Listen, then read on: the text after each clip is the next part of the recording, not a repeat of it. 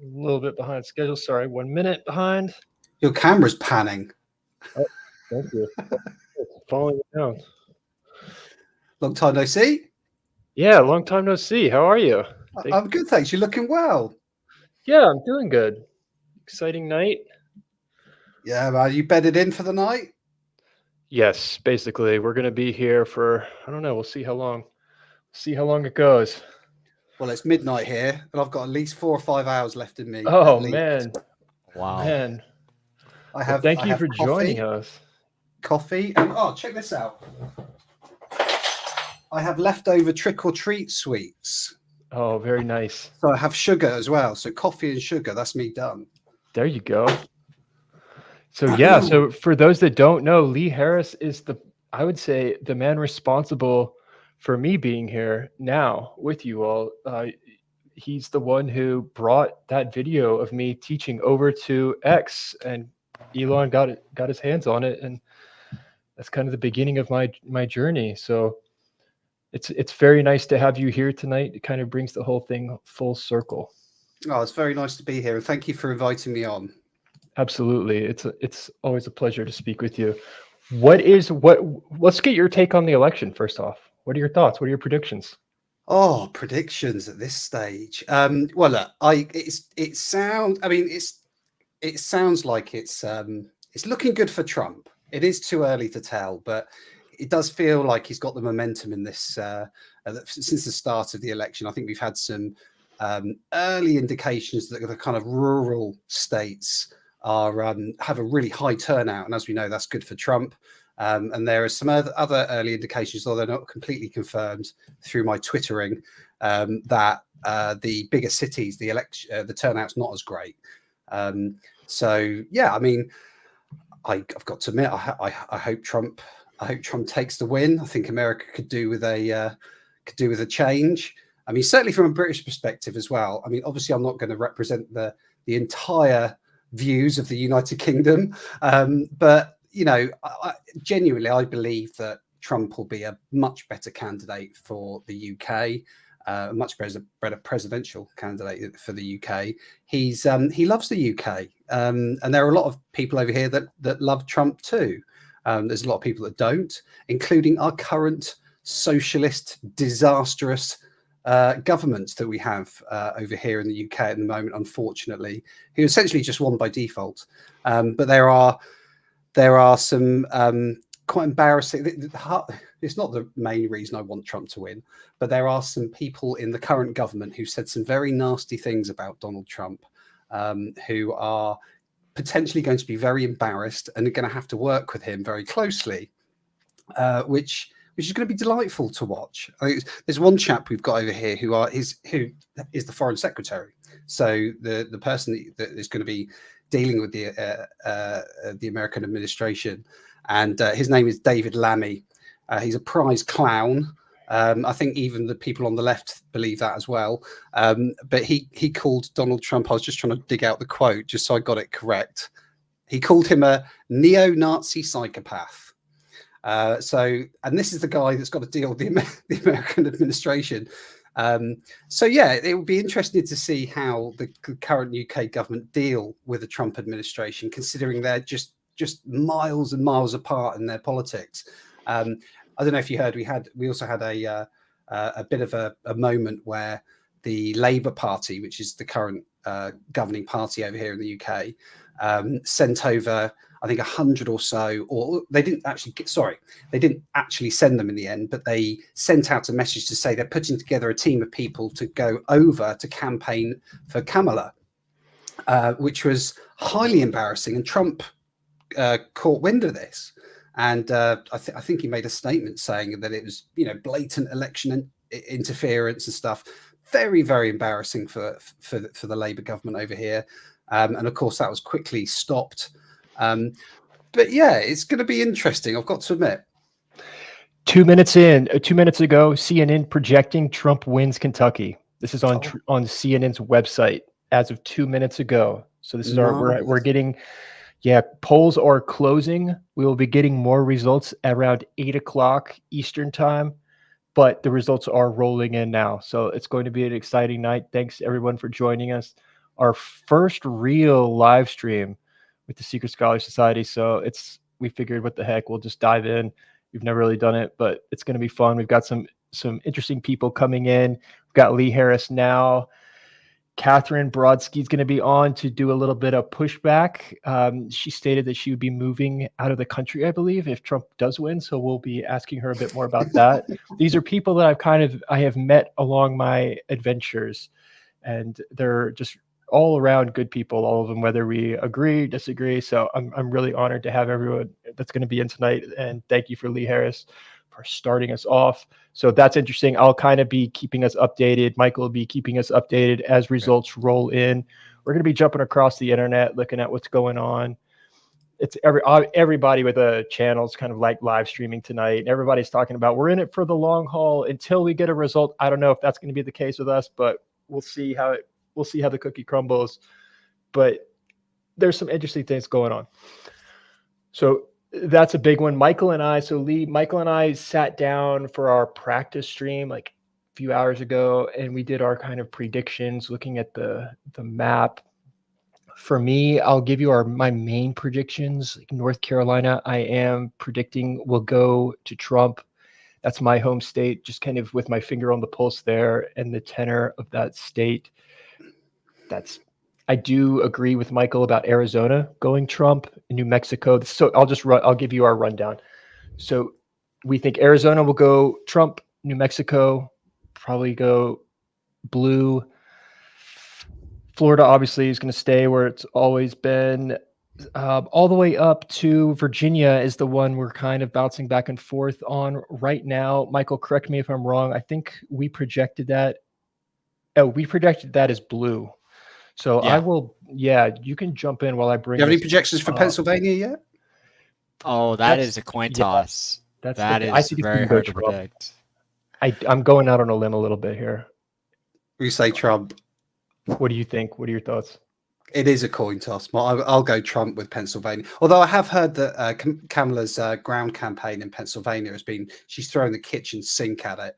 And they, thousands and thousands. I think they said something like 1,500 door knocks in the last hour. It's ridiculous. So yeah, you never know. But yeah, it'd be nice to see Trump get Pennsylvania. Speaking of that, did you see the video that's kind of been making the rounds in the last hour or two of Kamala Harris on the phone? I did.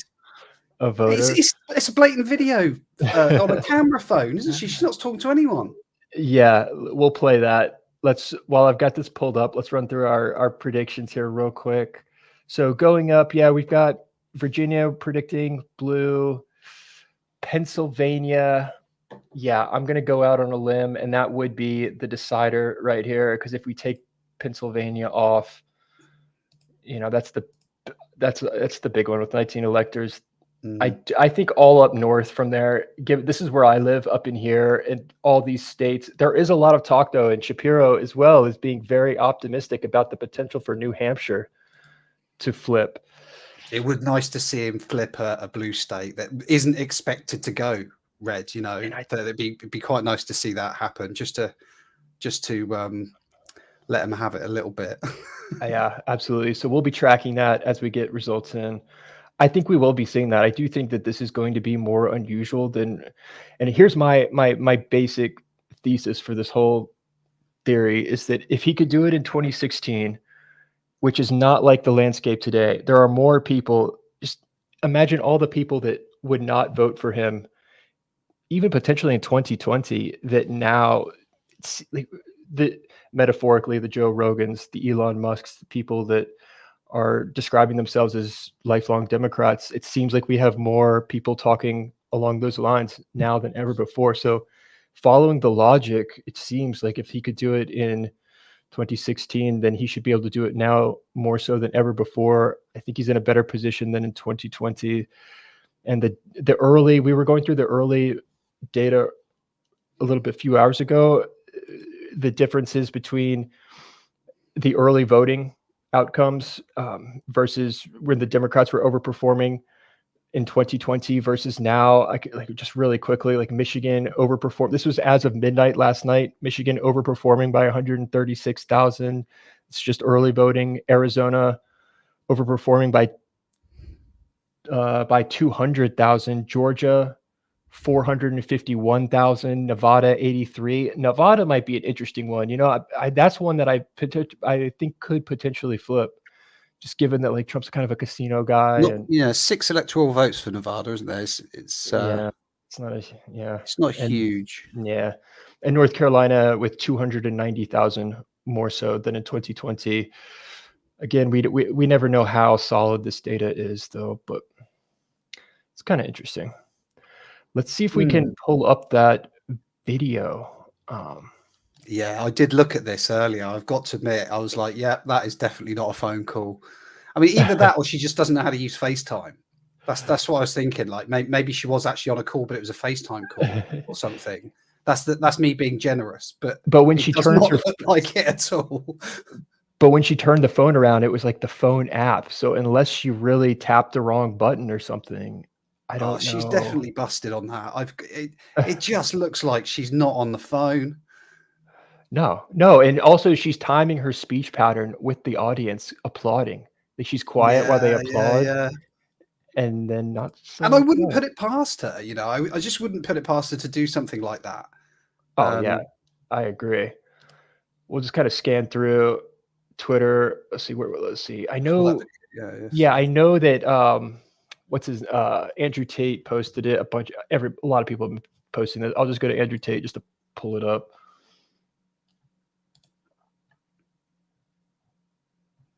Let's see if we can find it. Also, I'm curious, like, what is the tenor in England? Here it is. While I look for it, I'd love to hear. Let's watch this real quick. Yeah, let's watch this. This is good. Full screen, that bad boy. You did. Thank you.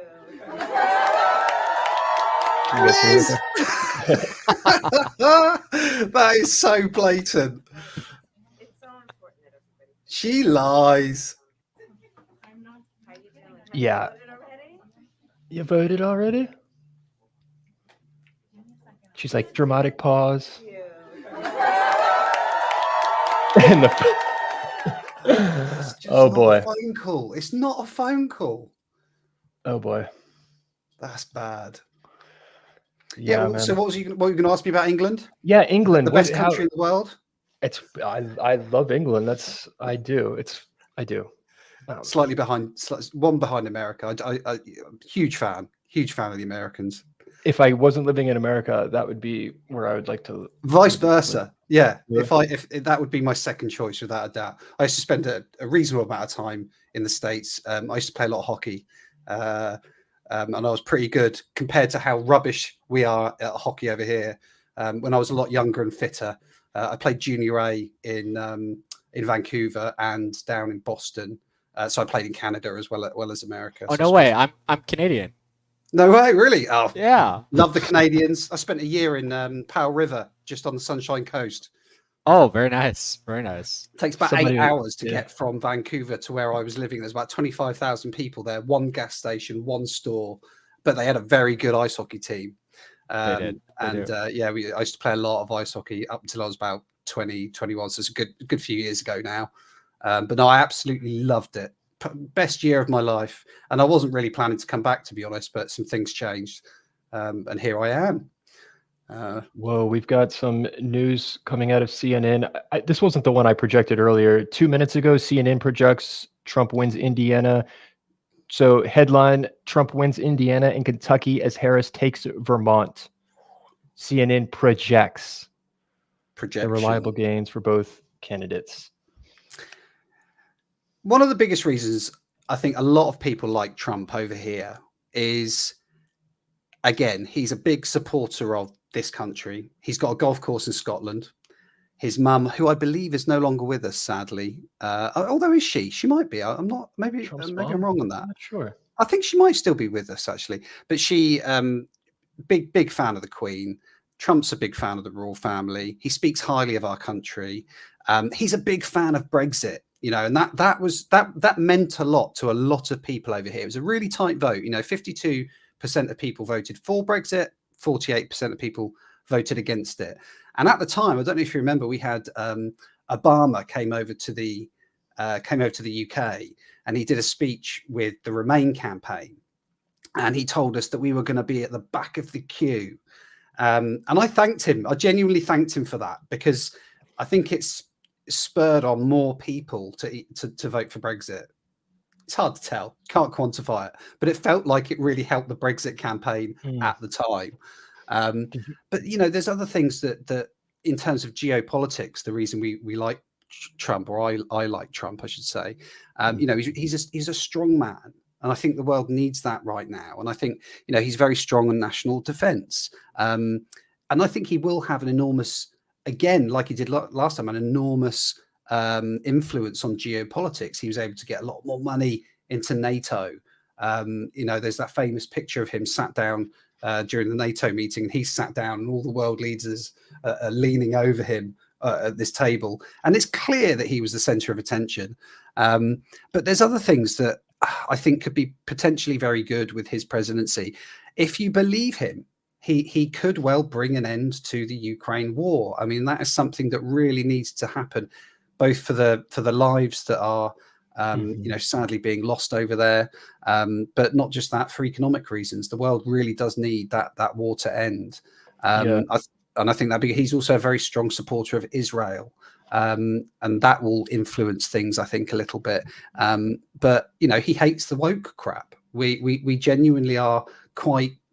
Well, I am genuinely quite pleased that there's going to be someone of that influential and that powerful, the leader of the free world, who rejects this woke ideology. We've spoken about this before, Warren. I'm not a big fan of that stuff.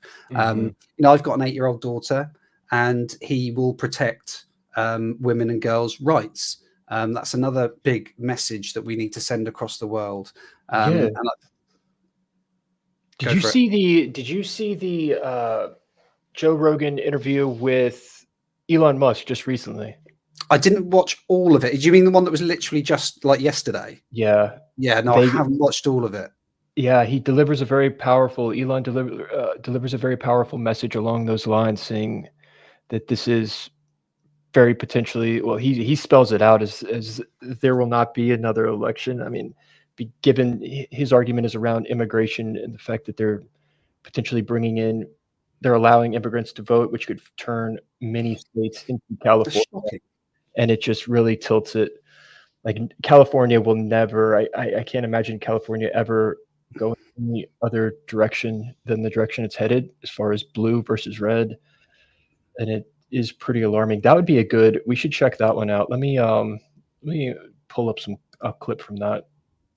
But yeah, he said illegal migrants are being shipped out to like Pennsylvania, Michigan, states that could potentially impact the election. Numbers up to 700%, which is absolutely ridiculous. Correct me if I'm wrong, though. It is officially illegal for an illegal migrant to vote in the US. Is that right? Does it change from state to state? Technically, you have to be a citizen to vote. Yeah. So yeah. I don't know how they're able to do something like that. I mean, it's a big topic over here, a huge topic over here. Immigration at the moment. It's nothing compared to the numbers that you guys have, but we have on our southern border, as it were. We don't really have a border because we have the English Channel between us and France, but we have thousands and thousands of illegal migrants crossing that channel, predominantly economic migrants, young men predominantly, and so we sympathise quite heavily with the issue. And I think this is another reason why I genuinely believe Trump will probably win. Don't clip that if I'm wrong. It's because there are just so many factors right now which seem to me that are reasons why Trump could be elected. Border crisis, stronger national defense, things like this. People are very unhappy in America at the moment in terms of house prices. He's going to bring energy costs down, drill baby drill, things like that. And I just think that there are just too many things. And the incumbent effectively is running. And if 75% of Americans are unhappy with the state of the country right now, according to polling, which I saw earlier this evening, I think it was CNN polling, actually, that said that. it just seems to me that all of this adds up to a Trump victory. Yeah, that's another big thing for me. I feel like if there was early data indicating something favorable for the Democrats, it would be all over the mainstream media. And the They'd make a fact that big we're deal of it. hearing that silence seems to be very telling to me. They seem a little uneasy right now, and I think that's a data point that should not be ignored. Let's check this out. Hopefully, let me know if you guys can see and hear this okay, or if you can't, but I think I've got it queued up. This election is the last chance to preserve democracy in America. Mark my words. Everything they accuse Trump of, they are guilty of. And if Trump doesn't win, this will be the last real election in America. And we will, if the big government Kamala puppet machine wins, they will legalize the illegals in the swing states. There will be no swing states. Every election going forward will be a guaranteed Democrat win, and it'll actually be worse than California. The reason it'll be worse than California is because the one thing that keeps California from being super crazy is that you can move out of California, like you and I did. There will be nowhere to go. You and I used to be in California, but we moved to Texas. We're still in America. But if the Dems win this election, they will legalize enough illegals to turn the swing states, and everywhere will be like California. There will be no escape. That is so insane. Yeah, man. It's so. I think he's right. Yeah, I mean, and then shortly after, we know Rogan came out and endorsed Trump. So I think that's another data point that we can't really ignore.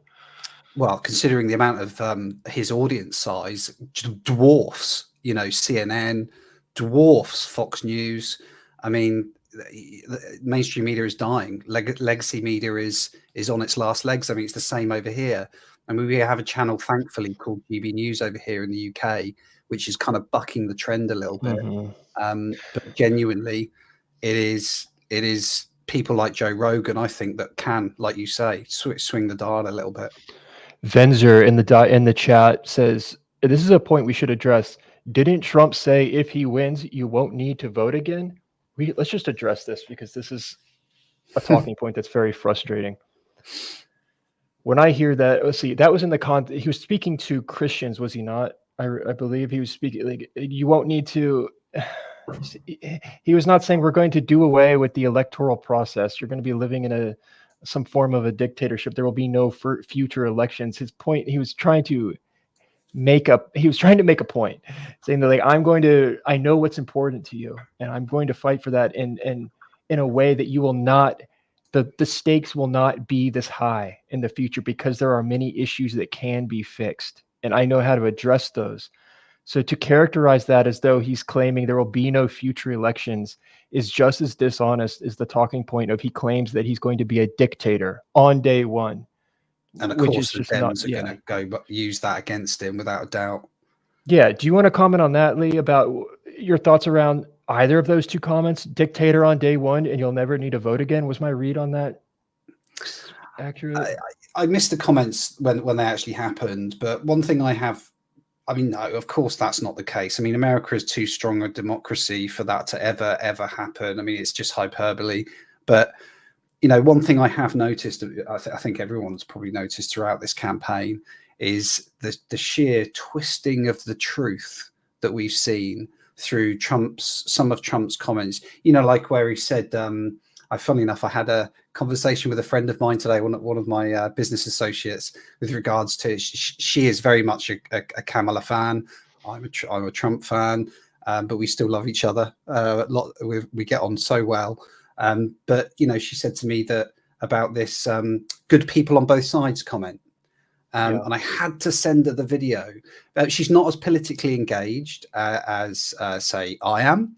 And it just frustrates me that, they'll hear something that Obama says that's been taken out of context and twisted. And Biden, they've all done it. Biden and Kamala have all said the same thing and misquoted him and changed the context to make it sound like he said something utterly vile. And of course, you've got the video there. You can play the video. Everyone can listen to the video. He clearly says, "I am not talking about the neo-Nazis, the white nationalists." He said there was good people, and actually I can relate to this because over here I don't know if you know that we had some very serious riots just happen over here a few months ago, and our Prime Minister stood up and essentially blamed the far right. Just blanket said that, you know, this is just all about the far right, and it's a distraction technique. And it's changing the dialogue to make it something that it isn't. And it was highly frustrating because there were some good people out protesting, and that's the same people, you know, people who are concerned about immigration, who are concerned about knife crime. Here, the reason those protests were sparked off is because 3 young girls were very sadly murdered, and that was very, very. It was a breaking point, a tipping point for the UK. And he made absolutely no effort to empathize with anyone out rioting, and the riots got worse after he said. So I can empathize with that point. Let's check this out, see if we can get the full context. Left and white supremacists on the same moral plane. I'm not putting anybody on a moral plane. What I'm saying is this: you had a group on one side and you had a group on the other, and they came at each other with clubs, and it was vicious, and it was horrible, and it was a horrible thing to watch. But there is another side. There was a group on this side, you can call them the left, or you've just called them the left, that came violently attacking the other group. So you can say what you want, but that's the way it is. On both sides, sir, you said there was hatred, there was violence on both sides. Well, I do think there's blame. Yes, I think there's blame on both sides. You look at both sides. I think there's blame on both sides, and I have no doubt about it, and you don't have any doubt about it either. And if you reported it accurately, you would say. Neo-Nazis started this. They showed up in Charlottesville to protest. Excuse me. They didn't put themselves down as you. It doesn't feel like it's exactly the right bit. But you also had people that were. I think it's either too far very past fine it. people on both sides. Oh, right here. You had people in that group. Excuse me. I saw the same pictures as you did. Yeah, hold on. Play this bit. Very fine people on both sides. Right there. There's some very bad people in that group. But you also had people that were very fine people on both sides. You had people in that group. Excuse me. I saw the same pictures as you did. Yeah, and he's getting interrupted. You had people in that group that were there to protest the taking down of, to them, a very, very important statue and the renaming of a park from Robert E. Lee to another name. That's it's just, if you carry on playing it for literally just another minute, this is where he clarifies. George Washington was a slave owner. Was George Washington a slave owner? So will George Washington now lose his status? Are we going to take down? Excuse me. Are we going to take down statues to George Washington? How about Thomas Jefferson? What do you think of Thomas Jefferson? You like him? Okay, good. Are we going to take down the statue? Because he was a major slave owner. Now we're going to take down his statue.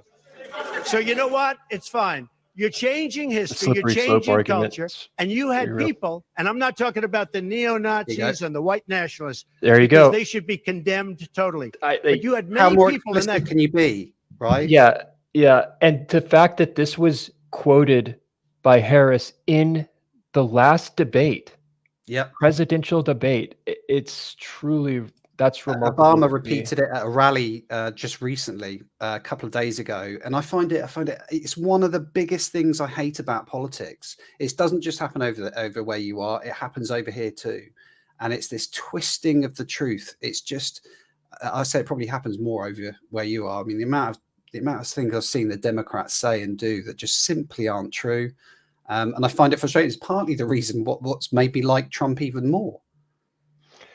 I kind of have a soft spot for the underdog. Yeah, and if there's I have family members that they would never take the time to even spend the 4 minutes that we just spent to watch that. Yeah, they'll read the headline and they'll make their mind up. Yeah, and they genuinely believe that, and then they'll just be like, I won't even have this conversation. And it's the frustration, I think, around truth. We just saw the clip. This has been rolled out, and we just watched it with our own eyes. When we see reality be distorted like that, it has an effect. And I think that there are many people that are just fed up with that, and they're not even really political people. They're They're just And concerned one of about the the other things distortion of reality.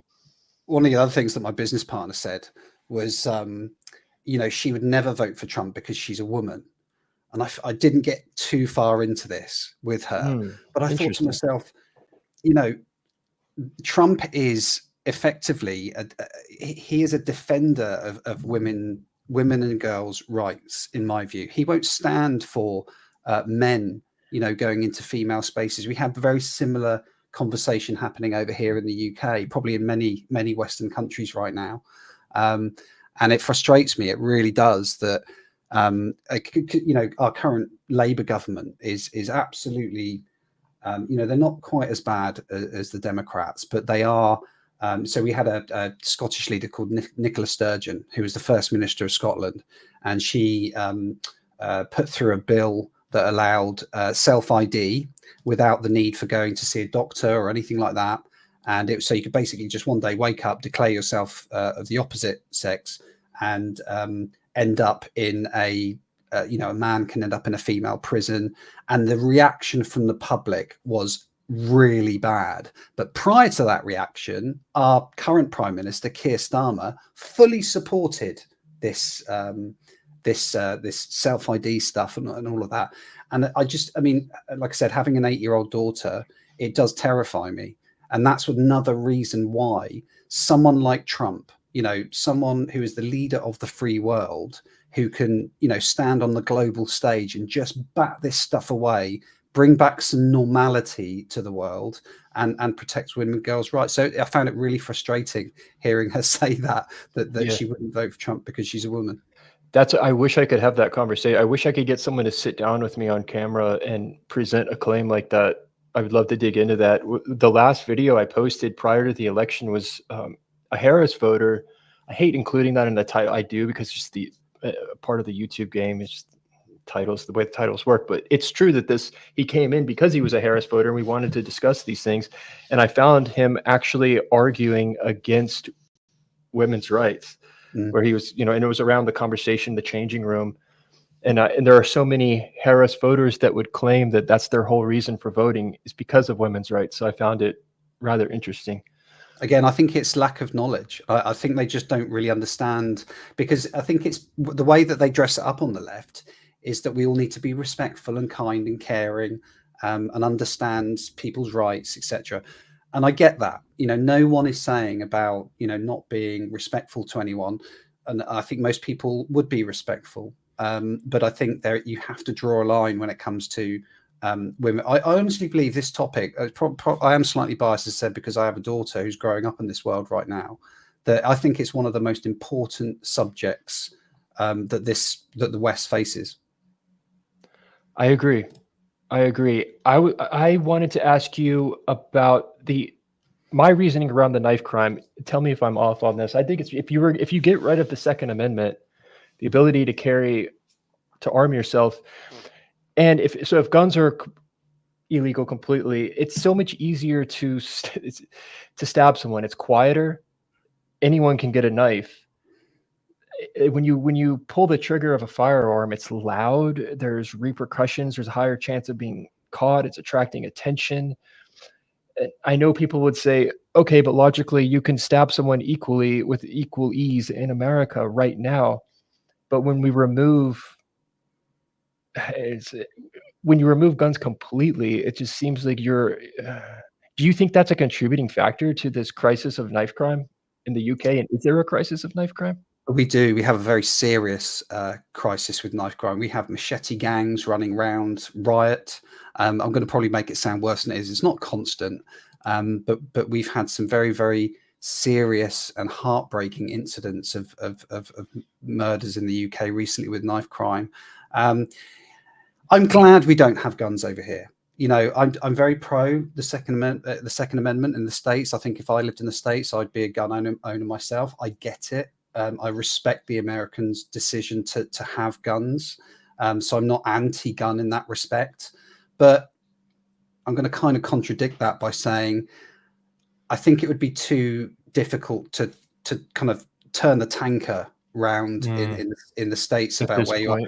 You know, there are examples in the world where it has happened. I think Australia is probably the go-to example that people have said. Australia had very similar gun laws to the US, and they were able to, excuse me, they were able to ban them and get rid of them. I just don't think that would work in the US. I think it's too embedded.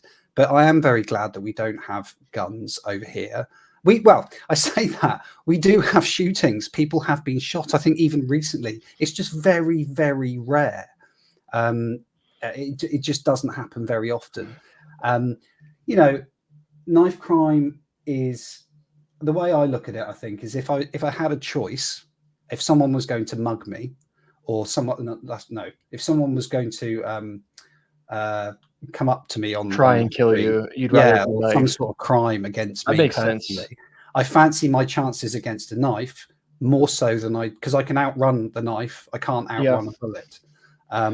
So True. I do. That's just a personal opinion. But no, I am very respectful of the Americans' decisions to have gun. Of course, I think idealistically we'd all want no guns. You know, I think that would ideally be the case. To have. Yeah, I would rather live in a world where guns are not necessary, but unfortunately, it's just not a reality. But there is that almost like that barrier to commitment.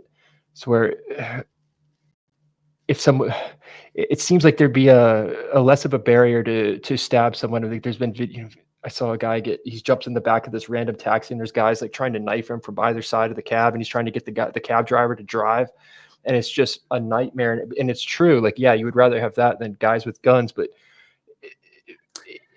it would be less likely you're going to have guys standing around just blasting off in the middle of the street than, I don't know. To me, there seems like a lower barrier to commitment to commit that crime. There's less risk. At the end of the day, if someone really wanted to end you with a knife, they can do it just as easily as a gun, especially if they catch you by surprise. The only defense that you've got literally against a situation like that is that you can run.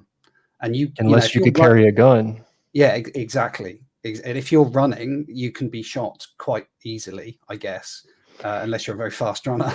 My last point on that would be like, then we do see it go wrong. It goes very wrong where we see a terrorist attack. I forget when it was where they came, when they went from store to store. There's like the cafe and they had AKs and they're just blasting. And then they're able to just take their time because so few police are even armed. And there's no risk, rather than if you were to do that in Texas, I don't think you would last very long. Well, yeah, relying on the fact that the public are also armed, you know, that is one good thing. But, you know, the counter argument to that is if you went into a nightclub with an AR-15, you know, the collateral damage that you could do instantaneously compared to if you just had a knife would be, you know, immeasurably different. But yeah, in the UK, we do have a very, very serious problem with knife crime. Yeah, but the criminals can still get guns, though, can't they? In England, they can if they really want to. Yeah, that is true. But harder. like I said, it is rare. The gun. I mean, it's literally a handful of people that get shot every year, and I'm not under 67 million people, I think, live in the UK, and it is a handful of people every year that get killed with a gun. But there are, you know, you do see and hear of shootings reasonably regularly in the UK. So it does happen. It does happen. But, you know, our biggest problem, without a doubt, and it's something that was and again, this is what sparked off the riots in the UK. You know, these riots happened because 3 beautiful young girls were murdered by a second generation immigrant. And again, we've had a very, I'll have to be a little bit careful what I say here, but there was an information vacuum. And this is the big news that's just dropped here in the UK, is that the authorities deliberately withheld the fact that this guy was of a certain religion. And they didn't tell us because they were worried about public disorder. So they held that back. And what that led to is an information vacuum. And people were speculating online. And again, this is another reason why I think Trump would be good for the world, good for the UK, is because people are being put in prison in this country for social media posts. And I am not examinating. That's crazy, yeah. It is absolutely, it's tyranny. It's overreach. It's a disgrace. That's what it is. You know, there's one of my followers on Twitter tweeted out, it was either an X post or a Facebook post all he did was, right, go get them, lads, during the riot. Now, let me just be clear. I do not condone any violence at all. I think the rioting was awful. I think that was a really stupid thing to post during a riot. But he was sent to prison for 3 years. That's You crazy. know, I've had these arguments on other media channels. I've been on the BBC radio discussing this exact same thing. And I got into an argument actually not that long ago with another panelist on BBC Radio, where I think there's a 13-year-old girl over here who has been given a criminal record and was treated very harshly by the courts because of her involvement. She kicked a door during the riots. And what our Prime Minister has done is he leaned on our legal system. His new name is Two-Tier Keir because he kind of treats different groups differently. But he lent on our legal system to really throw the book at anybody who got involved with what they would call kind of inciting violence. So as Elon Musk said, this was the Elon Musk interview that I did watch in full. I think it was his previous Joe Rogan interview where him and Joe Rogan explained what was happening in the UK. And Elon Musk was absolutely right. He was saying that even though that person wasn't directly involved, even though there was no direct link to any violence, they were put in prison for something they posted on social media. And what's even more ironic and ridiculously frustrating and makes people angry is we have an overcrowding problem in our prisons here at the moment. And what they're literally doing is they're letting out hardened, dangerous criminals early to put people in prison who essentially just put something a little bit fruity on social media. And it has caused a massive... I really do worry, actually, for this country and where this is leading, because it really has changed people's perception. Trust is already low in our institutions, our justice system, our police over here. There's very, very low trust in the media. And this has just taken what trust was left in our institutions and just smashed it to bits. So I really do worry where this kind of leads with this. The only positive thing that we've got is this. This government is very, very, very unpopular. There is very high chance of them being a single term government. So we're hoping very much so that they're only going to be here for one term, 5 years, and they'll be gone. Are there any candidates that excite you that could replace them? Yeah, we've got a little problem over here. We've got a slightly divided right wing. So the left wing, the Labour Party, who won the election, didn't actually win any more votes than they did when they lost the last election. There's no love for that party at all. We have a system over here called first past the post.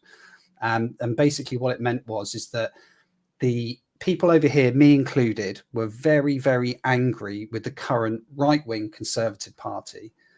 They lied to us for 14 years about, for example, controlling immigration. So half of the reason we left the European Union was that because when you're part of the European Union, you have to have free movement. And that basically meant that anyone in, like the United States, it's no different from someone going from one part of the US to another part of the US. You don't need a passport to do that. Well, that's the kind of logic with the European Union. When you're part of the European Union, when you're part of the single market and the customs union, you have to have free movement. It's one of the kind of requirements of being part of the club. And we came out of that club because we wanted to control immigration. And the Conservative Party lied to us. They told us they were going to put in a points-based system, just like you guys have, where you qualify to come into the country through your skills. And they said it was going to be a high-skilled, low-level migration. And what they did is they lowered the salary threshold and just let everybody in. And we've had best part of 750,000 people come into the country, which is astonishingly huge numbers. And we just can't cope. We cannot cope. We don't have the infrastructure. You can't get a doctor's appointment. You can't get a dentist appointment. Something as simple as driving your car on the road is an absolute impossible. The roads are clogged up. We just can't cope.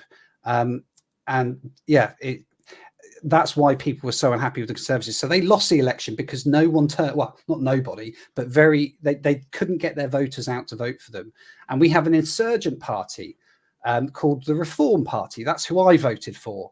because I was so angry with the Conservatives. Now, there are what we would call, in my view, proper Conservatives, probably a bit more like the Republican Party in the US.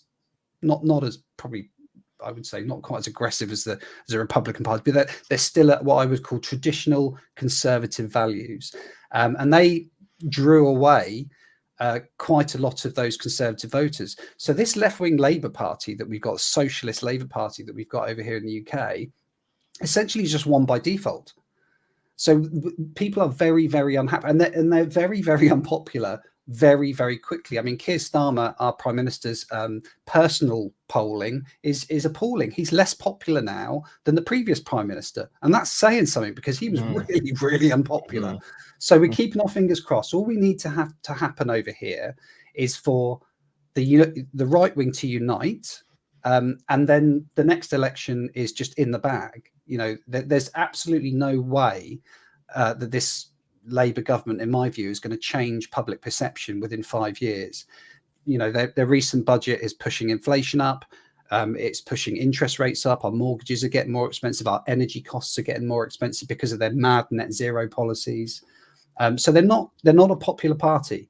So they're basically just hanging on by their fingernails at the moment. So any kind of resurgent right wing, and what we're kind of hoping for is two possible scenarios. We could have the Reform Party win the election outright. Now that's very difficult under our system, or they kind of merge parties. So you have a more kind of proper, true conservative right wing. If that happens, it's game over for the Labour Party. But there's a lot that can happen in 5 years. Yeah, that's what Canada did back in the early 2000s. We used to have a Reform Party and the Progressive Conservative Party, and then they just merged it all into one party. And they did it. They did it very well. Yeah. It makes me wonder, actually, because Nigel Farage is, I don't know if you guys have heard of Nigel Farage, he's a pretty popular figure. It makes me wonder whether he called them the Reform Party because of what happened in Canada. Yeah. You know, genuinely, because he references Canada, that situation that happened in Canada quite a lot. And I think, you know, is it possible? Yes, I think it is possible for them to potentially win an election. It all depends on what happens with the current Conservative Party, and the signs. It's hard to tell. I would argue this. They've got a new leader called Kemi Badenoch. She happens to be, by the way, it's the least interesting thing about her, but she happens to be a first generation immigrant who is a black female. So she kind of ticks every single box, which flummoxes the left wing, right? So that's going to be interesting to watch. And she's very, very, very good on the culture war. So everything we've been discussing about women's rights, protecting women only spaces, she is absolutely brilliant on that stuff. But there's been some worrying signs that the problem with the Conservative Party over here is they're a broad church without a religion. So they've got, you know, almost what we would call kind of centrist left wingers in their party, and they've got too many of them. And that is what's turning people off like me, who are looking for, you know, traditional conservative values. The current Conservative Party really isn't delivering that. So it's going to take a lot. I think, you know, it's hard to see how the Conservatives are going to turn that round, and it's also hard to see how the Reform Party could win the next election. So there are quite a lot of negatives. There is a chance that if it stays fragmented over here like that on the right, that this awful socialist Labour government could actually again win another term just by default. So all I want is a united, strong right wing with traditional values, who loves their country, and, you know, rejects this woke ideology, brings us back to some traditional values. That's what this country needs. And if we can do that, I don't really mind how that happens, but it needs to happen. Otherwise, the Labour Party are going to get another term without even trying. Yeah, I mean, hopefully there'll be some. If this election goes the way that the data is indicating, hopefully there'll be some ripple effects. Any more news? Any more news coming? Yes, we're getting news. I'm looking at it. So it's looking, we're getting, so 16% of precincts have reported in Ohio, 51% to Donald Trump right now. Harris, in Ohio? 48. Yep. Ohio, Good, Florida, 55%. versus 44% for Kamala, with 14% of precincts reporting. So I would love to see Trump batter, absolutely destroy it. And it's like, even though it feels like it's a tight race, I really hope that at the end of the day he just romps it. That would be fantastic. It's looking like it. I mean, there's those states that we knew, like Vermont is looking more and more like Harris, but the ones that we were like Indiana, 62% Trump right now versus 36%. So, and we've got next polls are closing in 9 minutes. Kentucky, 63% right now for Trump. If I recall, Harris. Warren, you have a story, don't you, about I'm stretching my memory back to when we did that podcast, and when you said that you went out filming when Trump won in 2016. I did. Yes. And, So, yeah. it was the following day. So it would have been the 6th, 2016. I wasn't that invested in it at all. I'd always considered myself a Democrat. And I remember I was sharing a house with two other guys in grad school in East Cambridge. It was the night of the election. I was watching the results coming in, and they were just kind of like doing their own thing because they thought it was not going to be close. It wasn't even worth watching, and the hours were ticking. I was like, guys, it started to look like Trump could actually pull this out. You might want to watch this. And they're like, whatever. No, they just ignored it. And he won. And yeah, people lost their minds. So I got my camera the following day and I got on the T, went down to the Boston Common, and I still have that footage. I should release it at some point or figure out some way to release it. And people were chanting and it was a mass crowd. And I still remember the chant, hey, hey, ho, ho, Donald Trump has got to go. So they were losing their minds. Calling for the results to be reversed of an election, technically saying Trump has got to go. This is not a fair election, you could say. And that's why they were protesting. This is one of the most important things. And this is probably my only criticism of Trump. Although hearing what he said this evening, I don't think we'll have that same criticism of him. And I related it, if you remember when we were talking about this, I related it to Brexit. And over here, one of the most important things about democracy, I would argue, seriously, one of the most important things about any democracy, any functioning democracy, is losers' consent. You have to have, I agree, losers. And people are going to say, well, then why do you not despise Trump for that very reason? And I think that he made a mistake after 2020. And I think that I was talking to Destiny about this when I did that with him. And I was like, look, man, if he could go back in a time machine, I really think he would never admit this. I think if he could go back, he would do it differently. I think he would. I think he regrets it. You could understand his frustration as well at the time, because the election that he lost in 2020, I mean, from an outsider's perspective, when we were watching it over here in the UK,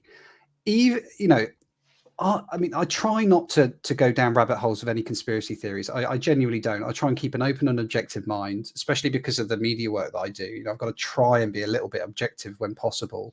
But there were so many things about that last election which made me feel really uncomfortable. So, for example, I don't think Biden would have won that election had you not had COVID. I just don't think he would have won. I don't, you had something like 70% more postal votes in that election. And we have the same conversations over here. Now, we brought in voter ID recently, but we have the same conversations about how easy it is to manipulate a postal vote. And I have my own very strong reservations about postal votes. I think there should only be postal votes, in my view, should only be for the elderly, the infirm, the military personnel who are posted out of the country at the time. That is it. It should not be. So over here at the moment, you can still.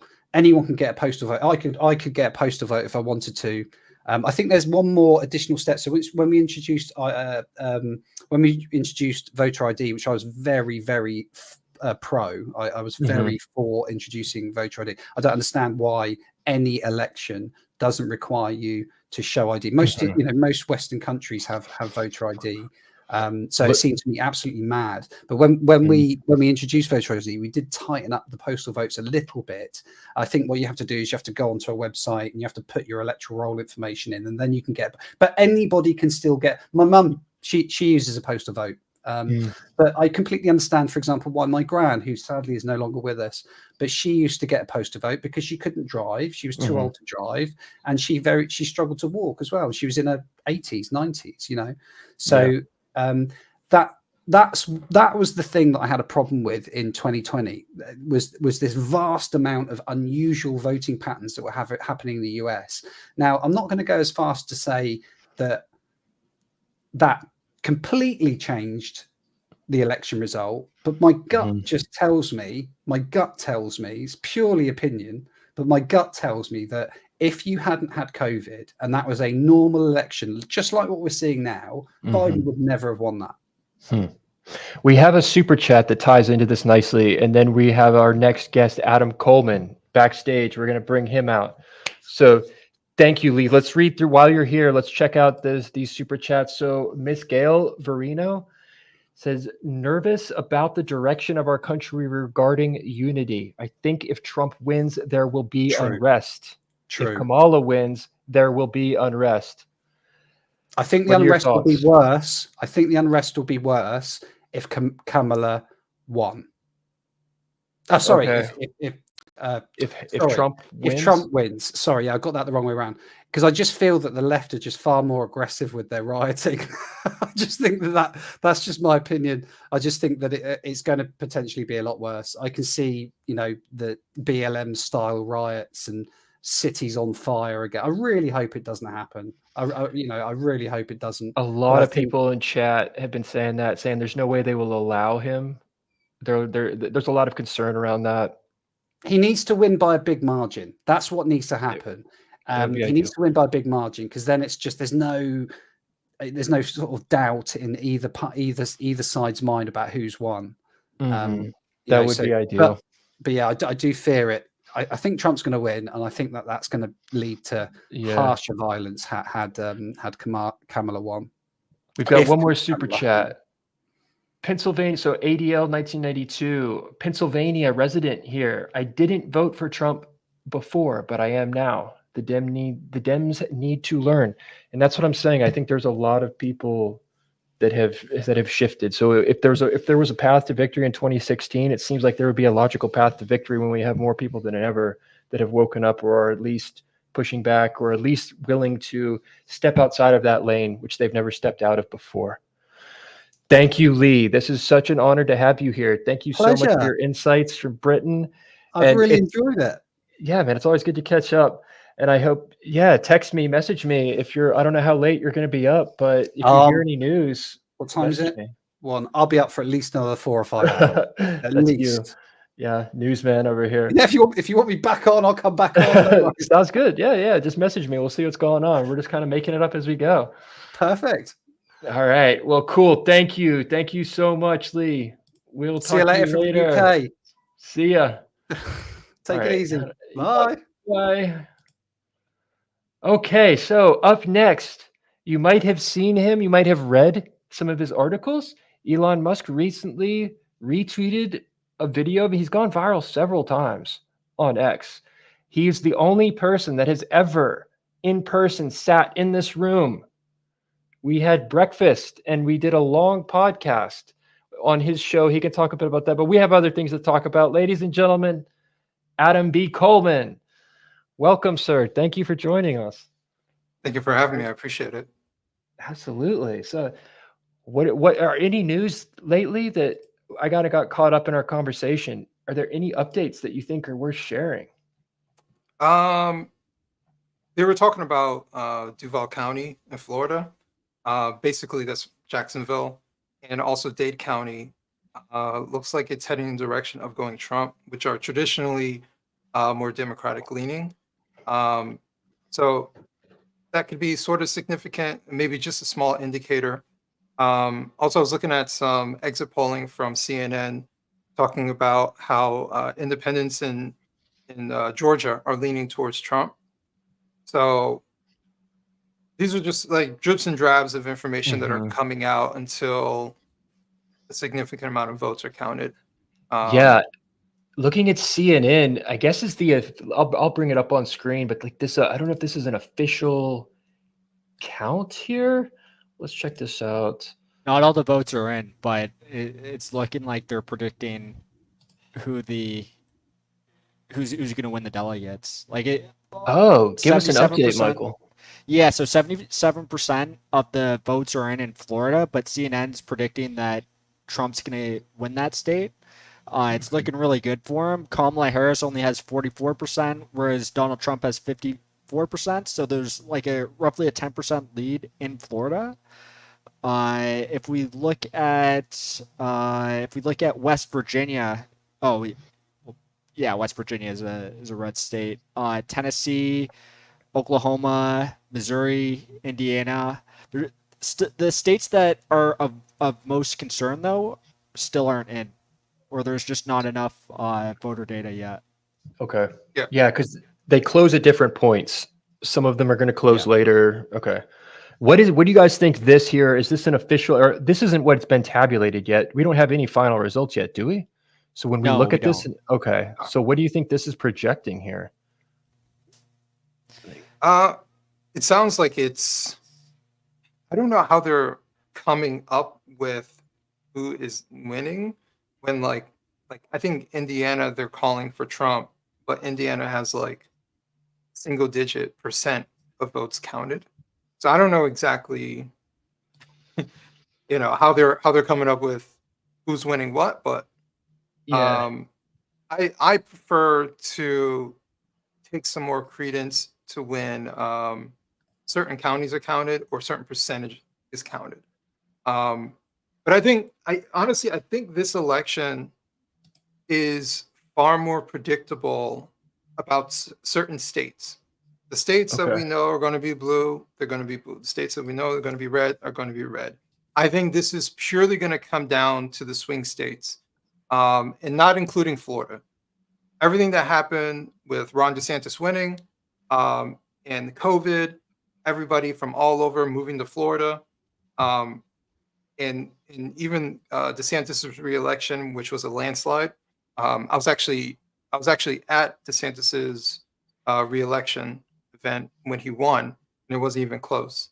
So it does not shock me that Florida is now off the table. And I remember back when George W. Bush had to go up against Gore in court over, just to figure out who won Florida.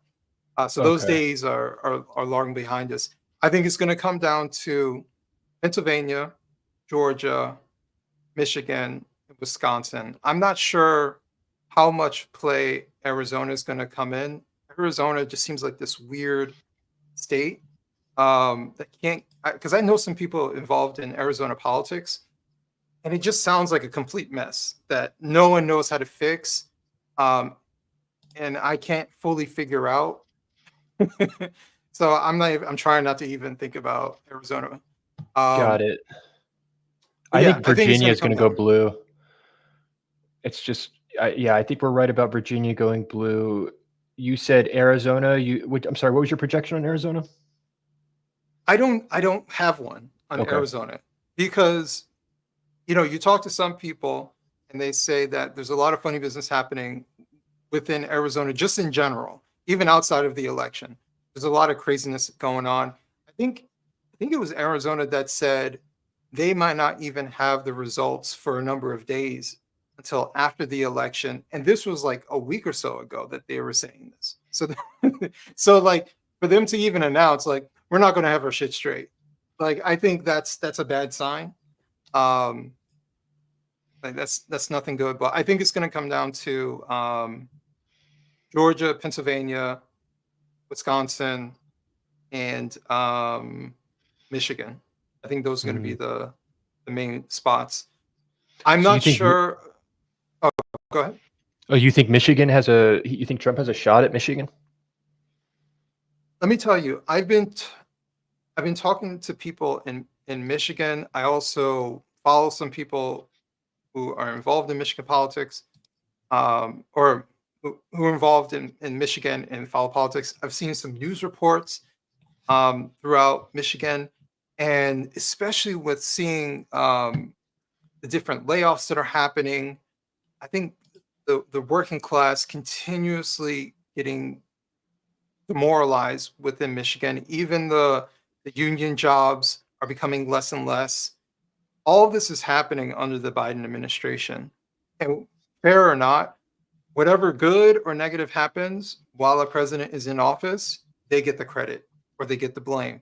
And so at some point, when you have an economy of working class Americans within that state, honestly, decade after decade, becoming further and further demoralized, their jobs are disappearing for various reasons, whether it be shipping jobs overseas, across the border to Mexico, whether it's being replaced by robots. I think the working class American is more often finding their solution between the two out of Trump than out of Kamala Harris, especially if they're being affected now. Their money is being affected now. And she can't pretend that, one, she's not in office, because she is. And two, she has never disavowed any of the choices made by Joe Biden. So it is linked. And I think there are people who are assuming that she would be able to, no, that was Joe. But she literally said on television, I was in the room when he made several important decisions, and I wouldn't have done anything differently. So that tells me that this is what you support, and you're fine with this. And I am to presume that if you get another 4 years in office, that you would do the same or possibly worse. So, even when it comes to the immigration situation, all of this was a last minute pivot. Now their talking point is, oh, well, illegal immigration is at the same level as when Trump was in office. Now it is. But we've been saying for almost 4 years that it's a problem. It was at record high levels of massive illegal immigration of people from all over the world coming through the southern border. And now, because was it months before the election, the general election, now you want to take it seriously. Now you do the certain things that seem to be helping. But the very first thing that you did was get rid of the stay in Mexico order.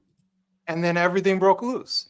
So my main point is that Kamala Harris cannot separate herself from the past 4 years. She cannot pretend that she has not been quintessentially in power.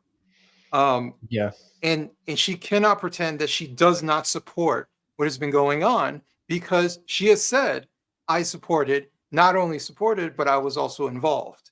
So I guess I'm saying all this because I think a lot of working class Americans are being affected by the bad decisions and the poor handling of the immigration, the carefree nature where no one is doing anything about corporations just sending jobs anywhere that they want, just to save a few pennies.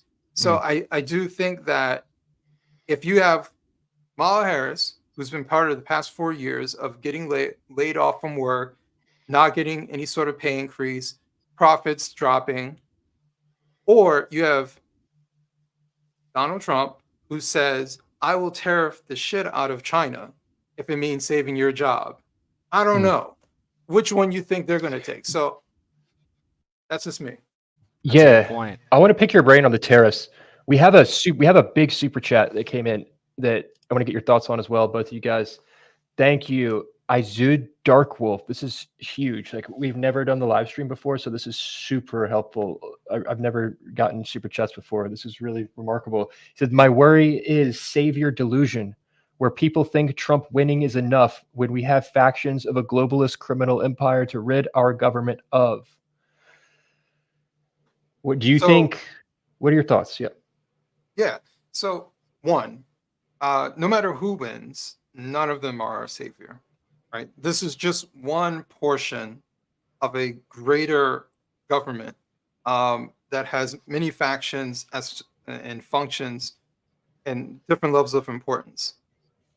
The president is obviously important in certain ways, but at the end of the day, your local elections are important. What's happening in your state, who your governors, these particular things are far more directly related to how you live your daily life and how it might impact your life.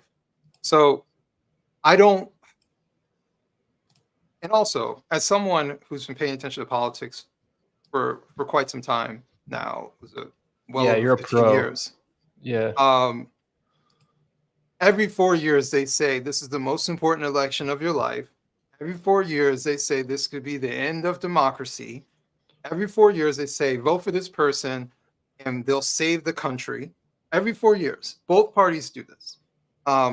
It is a scare tactic and it works. That's why What they did do you, it. what did you think of? Did you see when Elon Musk recently, just yesterday, went on Rogan and did essentially that pitch though? But he seems to genuinely believe that if if this election goes wrong, it's his opinion that it could jeopardize all future elections because of the way illegal immigration is impacting voting in states and how other states could replicate what's happening in California. Do you think that's just a scare tactic? Do you think he genuinely believes this? I think he generally believes it, but it doesn't necessarily mean that I think he's right. So, Okay. I mean, people listen, I might say something, I really believe this thing, but it doesn't mean that I'm correct. I'm just giving you my opinion on it. And I Good think point. Elon's just giving his opinion on it.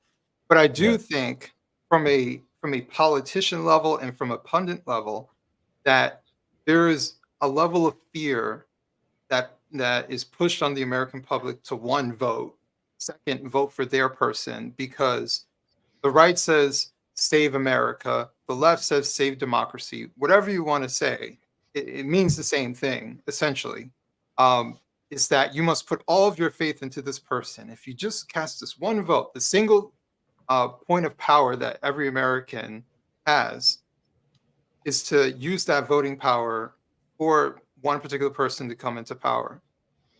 Do you think And there's any validity though to that argument about how immigration could be affecting the electoral process or the electoral votes, the counts in other states? all right, so there are two areas where I think the illegal immigration problem could become a legitimate problem. One, census, because I know there's been a fight over who gets counted towards the census, whether legal and illegal get counted, or citizen and non-citizen. I think that's how they want to count it. And that can directly impact representation power. And the other area where I see illegal immigration impacting people is economically.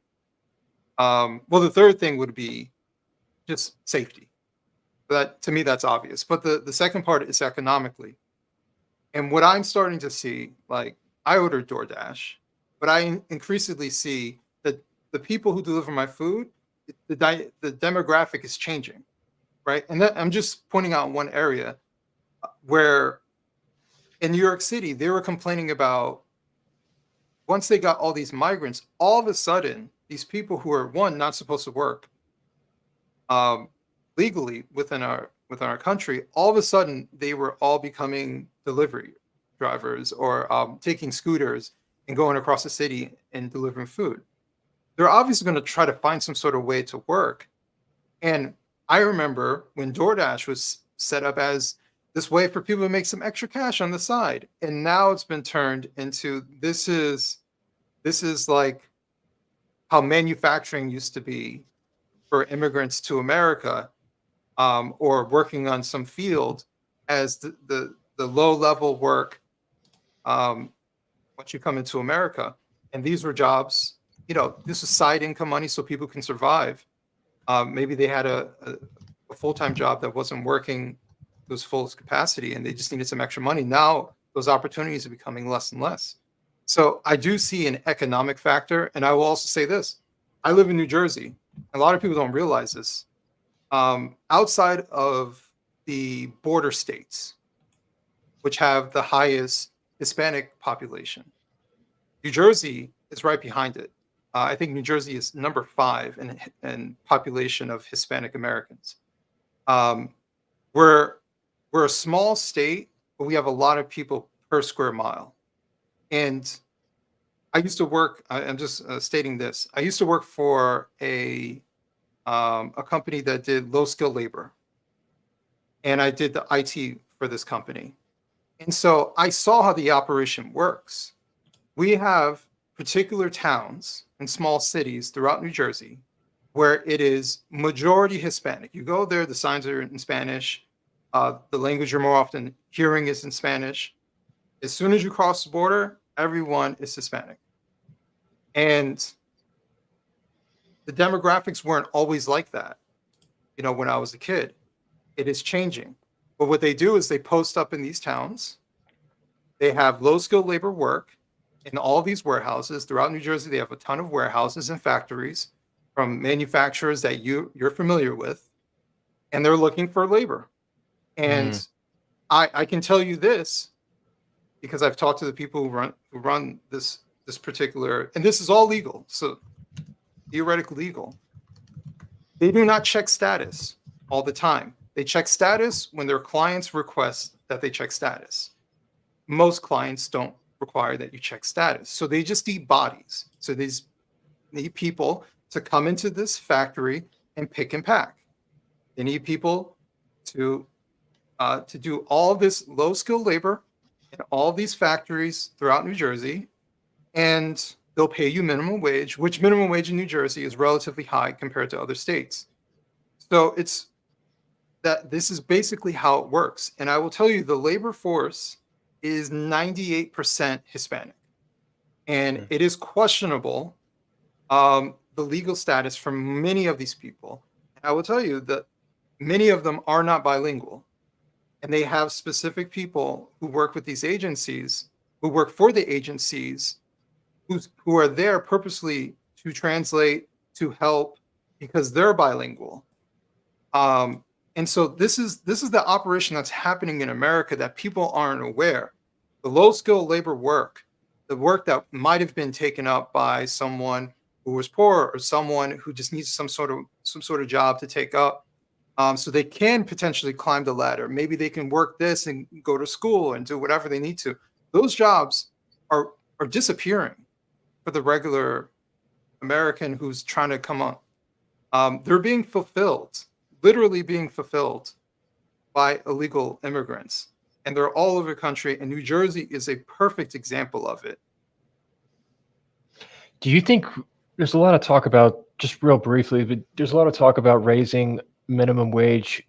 Do you think that raising minimum wage could potentially cause high school students that want a summer job, if you raise that barrier to entry, would that decrease the number of those potential jobs if it makes it more expensive to be able to hire those jobs? It just seems logical to me. But whenever I make that argument, people, they don't seem to understand it. Well, yeah, because actually, I see it like this. Once you strive for a high minimum wage, then ultimately the companies, because I'll tell you this, and this is often the leftist concept. The leftist concept of a business owner is of every business owner is some billionaire who has strings on people and deciding where they want to spend their billions. Most business owners are just getting by and they're in debt. And so when you say the minimum wage that you're able to pay for just to have a couple people do this work goes from $10 to $16, they can't afford that. So you may be putting someone out of business because of it. Or what you're saying is, I can afford one, but I can't afford two. Or what you're telling them is, I got to find a robot option. So let's look for some automated process so we don't have to pay these people. And so they're actually furthering the technological pursuit to replace workers. So that I think it has there's multiple side effects to wanting to increase the minimum wage. And I don't think they look at the big picture. I think they're too focused on the big name business owner who wants to save a couple pennies, who's just ruthless capitalist. When most business owners are small business owners, and they're doing okay if they're surviving. But being a business owner is incredibly risky, and many of them don't survive. Many of the successful business owners, this is their second or third or fourth business attempt before they find some sort of success. And I don't think a lot of people understand that perspective. Gotcha. Sorry, I left that super chat up the entire time. I'm new to using this software. Just you guys just jump in and tell me if I do anything like that.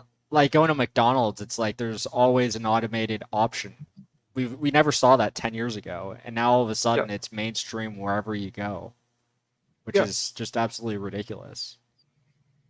Yeah, first you cheapen the labor, and as you cheapen the labor, you find a way to get rid of the labor. Get rid of any redundancy.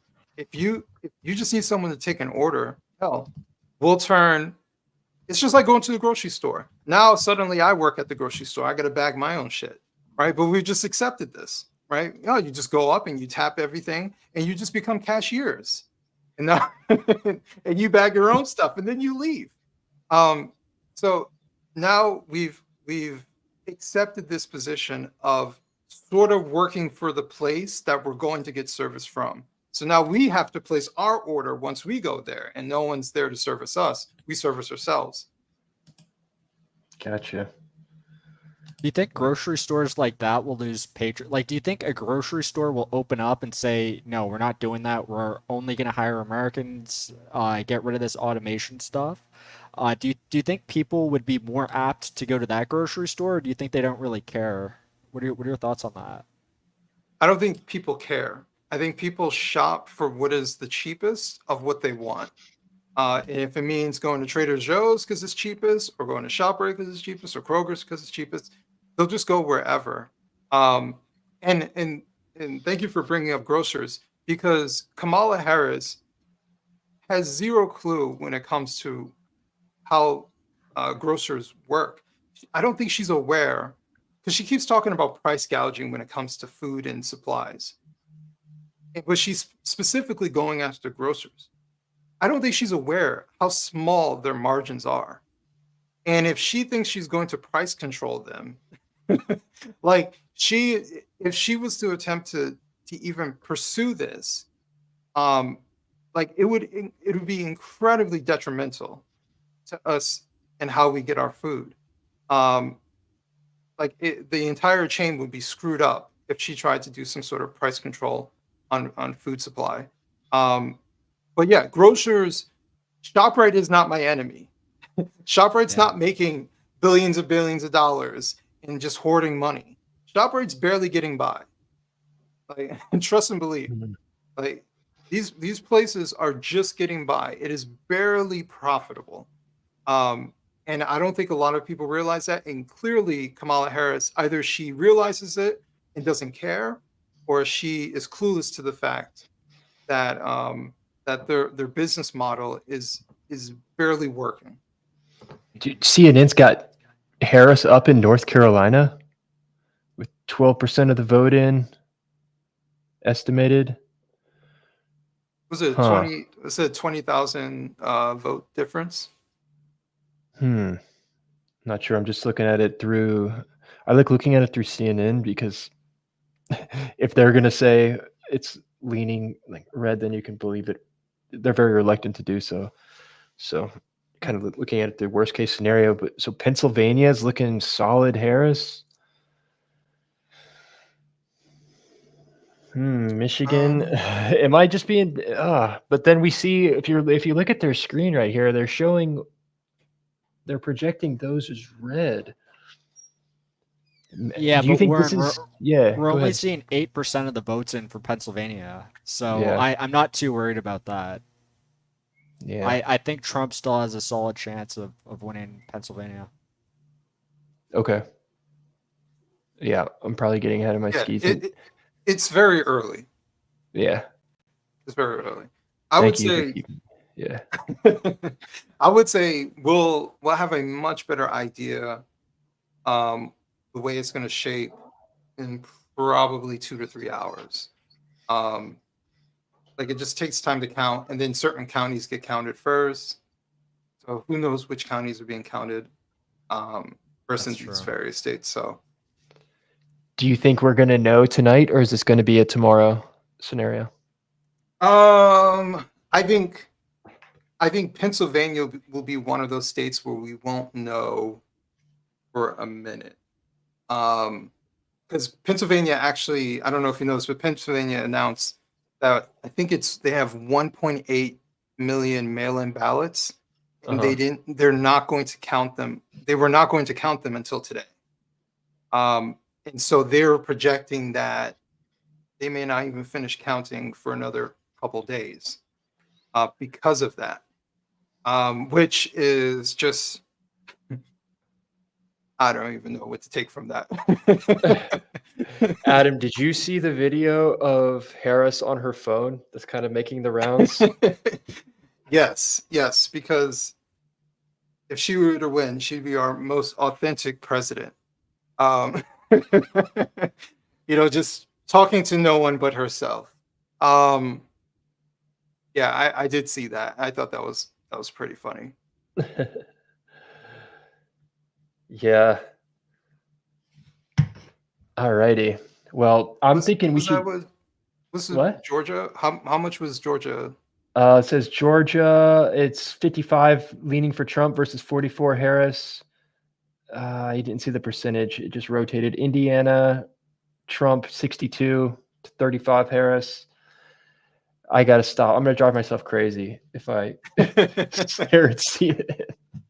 Adam, did you see that Elon Musk, he changed the retweet and like button on Twitter? So like for Kamala Harris and retweet for Donald Trump? No, I did not. Yeah, what is that? Yeah, I sent you a screenshot. So he changed the like button for the United States election, retweet for Kamala, like for Donald Trump. So far, it's pushing in Trump's favor, but then again, it's maybe a couple 100,000 users. Yeah, I feel like CNN is they probably do. They're able to paint a picture with what they choose to show when, and I'm sure there's a lot of thought that goes into that psychologically. So I'm going to jump over and kind of just be mixing it up. Like we want to look at this from all angles, like Daily Wire, even Steven Crowder's claiming to be doing the live stream of the century, and they're going in nonstop until the winner is declared. So they might be going all night. So we'll be checking in across the internet, kind of looking at it from all angles. So we're looking at Daily Wire, Kentucky up 61%, but we could anticipate Kentucky. Yeah, like I said, I think there are certain states we just know, like Indiana. No one's worried about Indiana. No one's worried about Alabama, Missouri. What are your thoughts on North Carolina? I don't know. For one, I don't know how affected North Carolina has been since the hurricane, and how is that affecting people being able to vote? That's a good. Jeez. Because I know personally, I have friends that they can only get out of their driveway. Well, it should be resolved. That it shouldn't be as bad as it was, but there was for weeks they could not get out of their driveway unless they only had like an hour's window, because of the water had washed roadways away, and it doesn't make sense with tides. I forget why it was that he could only get out, but I'm sure that. Definitely, that's got to be a factor for a lot of people being able to travel. Yeah. But a lot of that, we hear about Asheville. I was talking to Michael about this earlier. We heard a lot about Asheville in the headlines, and Asheville is one of the most left-leaning cities in America. It's uniquely left-leaning. And it's really interesting to see Trump travel there in the wake of that hurricane. I just can't. It was so frustrating for me to hear Biden's remarks in the wake of the hurricane. So, what are your thoughts on the hurricane? He goes, on the storm. What storm? Oh, that storm. Yeah, no, everyone's happy. We got the money and everyone's it's like, man, I just couldn't. I can't imagine voting for that party after that. It's just, anyways. But there's a lot of people though that I know that are just unshakable and unwavering, in their dislike, I would say, for Trump. That and a lot of most of this, I think, is voting against Trump, not for Harris. It's difficult to ask someone what would make Harris a good. Why do you think she'd make a good president, and don't talk about Trump? It's really interesting to see the responses. I mean, people like Destiny could do it. Destiny can make it because he genuinely seems to believe that the economy is better under that. And Kamala has a great plan and everything, but most people have not thought that out at all. Yeah. Anyways, I was told if you don't have anything good to say, don't say anything at all. What I will say is this: I was a Democrat basically up until 2020. But during I was definitely questioning things in 2019, sure. But I was done during the primary process for Joe Biden. But speaking of that primary process, I remember Kamala Harris, and I remember Kamala Harris even from a Democrat perspective, and she was always unimpressive. I mean, there was a reason why she crashed out running for president. No one really likes her. No one thought she was believable or that great of a politician. She had no pizzazz about her. And so that's why she didn't go very far. And I've always felt like Kamala was a symbol of something for the media. She get uplifted, talked about on The View, brought up on MSNBC, and they always just wanted her to be a thing. And man, talk about like lucking out. Just just completely lucking out, didn't really compete for much of anything, got picked because Joe Biden literally said, "I'm looking for a black female," multiple times. I wrote an article for Newsweek talking about this. So it's not hyperbolic if someone says she's a diversity hire. He literally said, "I am looking for a black female, and I'm taking out my list of black females, and I will pick from one of them." And I remember when I was a Democrat, they lost their shit when Mitt Romney said, "I have a binder filled with women." Right? And literally Joe Biden, a number of years later, says, "Yes, I have my list of black women, and I shall choose one of these black women." And he picked her. And and this man crashes out, and she just becomes the best viable option because no one who really wants to become president would run for the office in 2 to 3 months. Like no one would ever sign up for that. And obviously, because she was a part of the campaign, she could use the campaign money that was already I don't want to say earned, but given. So yeah, she just, I don't know. Talk about just like, if this woman's to win, this is the luckiest woman that has ever existed. just by virtue of being somewhere. And part of the reason she crashed out before is because she can't run a campaign. And I'm looking at the messaging of all these campaign ads, all these people who are coming out, even Obama, who used to be, whether you agree with his politics or not, Obama used to be impressive. Obama used to have some sort of pizzazz. Now he comes out like a rich old uncle who's pissed off that you're making too much noise in his neighborhood. That's what he sounds like. And he's coming out there wagging his finger. "Now, I'll tell you black men, you better get out there and support your sister. Don't make me call Michelle." He's pulling all this crap. And I'm just looking, and then all these Democrats are following suit. Like it's just been absolutely bizarre and highly misandrist. And then they say, "We have a man problem. I wonder what's going on." Meanwhile, the campaign is being led by feminists and effeminate men. Like, I don't. Speaking of effeminate men, let's check out Destiny's stream over. I'm just kidding. No, but this is interesting. Look at what are they doing here? They were doing like a dinner party So think like FDR. They've been or streaming for like Reagan, hours. Really Who all is the this ones- girl with the red hair over here? After the president, right? And he was talking about Harris. I don't know, but I feel my She testosterone sounds- dropping. Yeah. I can't even. What is going on here? But he doesn't really extend outside of that, which is why They must have the you know, TV when volume. he had the second election after his first term. What are they talking about? 40% Too? of the vote, which is his base, and nothing else, right? I don't know what's going on. Everybody's talking. But he was also making the case that Harris is not that either. He thinks he's going to win purely. All I hear is nasally effeminate men. That's all I hear. That's all I hear. Have you Oh my have God. you spoken to Destiny ever? No, and I will never. Really? Zero interest. Zero Gotcha. interest. My thing is Yeah. this. I get it. He debates and people want to debate and do all that stuff. And I have zero interest in debating. And it's not because, oh, you can't defend your ideas. I don't give a shit about defending my ideas. It's my ideas. I believe whatever I want. I'd rather talk to people. I'd rather talk to people and learn. Like how I talked to you. I sat down in front of you. I wasn't trying to debate you.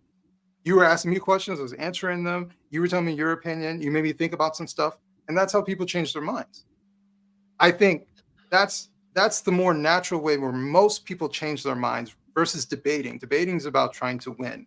Who sounds better, doing all these debate tactics, which he implements, and getting someone to stumble, and then you look like a winner. I'm not trying to win against anybody. I just want to talk because I could be wrong, and I'm open to being wrong. And that's not the mindset of someone who wants to debate. So that's why I have zero interest. I hear you completely.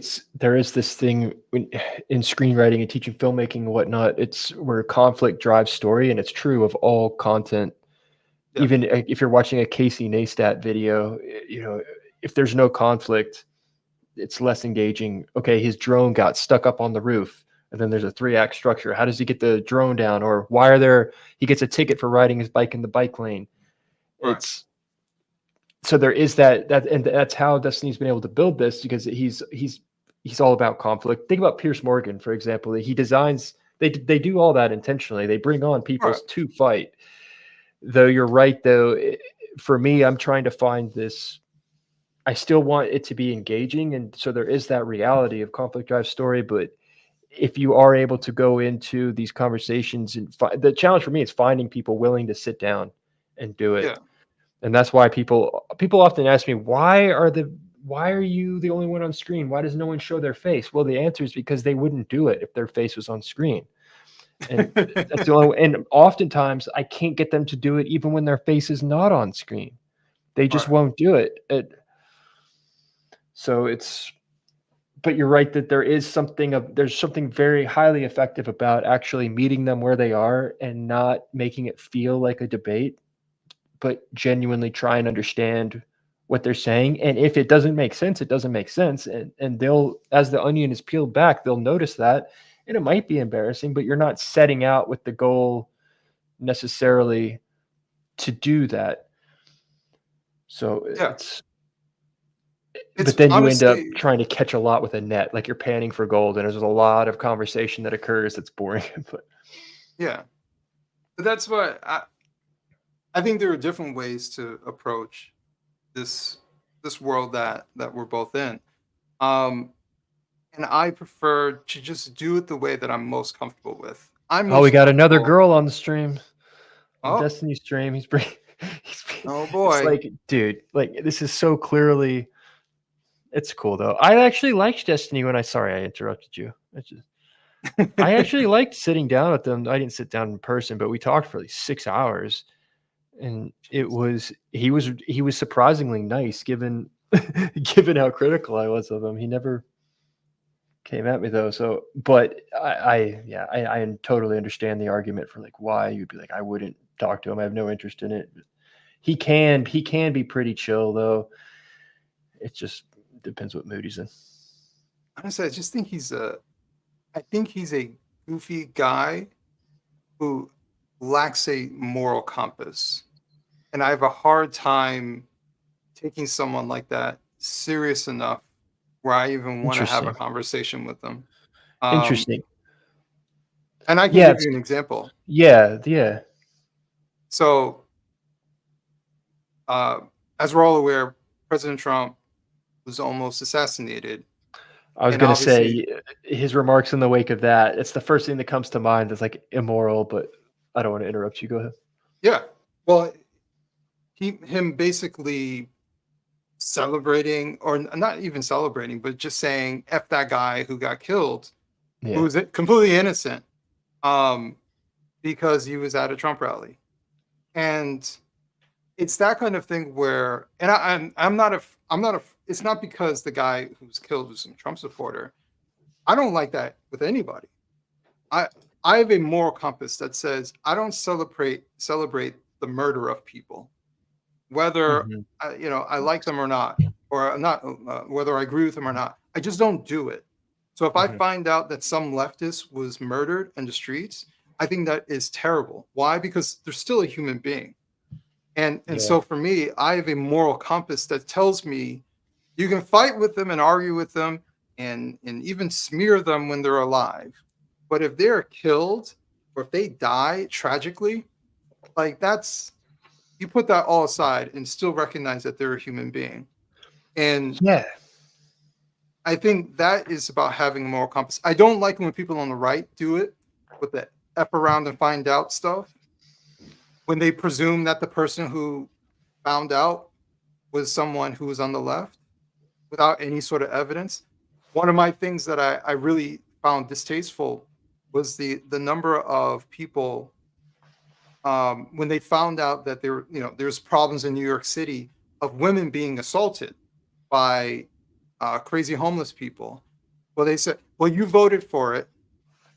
I was like, how presumptuous is that? And why do you presume that they went to the ballot and said, "I would like to vote for more rapes"? Who does that? No one does. Everyone presumes that the thing that they're doing is a good thing, whether you agree with them or not. And the idea that you can vote for more rapes for yourself is a thing, I think is highly, highly offensive. And so, no, I don't like it with anyone says anything so blatantly stupid and immoral, like basically laughing at someone being raped or killed. Mm. Yeah, and I was talking about that a little bit earlier with Michael. I was like, we were talking about the sleeper vote and how it doesn't make sense seeing all the ads that came out about people being pressured to vote for Trump, and then like they're secretly going in and like winking at the other women or the guys going in and suddenly have a turn of conscience. And it just, I don't, it seems like people that I can understand that if you're going to maybe break away from something you've never broken away from before, Mhm. and vote in a different manner, there is definitely a cost. And I tried to articulate this in a video that there is a cost, and tied into Anna Kasparian, and she's experienced that there's a real cost to all of that. Yeah. There seems to be a vicious nature to that. I know there's going to be bad people on the right and extremists on both sides, but the mainstream, there seems to be more of a viciousness towards that I've experienced myself, just even with my own family, and it does Mhm. take a toll. It's really frustrating. It's very challenging sometimes, and so I do think that that's a component of this election. There's going to be people that are quiet and that don't poll or talk about it. So if anyone in those ads, I keep thinking this is completely opposite. This is backwards from what I feel like the logic would be logical. It would Right. be the people that go in and they pretend like what they, you know, it'd be so much easier. Like if I wasn't doing YouTube content, I would not talk about, I would pretend that I was, maybe I wouldn't. No, that's not true, because for years now I've pushed back on certain things that have stood out to me, especially around racism, where I just like, this is overtly racist what you're saying to me. I was called a privileged white man by someone very close to me. It- I think it was because it was election day, and it was because Oh, of recent YouTube videos. And I just thought, I don't think, and when they say those things, I don't think they even realize, I don't know, it was just strange. But so there is a cost, but yeah. If you want, I can tell you why there's more of a cost being a Trump supporter versus being Yeah, go for it. I would love to supporter. hear that. So when there's someone who is anti-Trump, the reason they're anti-Trump is not because he's a Republican. They're anti-Trump because their argument is a moral argument against Trump. So when you say that Trump is essentially Hitler, he's a Nazi, he's these things, you're saying this to make a moral argument against the man. You're saying it doesn't matter what he says, it's invalid, even if I agree with it, because he's an immoral person. So if Hitler says one good thing, it is invalid because it's still Hitler.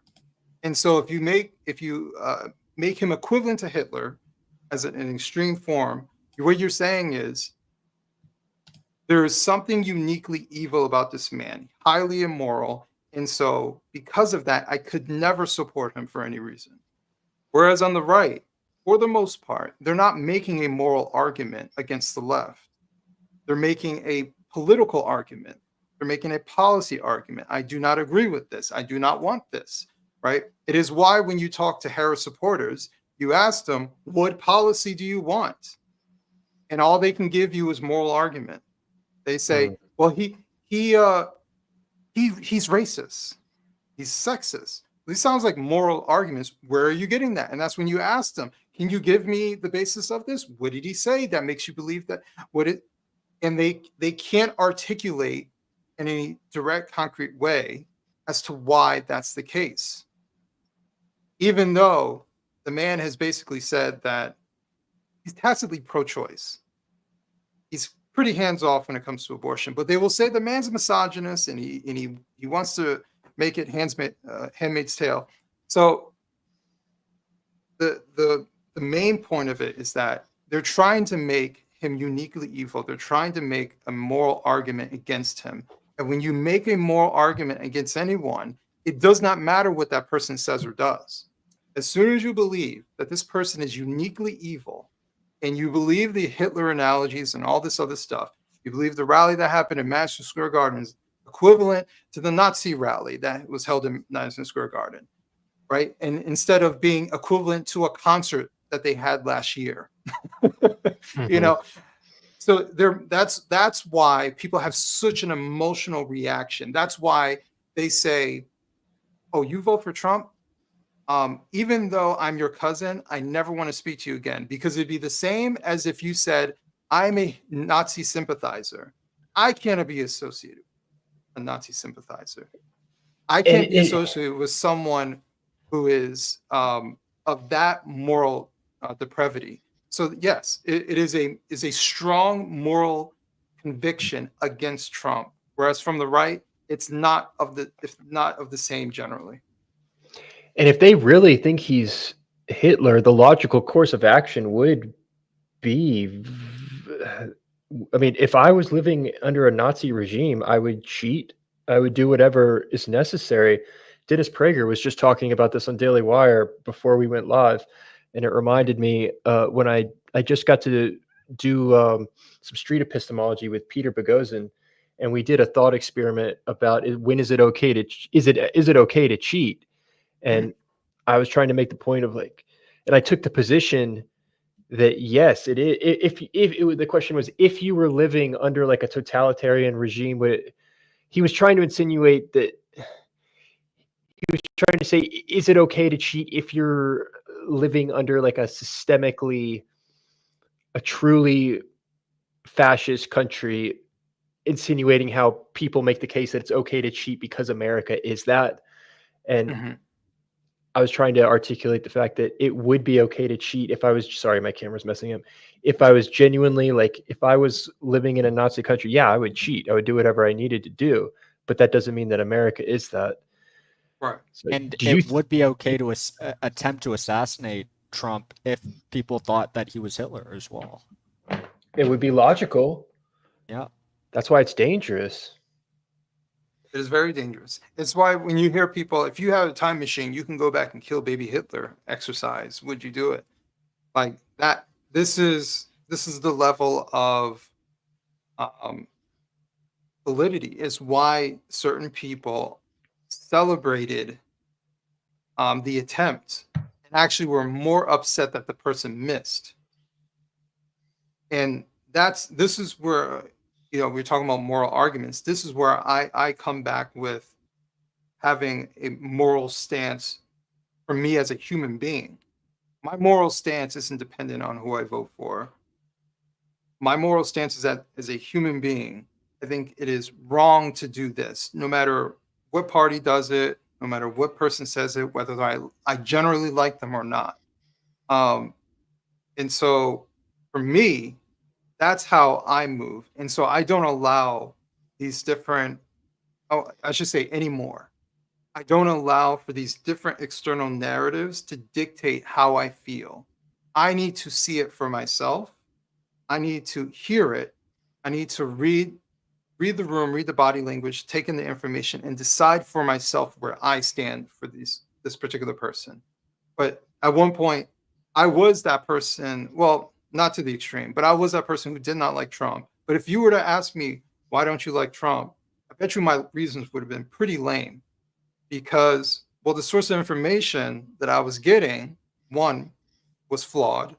And second, they were more so trying to make the moral argument against him.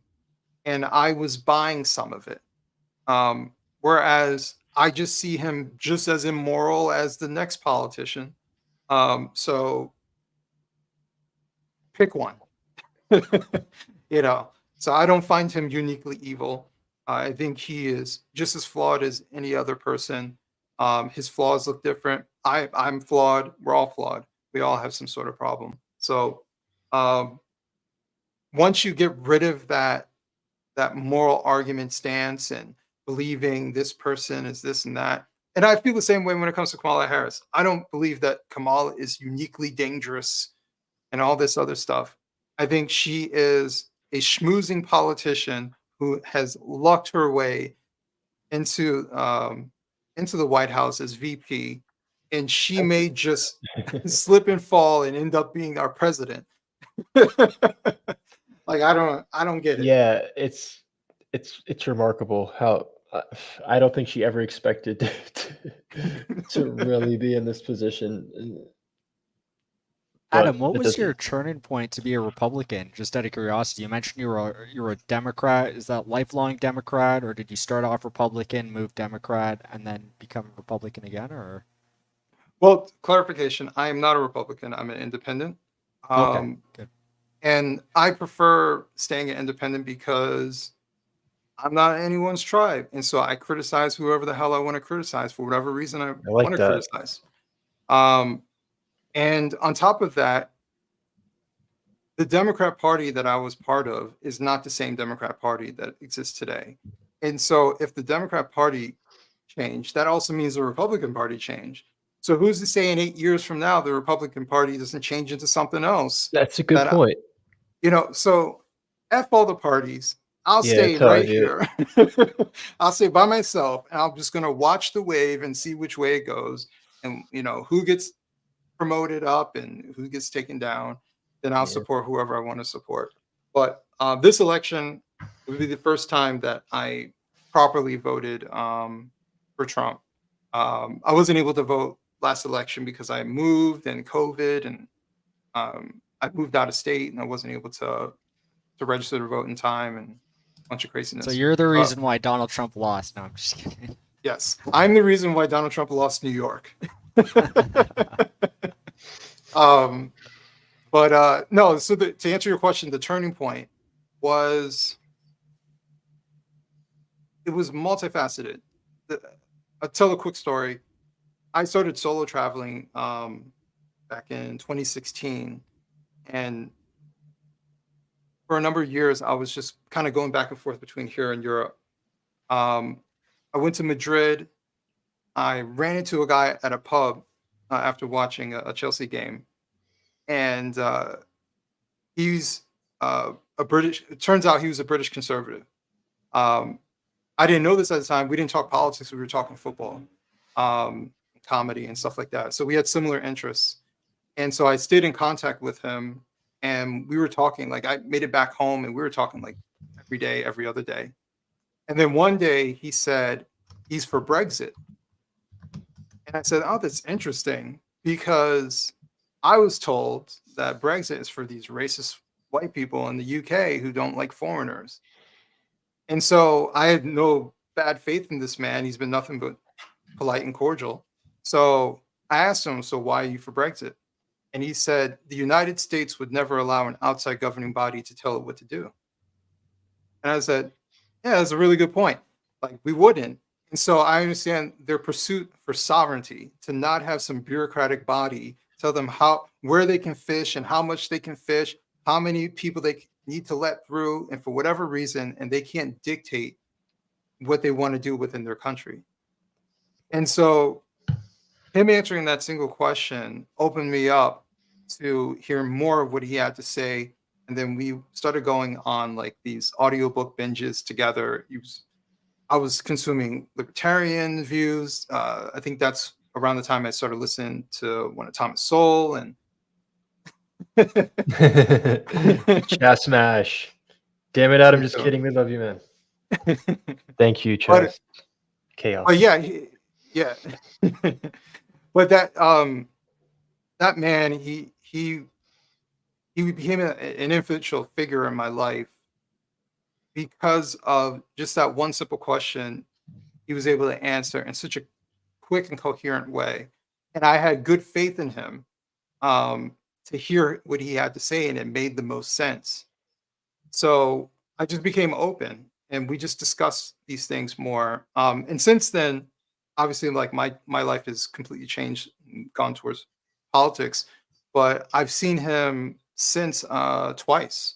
And I got to see, I went back with my wife. And he's very lovely, but a very nice person. You're a great wife. Very cool. Yes. We went to Madrid. Yeah, Michelle's the best. Anyone who meets Michelle loves Michelle.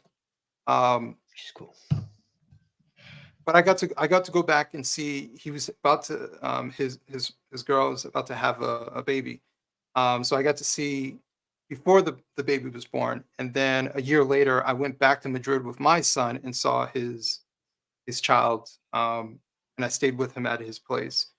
And now actually I just found out he had another baby. I didn't even realize she was pregnant again. So he has 2 kids now. So yeah, it's been like just complete coincidence. I meet this guy who ultimately impacted my life for the better. Jeez. Well, dude, what do you got coming up, and where can people find you and all that? And what are you going to do tonight? Are you just hanging out and watching the rest of the election? I might stay up a little bit, but I know I have to be up early because I'm going on Talk TV in the UK tomorrow. Oh, nice. And I'm going on Sky News Australia, like 30 minutes that's in between. Nice, man. That's a good show. Yeah. I like Sky News a lot. Yeah. So for people that don't know, Adam he's the man. He's a very knowledgeable commentator, big in the space, and he's been a huge influence on me, and it was really an honor to have you. Yeah, we literally sat right there back in the day and had breakfast, and it was really cool to. Coming up, we have Catherine Brodsky. We're looking forward to it. So we'll get another perspective on this thing. So you know Catherine, right, Catherine. Adam? Yeah. This has been a great group tonight. So thank you, Adam. Can I throw in one? Yeah, go for it. Because you asked me what I'm up to, and I haven't talked about it too much. I'm working on my new book, which is non-political.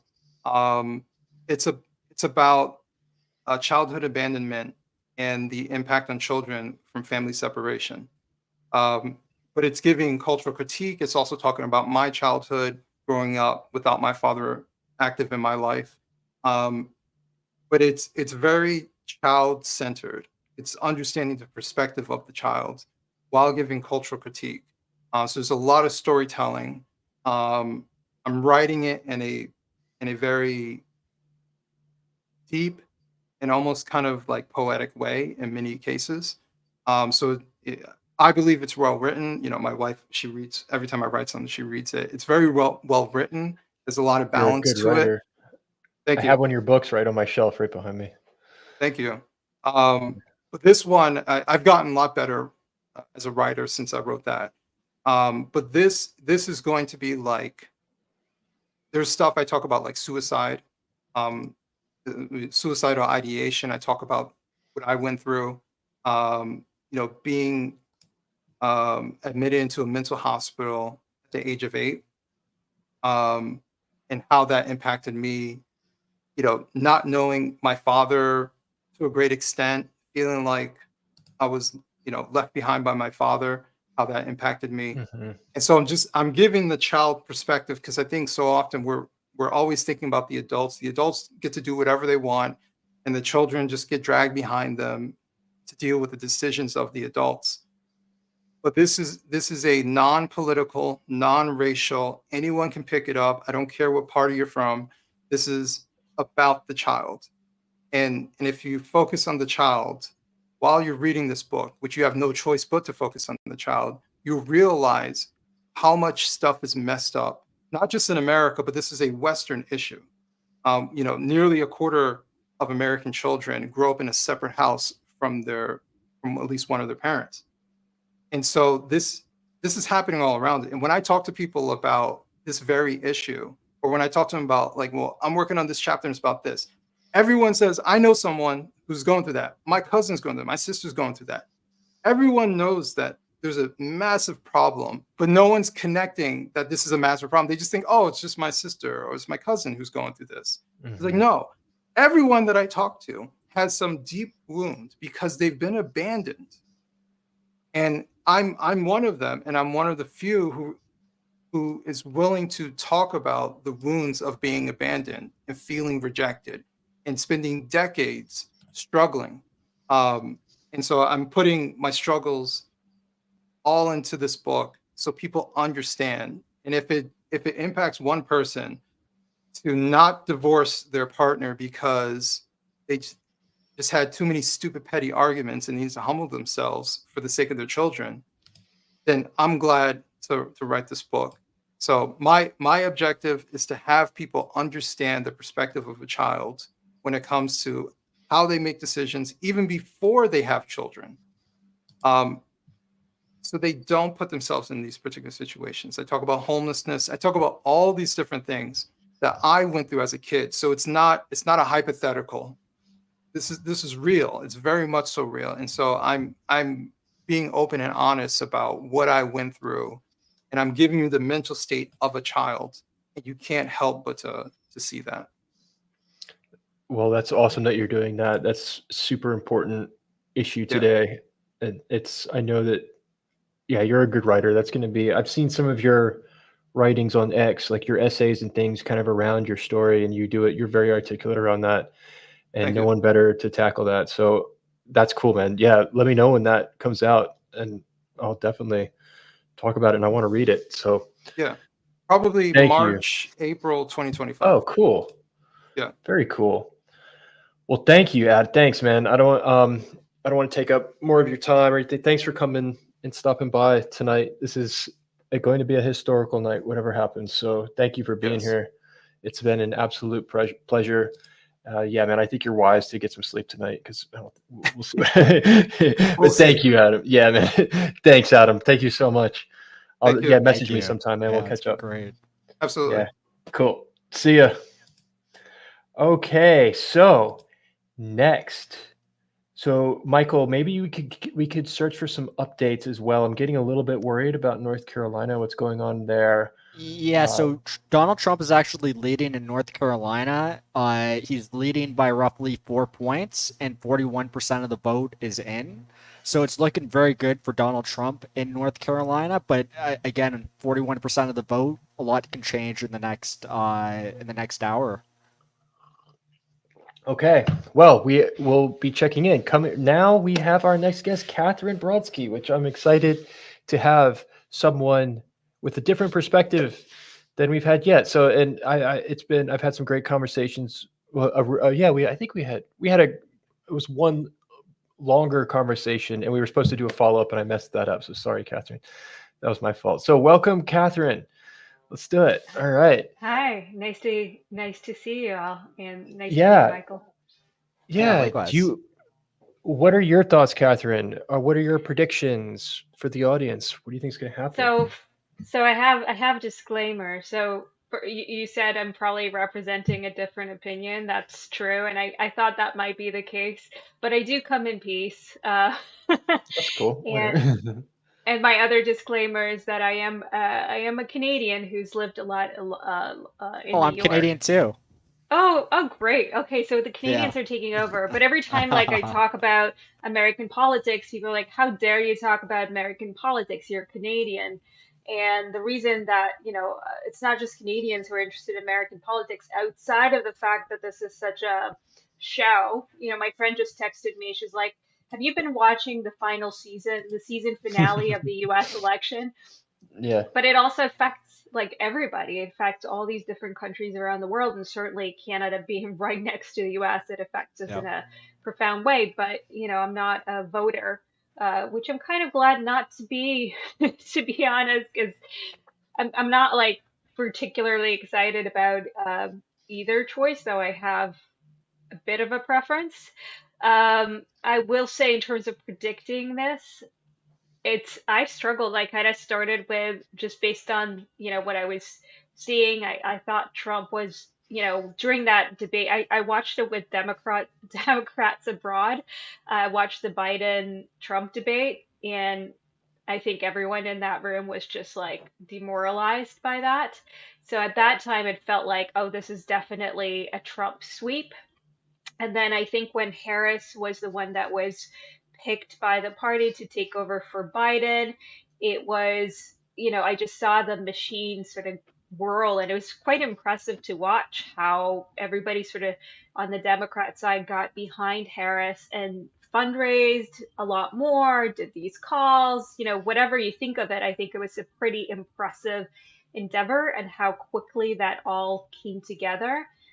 And I thought at that point, I was like, she has a really strong chance of winning. And watching things more recently, it was really such a toss up. And then I started feeling like one thing that I saw from the Republicans that I don't think is common in election is the way they've sort of mobilized to the extent that they did. Get out the vote is usually such a Democrat thing, and here I was seeing Republicans do it, and Yeah, I getting agree. all the celebrity endorsements, and they're they're they really like took over. So now I'm like feeling a little bit like, oh, it could be Trump. Really? Did I see? I didn't know you were living in Canada because I could have sworn I saw you post on X something about you were gonna leave the country if Trump won. So this was epic troll. So the people who knew me or bothered to check my bio got that I was trolling. But Okay. I wrote, because everybody always says, if I leave, Yeah. if Trump wins, I'm gonna move to Canada. So I actually live in Canada, so that makes it very easy. So I responded to people because they're like, no, you're not. And I said, I guarantee the day after the election, I'm going to be in Canada. Um, but it was such a funny thing too, because I've switched on to trolling now, Hmm. and today I had a little troll that was more aimed at Democrats, but it's still the Republicans that took the bait. I wrote, you ain't a woman. Sorry, if you don't vote for Harris, you ain't a female, is what I wrote. And that was Okay. like, you ain't black. So I was trying to mock actually that, but everybody took it seriously, got mad. And the previous one, people, it was just crazy how easily people get mad and write like absolutely Yeah. obscene things. Just Yeah, no, I hear you. Speaking of that, I know. So the day we were supposed to, when I screwed up, I was like, I got lost editing a video and we were supposed to do a podcast and I completely messed up because I got so engrossed in the edit trying to get it posted. And I think that same day, or maybe it was the day you did a podcast with Destiny. oh What yeah, was, yeah, that's yeah. yeah, what was that like? What was your experience with him? Yeah, what are your thoughts on his take on all of this? So, I get really ripped up by both sides because, I'm kind of I don't even know if I'm like a centrist, but I think a lot of people probably say that, and that seems to be the closest because I do, like, I consider myself an old school kind of liberal.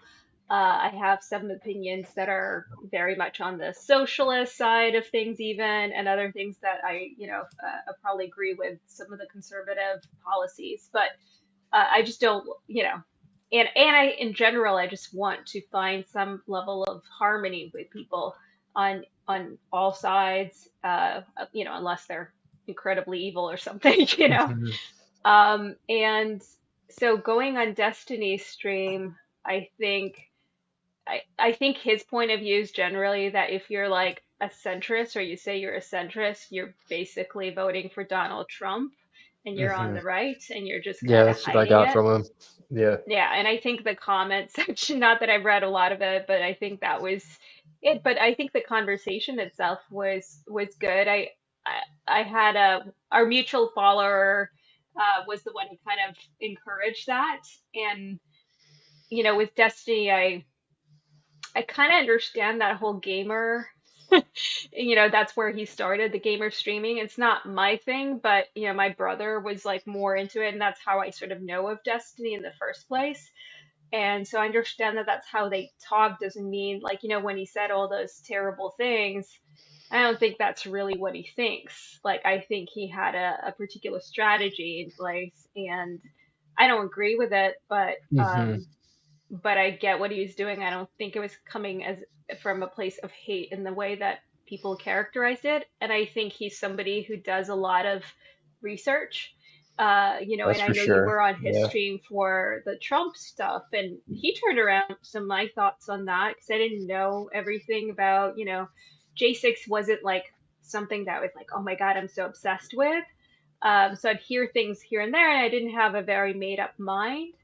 And I think some of the arguments that he had made, which are factual, that were based on, the fake electoral certification, I think had a big impact on my thinking about that. So it was interesting, and it was an interesting conversation, but probably not as adversarial as people might like. Yeah, that's what I was going to ask you about. Were there any points of disagreement that you could communicate to us? I think what he disliked about my approach is that I do have a tendency to, but these guys also do this, right? And I come at it from, so I always sort of existed on the left side of things. I didn't really know conservatives or Republicans, and I, when I started seeing things that I didn't like on the left, I started noticing them and speaking up about them. But it wasn't in such a political context for me. It was just like, okay, this makes no sense.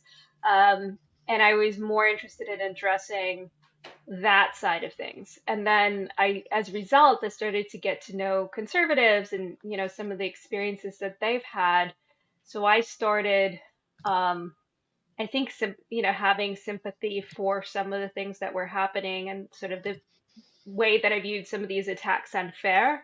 My thoughts have shifted a little bit since. I think, Oh, how so? well, I think it's still true, but I also noticed the level of like, um, extremism that I see kind of rising on the right. So I do see problems with both, and people get mad that I will point out both because, well, you have to deem one side as the worst. And yeah, we have problems, but that side is evil. Um, and I don't see it as useful to compare. Well, it's So you don't useful if think you're gonna just. you don't think the fascist argument is valid?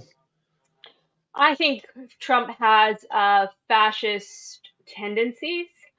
I don't Okay. know that I have enough evidence to say that Trump is full on fascist. I don't like a lot about Trump. I don't like how he acted on January 6th, but also I think the way the rhetoric that he drives is incredibly harmful. And then of course Okay. people will say, well, so are the left. They're saying all these things that are getting him killed. But yeah. What So fascist tendencies would you say that Donald Trump has exhibited over the last I would 8 say years he's been in public authoritarian. life?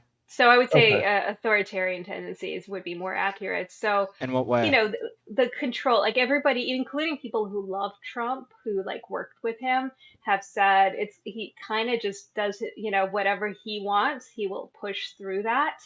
And he's not like once he made up his mind, he's not necessarily going to listen to people. Um, I mean, I'm not going to say, he certainly has praised people who are authoritarians. I understand maybe his motivations for doing that is actually maybe in his mind, it's about building a rapport so you can have better relationships to maybe control that Okay. situation. You're referring That to would like be the good Putin, faith. Yeah, things that would like be that. the good Okay. faith argument for it. But at the Yeah. same time, I don't know if it's like we should really be normalizing like praising those kinds of people. I got you. I remember. So when I spoke with Destiny, I remember he very clearly laid out. He genuinely seems to believe that if Trump gets into office, he will now. He's trying to pass along power to one of his sons. Was the theory that I was presented with? It is about power, and he's not going to. He genuinely seems to believe he will not leave office in the second term if he wins. Is that something? Is that a view that you share? So I know some of my followers definitely share that, and maybe I'm naive, but I guess the way that I would evaluate that is, so I think he behaved abysmally during, when he lost the last election. I think the fact that he's constantly saying, elections are being stolen, there's fraud, and there's not really necessarily evidence for that, I think that's highly alarming. But I was just thinking about before it came on, because I was thinking, well, he did leave ultimately. So what he tried to do is use like the resources that he could, at, even if they weren't legal, he, tried to do it in a way that it would appear legal.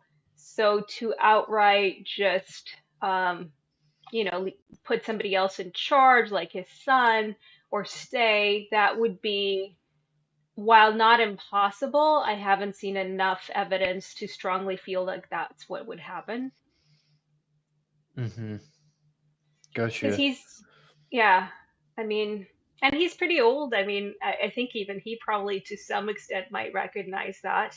I did see somebody sent me an article in a conservative magazine where they talked about how it's unfair that Trump only gets, potentially 2 terms.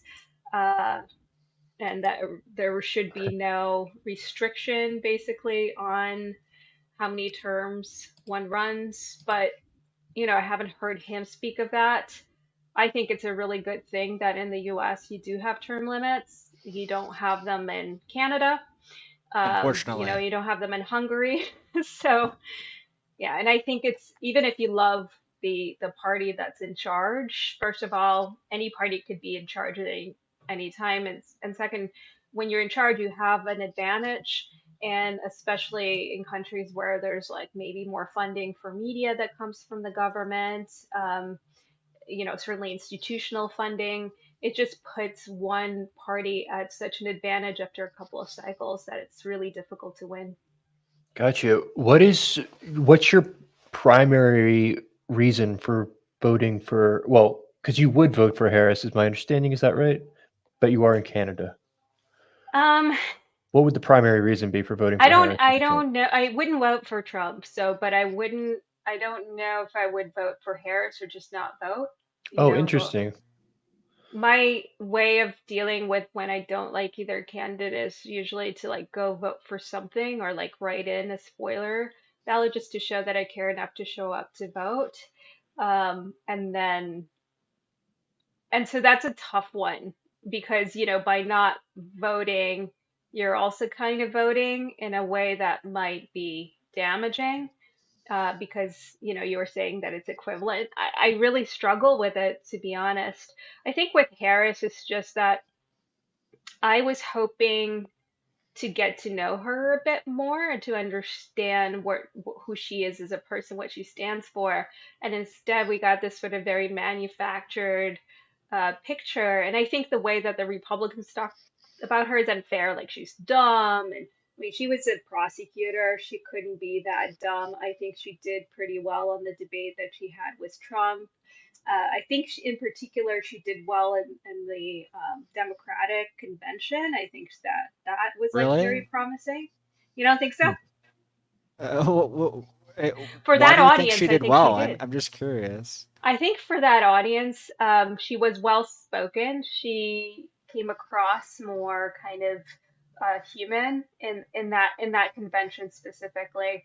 I thought her speech was pretty good, but you have to consider it wasn't aimed at Republicans. It was aimed at motivating Democrat voters to go out and vote and campaign for her. So your audience and intent is very specific, as opposed to when she's trying to speak to undecideds or swing voters, where that strategy is really different. I mean, I think she should have done like Joe Rogan's show, for example. I don't think she would have lost out Do you think she could have done Joe Rogan for 3 hours? Sure. I mean, look, is Trump really like a great speaker? He's confident, but he's not like his rallies, people praise his rallies. They go on for hours and hours. I listened Yeah. to some of it. It's like Yeah. there's not that much there. I think it's impressive to be able to speak that It's long, but it's engaging not. though. He's It's able to do this engaging on an balancing. emotional level, I think, for Okay. people. I think he hits it's so when we talk about cults, um, I don't want to call people who vote for Trump that they're in a cult. I don't think they are all necessarily in cult, but I think there is a subset of it where people are so emotionally held, and how you determine that is like you ask them, hey, is there any criticism you can give of Trump? Or can you give anything positive about another candidate? At the Sure. very least, they should be able to give a criticism, and there's a lot of people Yeah, who are I'll not tell you able to. mine. I think Trump's biggest flaw is it's his ego. I told Destiny this as well. It's around January 6th. I think that was a massive mistake. And if he could go back in time, if he was smart, he would go back in time and redo that, because he just gave the other side ammunition. But yeah, his biggest it's what cost him that last debate with Harris. And I agree with you that Harris did well in that debate because he took the bait about the crowd size. It's like such a silly thing to jump on. And that's his biggest weakness. It's his ego. And it cost him in that debate. So, I don't think and with, he's yeah, deeply knowledgeable. Like I watched his interviews from years ago, and he seemed really sharp. Like he seemed to be quite savvy on politics, and he was sharp. And I don't see that same person. So he has much broader ideas, and those broader ideas resonate with people. In particular, there's a lot of things that people aren't happy about. I think the reason that he won the first time was, it wasn't so much that it was Trump as much as he was sort of represented this outsider. People were fed up with the parties, both parties, and they don't trust the institutions and the establishment, and that was really a vote against the establishment. And today it's also a vote for against the establishment, and also like certain things that people care about, like immigration and raising grocery prices and things like that. who do you think has a better approach to immigration policy, Harris or Trump? Well, I mean, obviously the current approach, there's an issue with how people are being processed. I think this is, by the way, the more conservative area of my thinking, I would say. I'm very pro like legal immigration. I'm an immigrant. Um, I understand that people might have to come to and flee certain countries and seek asylum. My understanding in speaking with people who deal with these cases is that the prioritization aspect is really poorly done. So the people who, even if you're like a bleeding heart, so coming at it from that perspective, the priority isn't given to the right people, the people who are in most need, the people who are in most danger, and then of course the vetting process. So it's not just the border itself, but it's like once you get to the border, how is it being handled, and why are so many people coming, and who they are. And so I I think got you. so I think the Democrats obviously did a poor enough job that people are upset about it. What will Trump do, though, is a kind of a question because it's not entirely clear. Okay. All right. For me, I'll tell you, for me, the Project 2025 was a bit cringe, and I thought it was used as a prop. It just, so going back to the DNC, the National Convention, I thought, I mean, what are your thoughts on Project 2025? Do you think that's something that is actually potentially going to unfold if Trump is elected? Are you concerned about it? How much of a role does that play in your thinking? Yeah, I looked into Project 2025. Of course, the Democrats used it as sort of this fear mongering tool. And in some ways, they were correct. I So Trump has been really like, saying, I have nothing to do with it. I haven't read it, which is kind of odd to not even read it. So it's like, what is that? Plausible deniability? But Yeah. the reason that Project 2025 is concerning in terms of it being potentially implemented is because it was such a collaborative effort with all the different really top conservative organizations, and they poured a lot of money. And it doesn't mean that everything is going to be implemented or can be implemented, but there's certainly a desire, and it's not so much Trump as it's the representative of the Republican Party.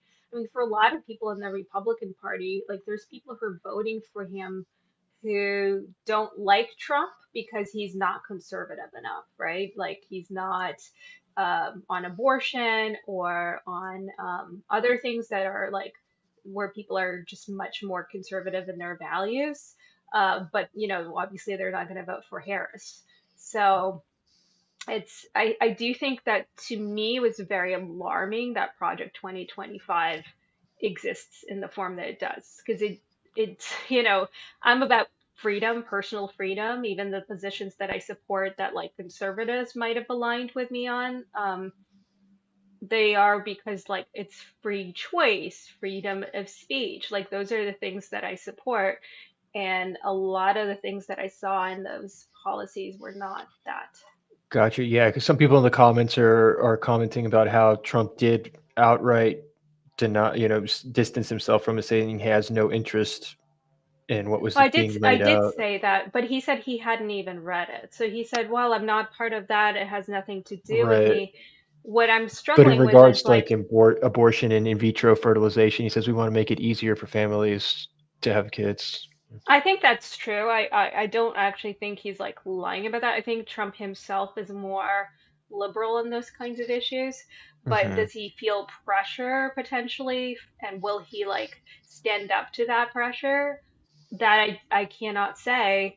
And I think some of those things, I mean, to me, Project 2025, I don't tie it in so much with Trump as I do with the Republican Party overall. And that might be the direction, even in the next elections, that they might be pushing for these things. Like Mhm. when I Gotcha. posted about it, I posted some of the points trying to be sort of just objective. And some of my followers who are Republicans, they're like, this is great. We love it. Right. So they embrace it. So there is an appetite for that, just maybe not from Trump himself. Got it. What are your thoughts with? I know there's a lot of hate coming at Elon now. What are your thoughts on Elon? His recent and Joe Rogan with his endorsement of Trump. Has your opinion changed on him, or what is your opinion on? Well, my opinion, I think people are complex. I think Elon is complex. Obviously, I've interviewed Elon, talked to him in the past, You not at all interviewed since Elon? this I didn't election. know that. Yeah, I did a 3 hour space with him actually. Oh, It cool. was pretty epic, and I have a recording of him saying it's the most fun space he's ever done. Nice. No, it was fun, and to his credit, when I said to him when he agreed to do it, I said, I'm not going to be bad faith, but I'm also gonna, doesn't mean I'm not going to ask challenging questions. He's like, I don't care. So there was no kind of betting, nothing like that. So I think that's good.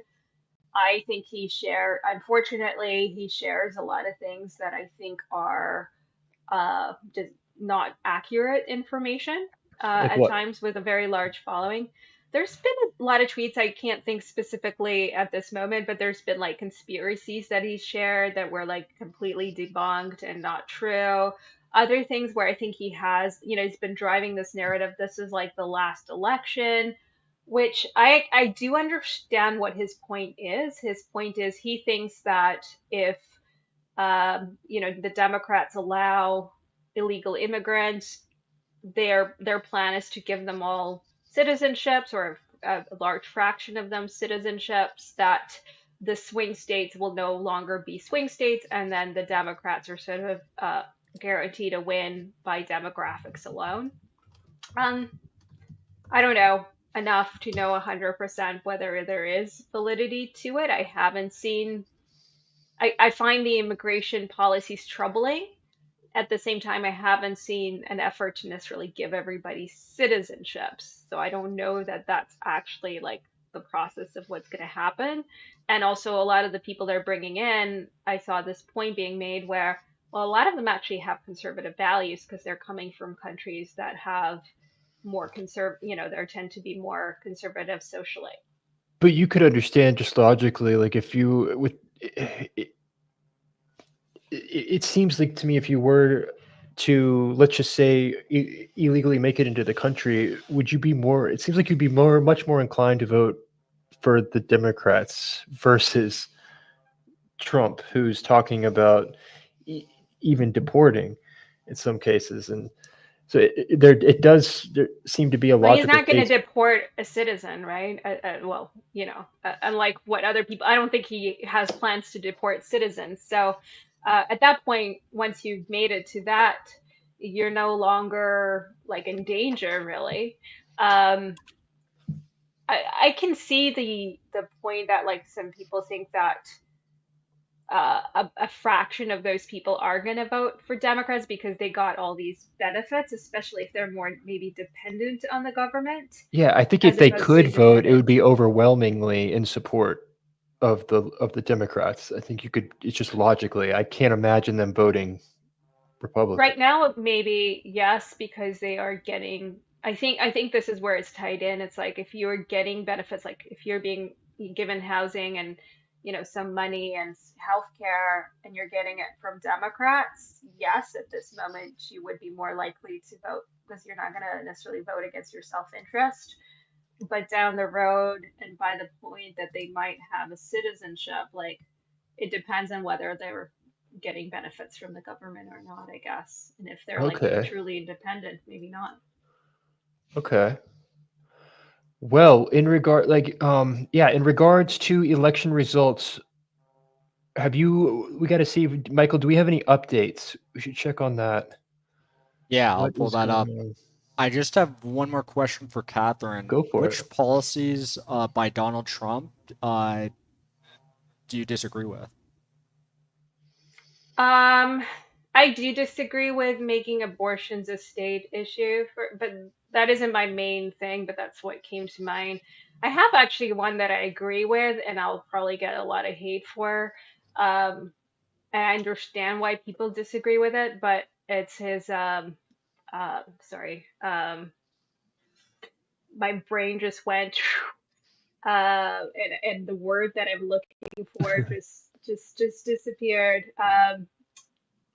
Not embargoes, Oh, tariffs, tariffs? tariffs. Yeah. I'm kind of.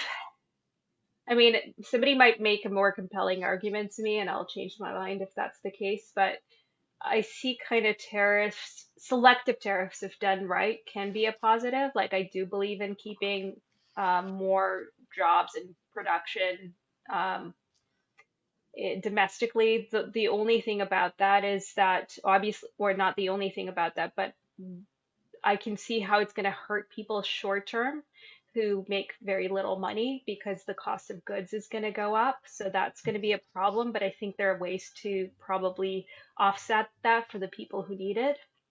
I think long term, I think it's important for us to be able to build things domestically, to not rely on other countries. Also, the conditions where people work in these other countries, and the child labor laws and things like that, and all that's being violated. If you care about that, that's also an issue. And there's a lot of trades that we no longer know how to even do in the country.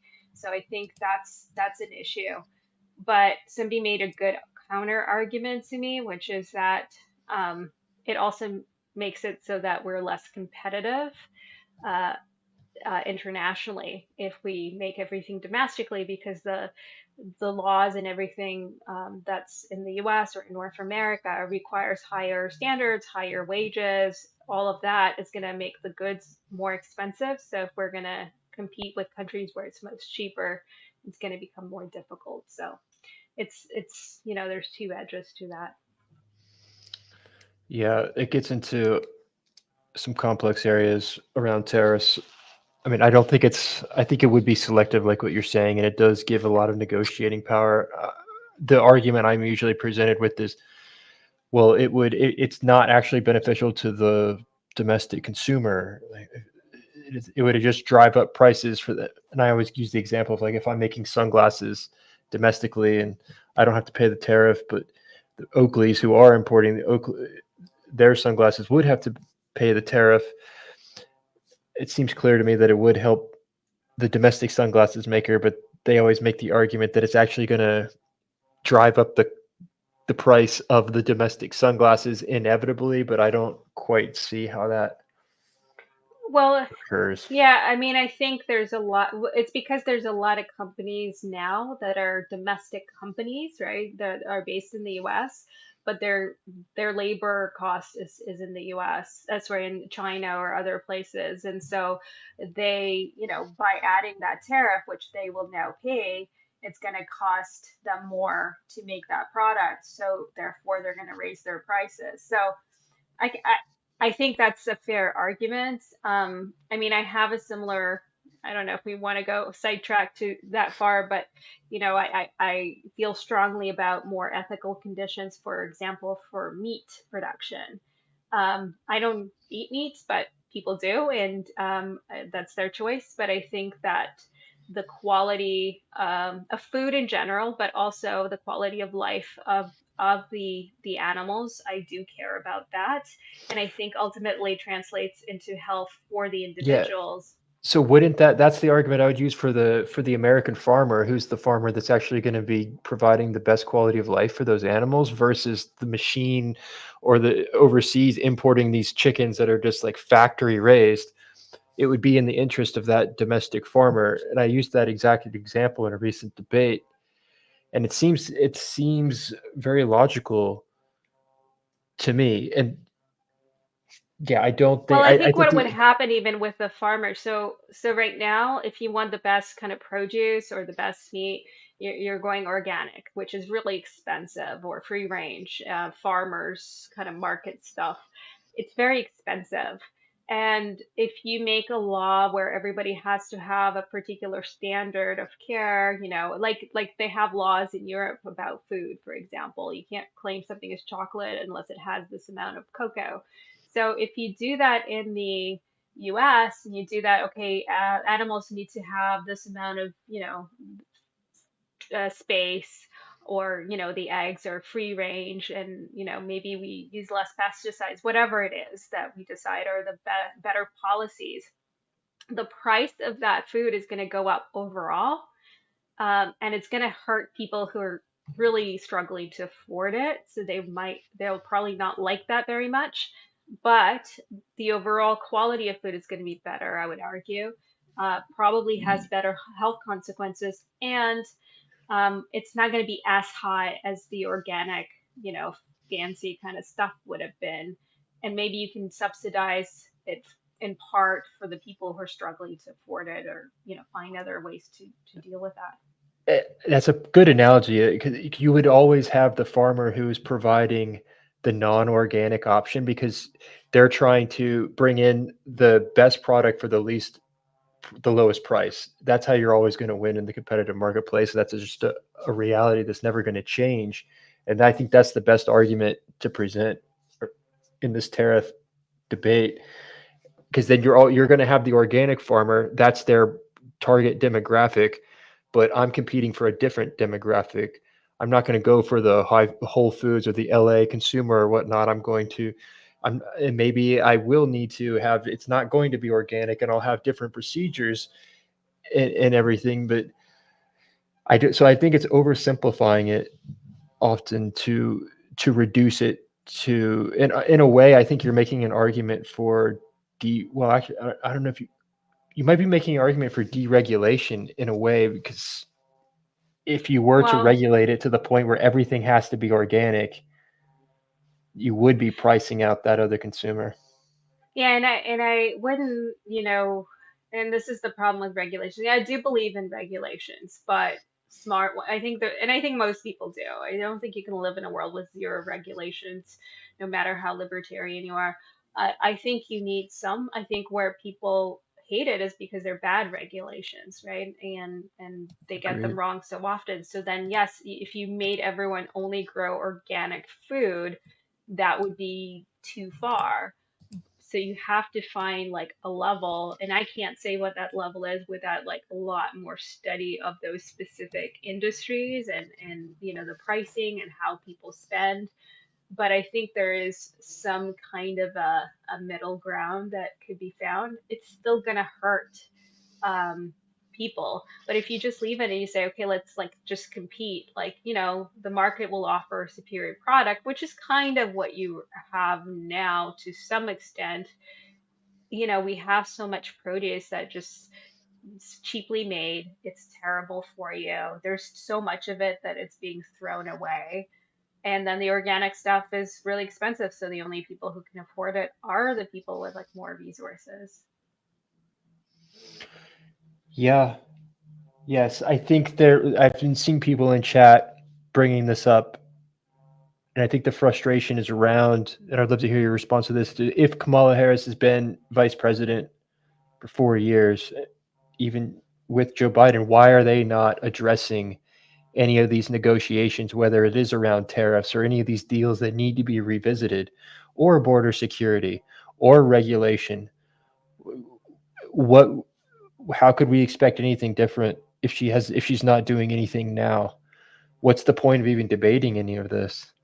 I mean, I think she's as a VP, she didn't necessarily have the power. I think would be like the defensive answer, But then I why does do she see. say that she agrees with everything Joe Biden has done? She Well, wouldn't she's change in a anything. sticky position because she can't quite disagree with Joe Biden because she's been his VP. She can't really she's not in a great position to sort of forge her own path during the election cycle. That said, I'm actually not sure that she would do differently, minus the fact that I mean, they did have a bipartisan proposal for border security. So their position would be that Trump, basically told them to shut that down so that he can have an election um, weapon in his Mm-hmm. arsenal. But that came quite late in the cycle. So I do think they did a bad job on the border. I think that's like I'm not going to necessarily defend that, and I think an indicator of whether they would do differently would be so I think the proposal that they have is probably a pretty decent proposal, but that's not the only issue, right? It's also like how they process people. If it's not just that people are coming at the border and they need to vet them Sure. better, they do, but they're still letting in people who might not necessarily be like refugee status qualified, right? I think it's a bureaucratic nightmare, and it's just a result of this broken bureaucracy. Bureaucracy is so frustrating. It can be improved, whether it's legal immigration or processing people when they do show up. I absolutely agree with that. Like we can streamline that. We can streamline that, and that's what gives me hope with someone like Elon Musk. Even looking at the bureaucratic nightmare that is the government today, lowering the deficit, wasteful spending, unnecessary spending. There's so much just this repetitive bureaucracy that's never going to be questioned or addressed by the conventional thinking and this, for lack of a better word, this machine that we have in place, that has been in place, because we've seen what will happen and it's not much change, if anything. So if you are going to articulate like all these things, which I absolutely agree with, they can be improved, but I don't see any changes coming down the pipeline. Otherwise, Did they we would have been done. see like changes in bureaucracies during Republican leadership though? I Like think we're positioned to see more potential changes with someone like Elon Musk heading up a committee like that. maybe. I mean, one That of the things excites that me. I And you've took an spoken issue to with. Elon extensively. Yeah, one of the things I kind of took issue with Trump too is like one of the roles that I see a really good president as having is being able to, because you don't know it, you can't possibly know everything, can't possibly understand everything. So a good president is somebody who's able to pick really good people to be around you to guide you, who you can trust, who are I honest, and keep agree. them. He didn't I do that on the first cycle. Maybe he'll do it, No, and Yeah, his response to that is that look, I was completely new. Everyone was saying hire this person, hire this person. I've never been a politician, but now I've learned, but and now that look does who he show. has. I understand that. Yeah, I get there's a lot of people that like to badmouth him now, but I think there is something. It's impressive he's been able to assemble the Avengers, right? With Tulsi Gabbard, Elon Musk, JD Vance. It's a team. Who's Kamala's team? Who are you excited about with Kamala? I agree that we don't see Kamala's team. I think just from an objective perspective and looking at his voter base, like I do think having these, as you called them, the Avengers, whether I like them or not, I think is a different game than was in the prior cycle. Yeah, And I I agree. do think people like that have had really positive reactions. I think Musk is somebody who is like, people like to hate on him, and it's funny because they'll say things that they would never have said prior to, his kind of going more towards the right. Uh, the truth about him is that he's like a complex person. I think there's a lot where I just shake my head sometimes. I think there's a lot of naivete about certain topics, especially geopolitics. But he's also Yeah, somebody I who wish you has could built a pinpoint lot. that a little bit. The Yeah, I hear geopolitics. you on the one about no, Hmm. around when you shake your head at Elon. I would love for you to articulate that a bit more. I hear you on his fears about this is if we don't win this election, there will be no further elections. I understand that. Is there anything else though that you could articulate? I think for me, it's been sort of I've watched him sort of become more radicalized in terms of his, Okay, let's dig yeah, into that a bit. What do you mean by sure. radicalized? And it's hard. I wish I had like specific tweets to show you, in particular around disinformation. I know people hate that word, but it's true. I mean, disinformation being sharing something that's false. He doesn't know necessarily. I don't think he knowingly does that, or I guess misinformation. But it's something that I've seen him share a lot, and I wish I had like examples that I can pinpoint. But there's been quite a few of those.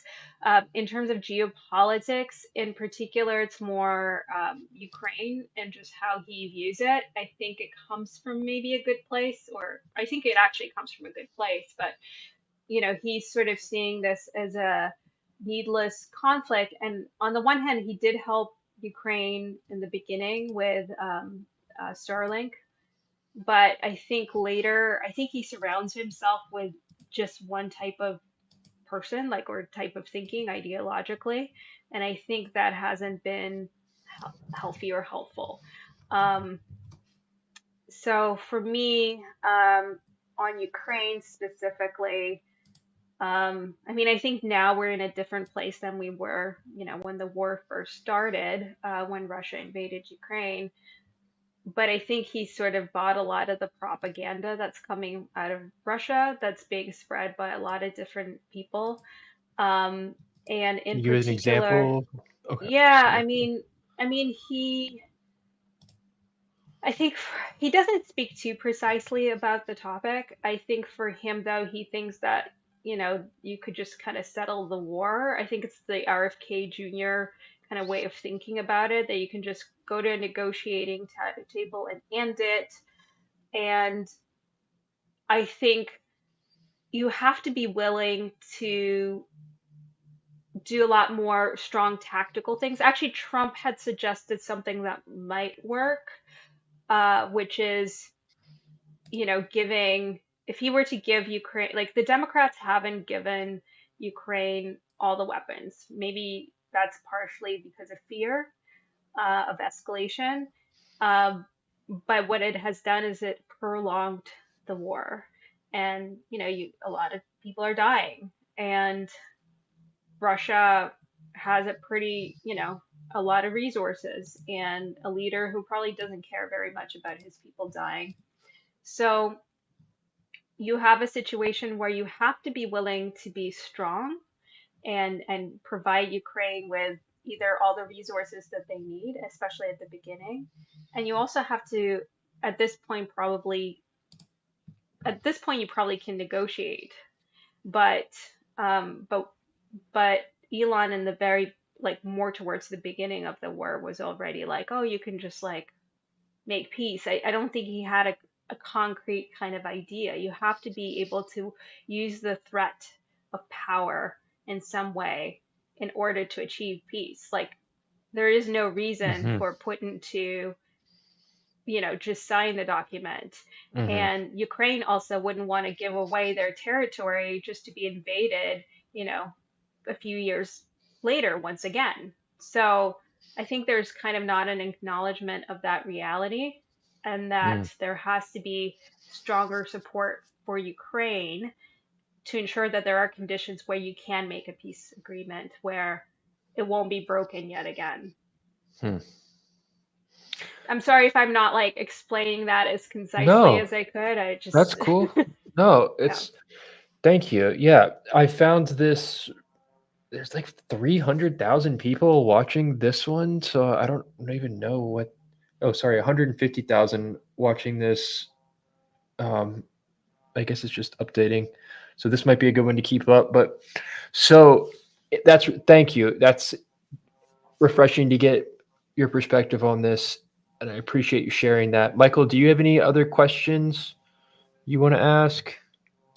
Yeah, I guess one question that I would ask, Catherine, you seem so passionate about the living conditions of animals.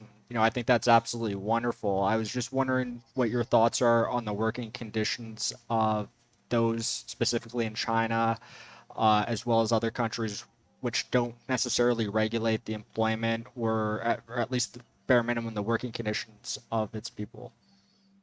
Yeah, I mean, I think that's probably why I'm not in a place where I'm like, oh, there should be no regulations. Obviously, we can't tell China. I mean, we could tell China theoretically what work conditions they should have if we forbade them from, Well, exporting their tariffs would be the products only way across. to. It seems like tariffs would be the only way to even to Yeah. get into that conversation because they're just going to tell us to go screw ourselves because the Yeah. Well, we economy's could quicker also say anyway. you can't sell your products here if you don't meet these standards. True. Maybe this is not Yeah. something I thought out, but like that But could be a but to be way. fair, Yeah. China sells a lot more products to the United States than the United States does to China. I feel like China needs America more than America needs No, China. but what I'm saying is that the US could say, hey, China, unless you meet this criteria that we want to have, you cannot sell products within the United States.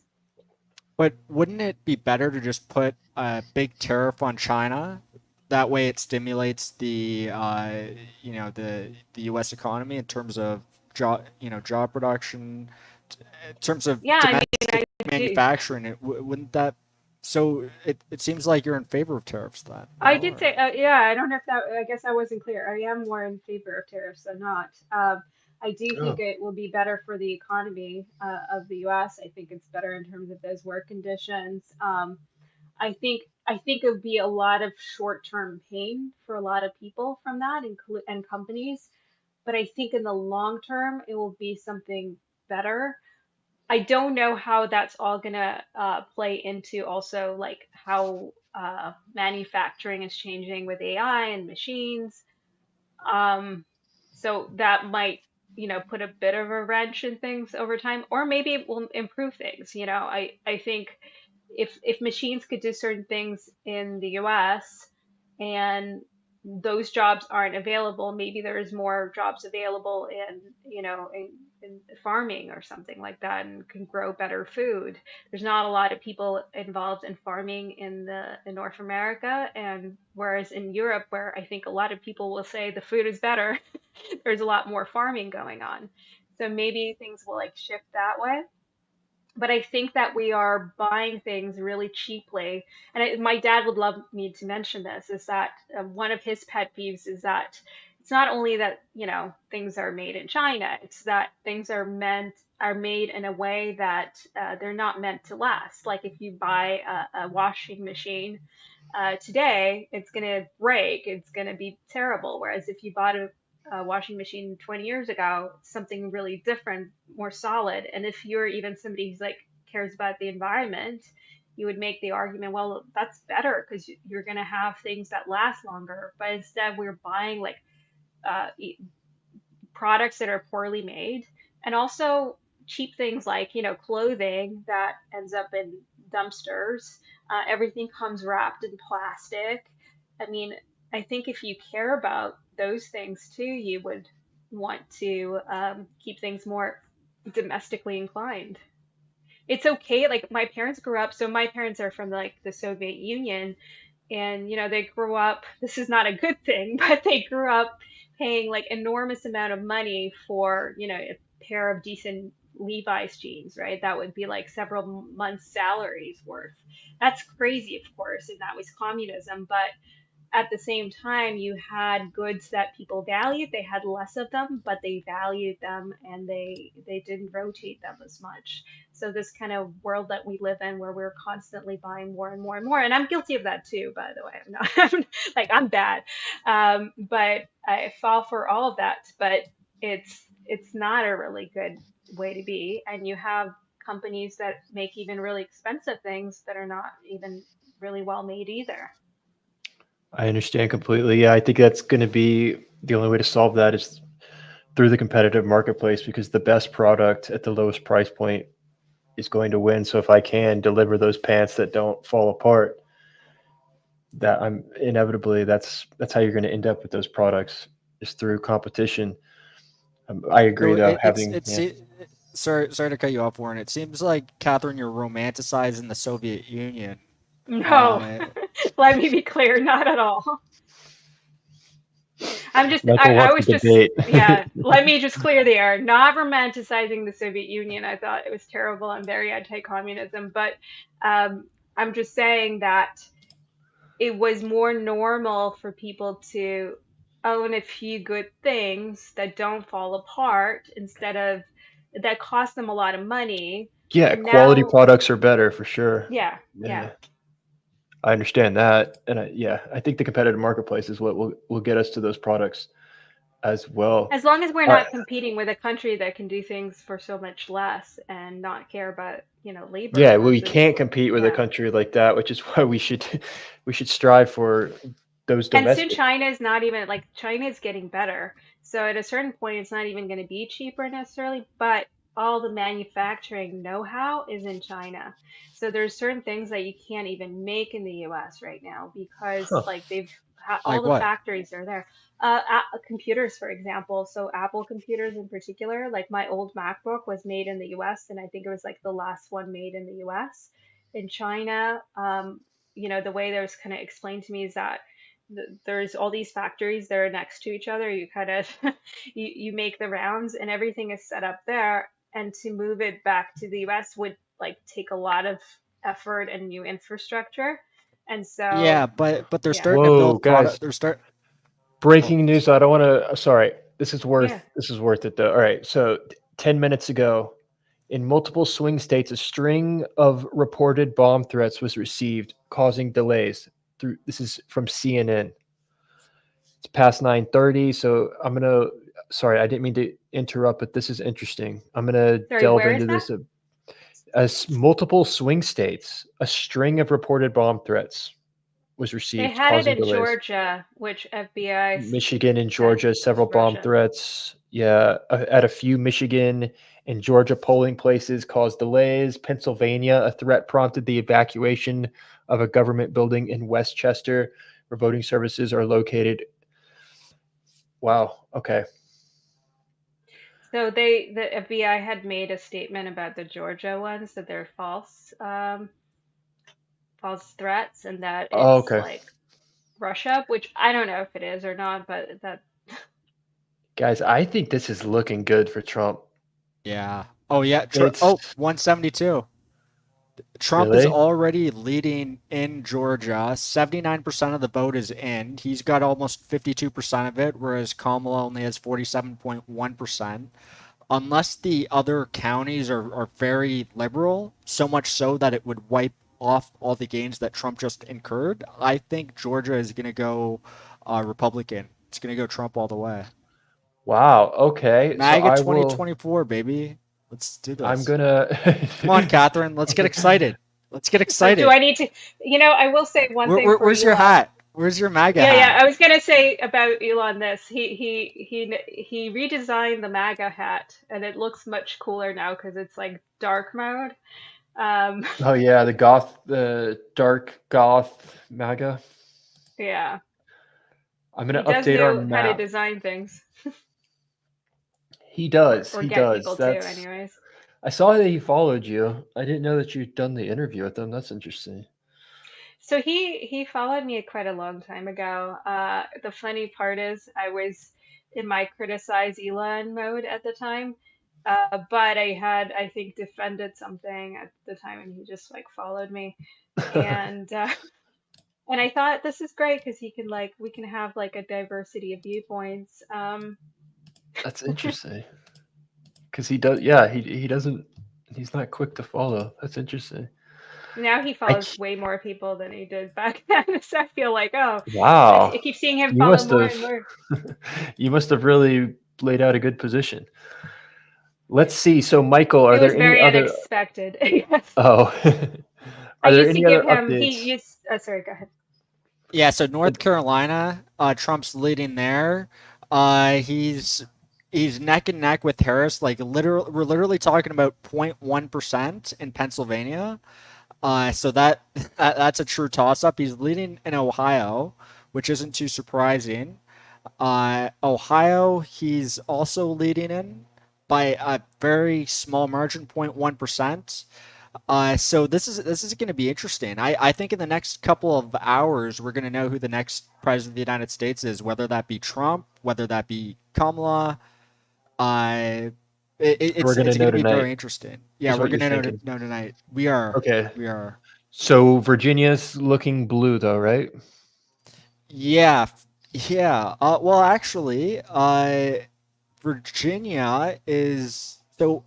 On my screen, I'm on CNN. What are you on? Oh, you're on NBC. So according to Yeah. CNN, Trump is up in Virginia 49.7% versus 48.4% for Democrat. For Interesting. Harris. Yeah. Wow. Okay. Things are getting interesting, and I just the reason I was like, wait a minute, this is starting to look good for Trump is get this 16 minutes ago on CNN. The mood at Harris's university gathering remains upbeat. That's not good for them. Okay, we'll read it real quick. The mood remains upbeat and festive with dancing, cheering, and revelry at Howard University, where Kamala Harris's campaign is holding an election night celebration for supporters. Not far away in downtown Washington, D.C., many of her supporters and biggest donors are gathering for a private event. When you start seeing headlines like that, because we are at 10 o'clock, 10 p.m., this is when things should start giving us a better picture, should it not? Yeah. Yeah, like I mean, we already have a pretty good idea. So right now it's not that website, but there was one site that put Trump's odds of winning at 65% versus 35% for Harris. Really? Yeah, and it was a mainstream site too. I'm gonna try to find it. I think it was on the Daily Wire stream where you had it. So I don't know how necessarily credible that is, given that they're right leaning. Let's check in with Daily Wire. Sorry, continue though while I do that. I don't mean to. Did you expect Michael to have the results this soon? Like I was expecting it to be way later, like the decisive kind of part. Well, we still don't really have that good of an idea, but it's looking good for Trump. Wow, here we go. Win probability. Let's check in with Daily Wire. In Pennsylvania, Bob Casey is up by 2, but only 43% of the vote in, so that is certainly not as positive. Tammy Baldwin up by 1.1, only 37% of the vote in. Again, we're in the real early hours here, and guys, I have a feeling we may be in for a bit of a long night here. The sort of hopes that just because they move so damned slowly in these Rust Belt states.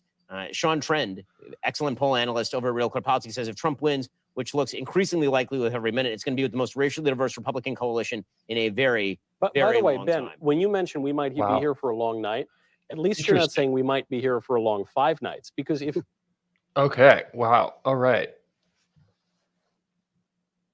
I think our predictions are looking good, Michael.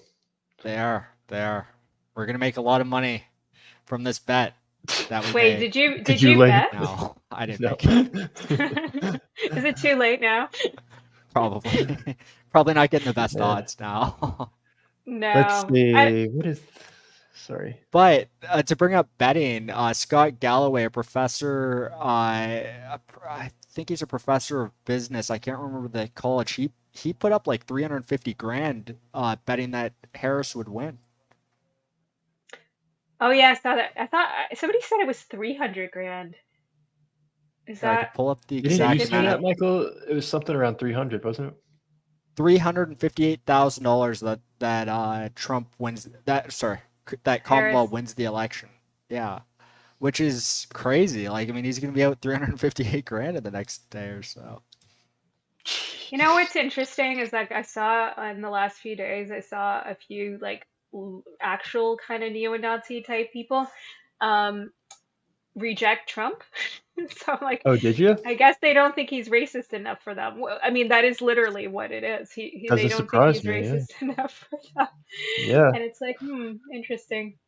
Let's check in with Steven Crowder, the live stream of the century. Kid here. So I know Jacked Up Don. Fitness, Steve These guys, Crowder, these he two have works been out. talking So for Don's like right here. over an hour. Stevie's like right in front of it. Steve just said that you're doing the Steven Crowder show now. There's Don. Because Steven, Look at this, Don. folks, This there's is Don. Man, that falling out with Crowder and the Daily Wire was nuts. $50 million offer. I would have done it for 10. So Yeah, I would have done it for a lot less than that. Yeah. Interesting. What is so Catherine, we appreciate your time. We don't want to hold you up. I know it's late. What are your like final predictions for us? Is it in terms of who's gonna win? Yeah. I mean, it is looking like Trump, and it was looking like Trump since I looked at the polls before this. I do think that, like, where I'm worried is we had so much division, and there was a part of me that was worried, like, if Trump were to lose, like, I don't know what would happen, but also people are just so panicked, I think on both sides. Like, I think I said both sides, take a shot. But that could be like a drinking game. Yeah. But, ultimately people who are Republicans, they were like, oh my God, we're going to have communism, et cetera, et cetera. And people who are on the Democrat side, they think they're going to have a dictator now, and that's it. And I don't know how these bridges are going to be mended. And you have a lot of people who are seriously talking about national divorce, and What does that mean? they want the different states to separate. I mean, there are people talking about civil war too, which I hope is like a minority of people. But that is like really scary to hear that kind of stuff. Catherine, And you're from Canada though. Like, I mean, Quebec stayed with Canada. I can't we don't believe even have you think. guns. Yeah, no, but I can't believe you think Anymore. national divorce is even a possibility. Like, really? Well, the way that, yeah, because I talk, and this comes from like people who are on the conservative side and the Republican sides in the US that I talk to who are quite deep into this stuff. So I was very skeptical about that myself. Still kind of am, but hearing that I just think there's such a strong amount of hate.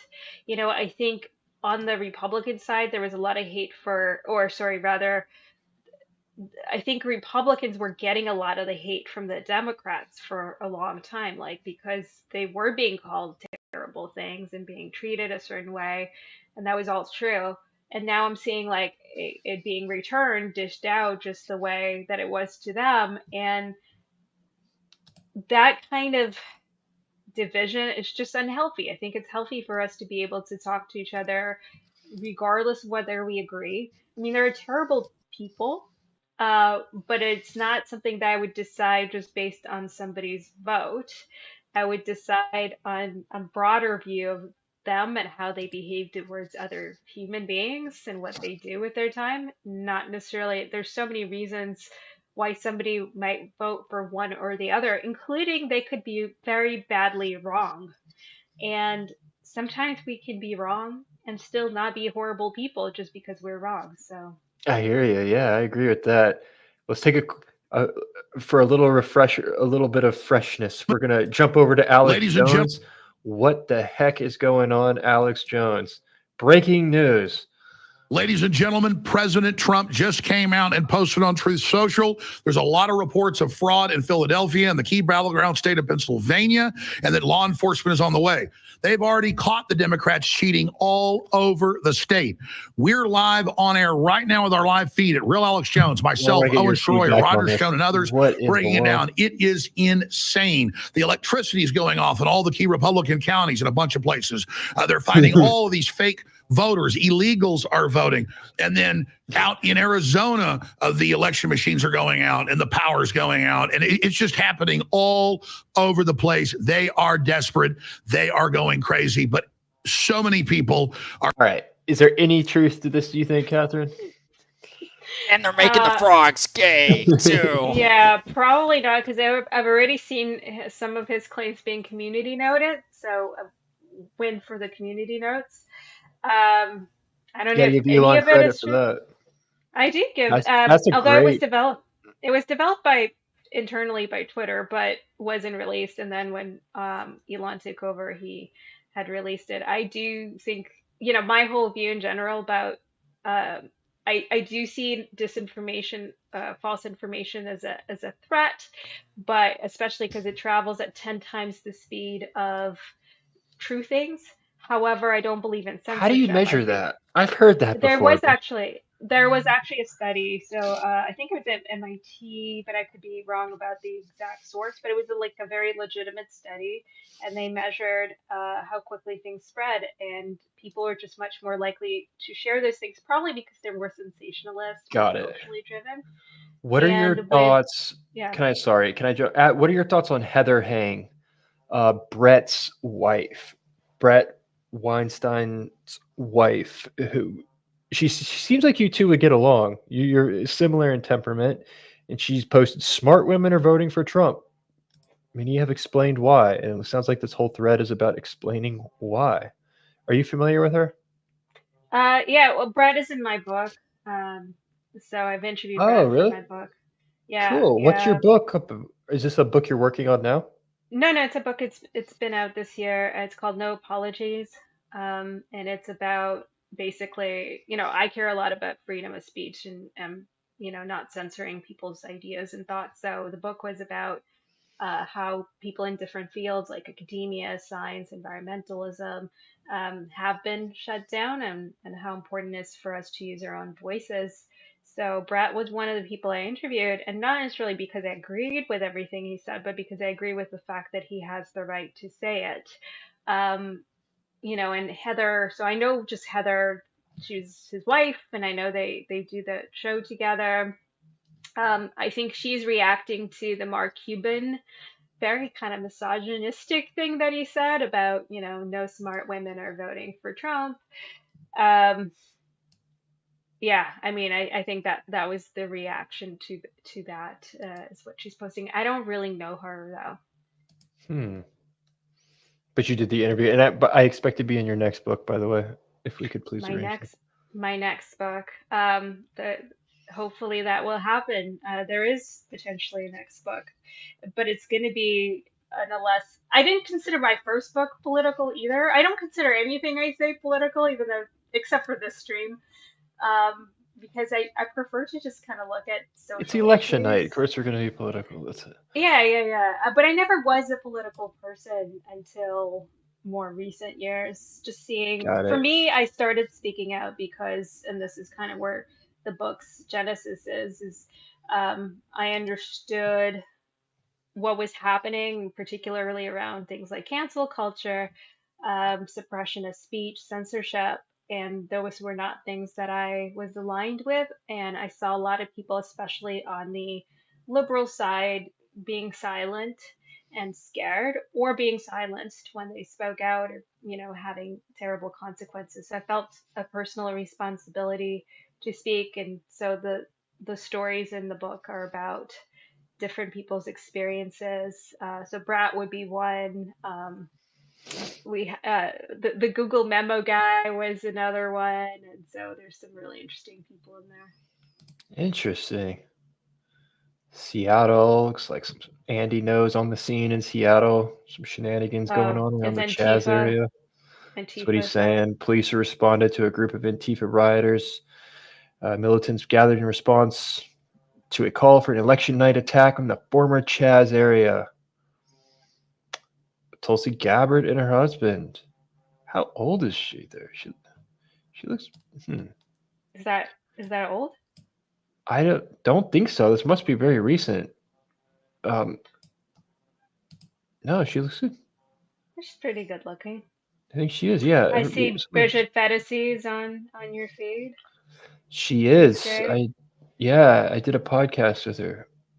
Yeah, we did a podcast once early on in my whole outspokenness journey, and then we did one more recently for my book. But she's great. Jeez, you've been interviewing everybody. I had such a very different background from all of this, right? I was just a journalist and working in film, but writing non-political stuff. I forgot you worked in film. Yeah, and because I know we were going to have, that was supposed to be our big debate. I think we should, at some point, we should maybe still do that. I think that we should. Absolutely. An interesting one. Yeah. We should absolutely do it. And I think it's I just moved from that to, I never expected to write anything first person. Like my very first thing that I wrote first person essay was an opinion piece for Newsweek, which was about how, people were being silenced, but it was also about my own experience, because I was attacked by a mob of angry women, basically. Really? Yeah, for something that now seems incredibly stupid, but at the time, you doubt yourself. But in my case, it was I ran a group for journalists, female journalists. It was a job board, and somebody posted a job opening at Fox News, and just for that alone, that person got harassed, attacked, called terrible things. And so I stepped in and said, hey, let's just lay off the personal attacks. Let's stay away from politics, and let's come together instead of apart. There's been too much of that. A very kumbaya post. And after that, it was pretty hellish. I got called a white supremacist for that, and it was told that the KKK I would let the KKK recruit for jobs. Wow. And then people just harassed me, doxed me, downvoted my content. It was just crazy. Now it feels like nothing, but back then it was very crazy. And I'm it was sorry. at the height of all that stuff. So I didn't know that. Yeah. I'm sorry. That's crazy. Well, in a way, it's maybe it's not. I think I would have arrived at where I am now anyways, but I think it accelerated it. And I think because I was getting so many messages from people who were saying, I'm so scared to speak, and telling me their stories, a lot of conservatives, a lot of different people, not just conservatives, a lot of liberals as well, and just people either having had the same experiences of being attacked or fired from their jobs, or people just really ashamed that they see that what's happening is wrong. Yeah. But they feel like they can't speak, they're too scared. And that's where I was I felt that duty to be the voice. And I think now we see a lot more people speaking up. I think it's a different time than it was then. Yeah. Let's check this out. This looks interesting. Just in, Jake Tapper visibly stunned after seeing a massive swing of 20 points with independents from Biden 2020 to Trump 2024. Hopefully this will deliver. Trump is winning them by 11 points in these early exit poll results, 54% to 30%. Jake, 4 years ago, Joe Biden won independent voters in Georgia when he won the state by 9 points. So we've seen a swing of 20 points towards Trump in terms of the margin, from 9-point advantage 4 years ago with independents for Biden to now an 11-point advantage with independents for Trump in Georgia. Jake. Wow. David Chalian and Dana, that is really significant. We see some incremental changes here and there when it comes to young voters. She's doing slightly better. Non-college whites, he's doing slightly better. But that independent swing is wild. It's a huge swing. Trump is winning them. I'm saying that's what I was thinking with that. All the people that have changed since just, I think, even between 2020. Embodied by like the Rogans, the Elons, the people that have considered themselves. I think people keep attacking people for switching. Like they're like, well, that person was always like a conservative, and I think they're kind of missing the point. Like I get that a lot. If the Democrat Party wants to get those people back, then they have to recognize why it is that they switch. I don't think they are all like hardcore right people who switched and voted for Trump. Like that's not. I think Trump has a lot of like people who were previously Democrat who are voting for them, and if you don't understand why, then you can't fix that. Yeah. Well, here we go. Do you have to head out? Yeah, but thank you so much for having me. Oh, it was great having you, Kathy. I hope I didn't annoy your audience too much. I know they don't it's agree always with a lot. And fun. It's fine. Don't worry about it. Thank you for your time. I know it's definitely late. Thank you so much. Just message me and we'll set up that. We've got CJ backstage.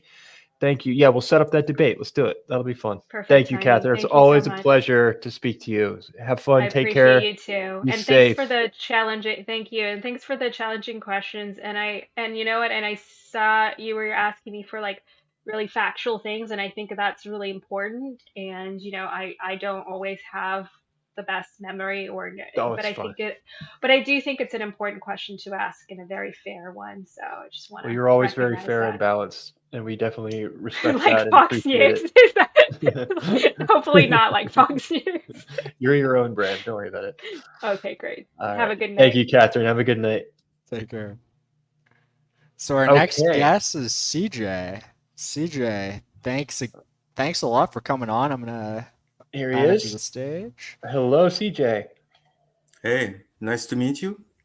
Nice to meet you. Likewise. What are your thoughts on what's going on? Well, I'm back from some errands, family related. So, did I miss anything? I think it's looking good, man, for Trump.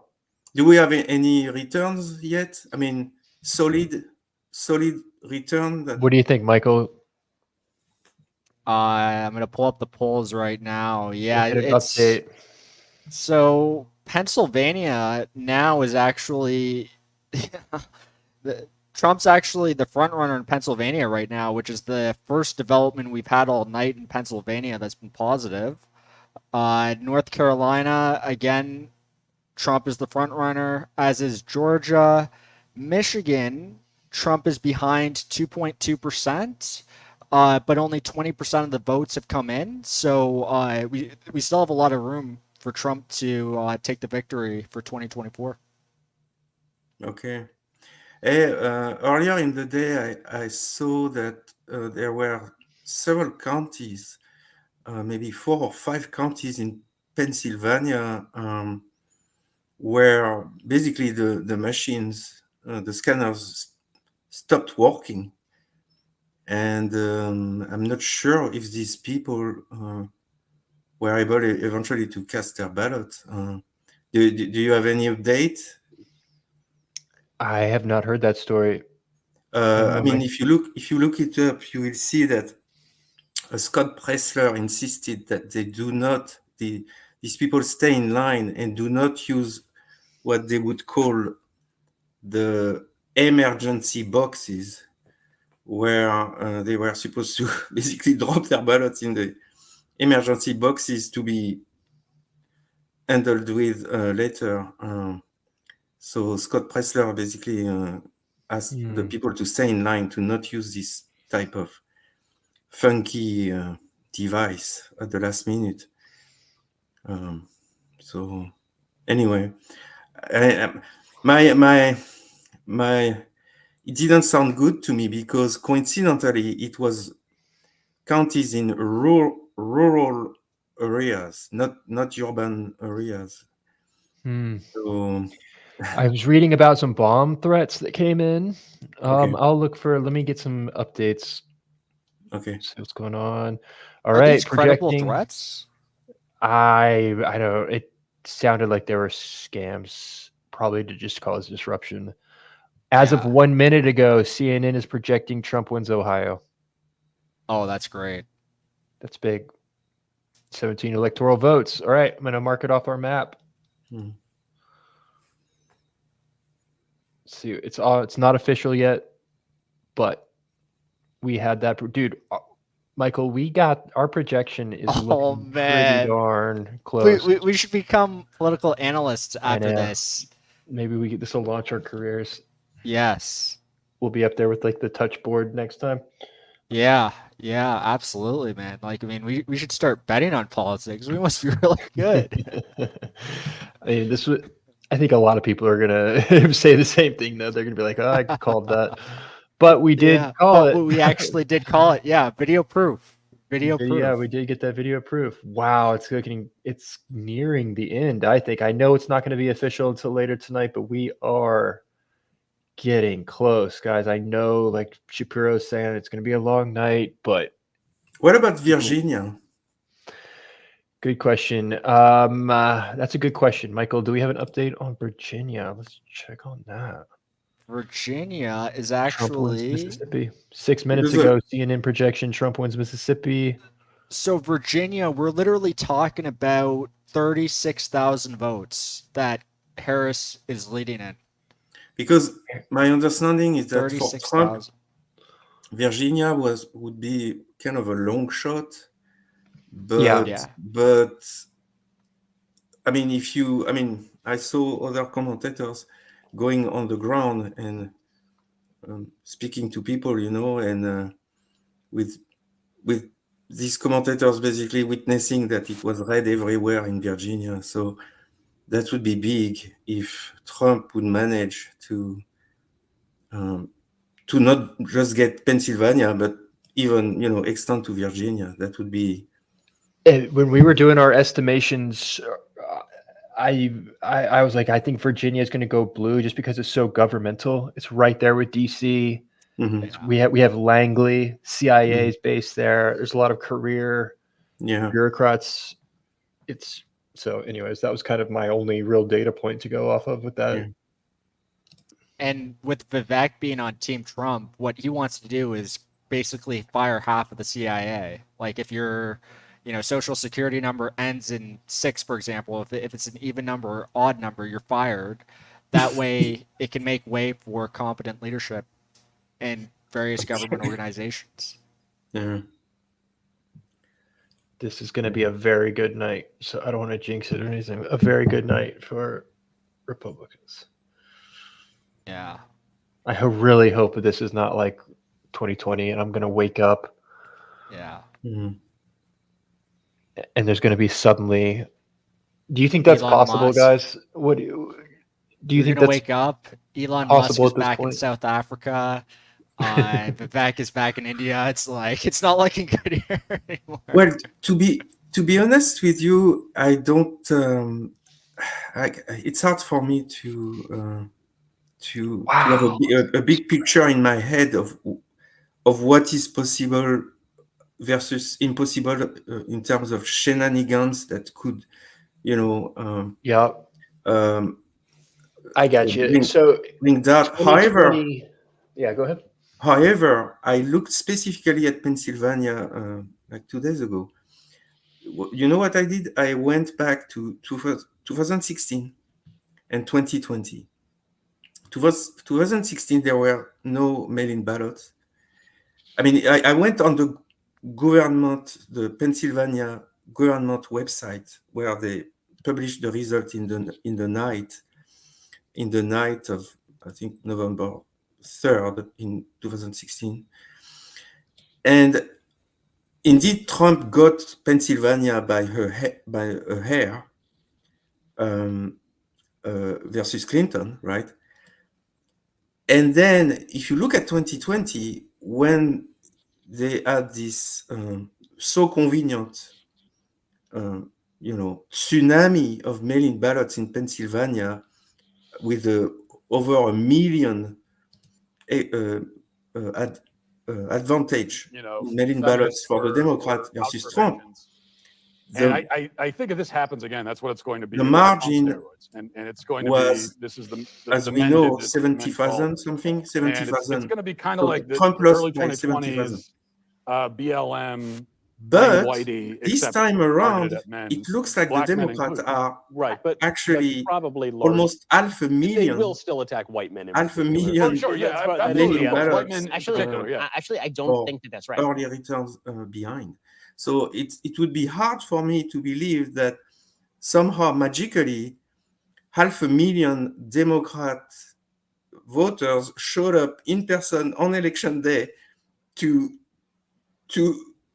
get back at the surface, basically, to stay afloat at the level of Trump, right? So it's gonna be a really, really long shot, in my opinion, to rig Pennsylvania if indeed Trump has this advantage. I don't think it's going to be. I don't think they're going to rig. I don't think we're going to see that. Those kind of shenanigans. Honestly, I think there's. Yeah, I don't. So, what do you guys think? What would they do? I mean, it just seems to be that people are speaking. Is how I'm viewing this. This is. We've never seen anything like this. Yeah. Have you noticed something? Oh, sorry, continue. Oh, I was just going to say, I've always been pretty agnostic in terms of whether or not there was shenanigans in 2020 and whether or not there will be shenanigans here in 2024. Like, if we look at the evidence back in 2020, now in 2024, I guess time will tell, right? At least for the 2024 election, if evidence does present itself. Well, I think for me, it has always been the question has always been. I mean, again, I'm not God. I may be wrong, right? But it has always been. There were a lot of irregularities in 2020 at the time of a so convenient pandemic, where in some states or counties they changed the rules last minute. And so the question has always been for me, okay, if all these irregularities and shenanigans conveniently going always in the same direction were enough to tip the scale just so that Biden gets in, or if anyway Biden had this alleged advantage anyway, right? So, but at this point, it doesn't matter anymore. I think here, if Trump really is performing as some of us believe even better than 2016, yet with a pressure that is even harder than in 2020, because what they put on him in the last months.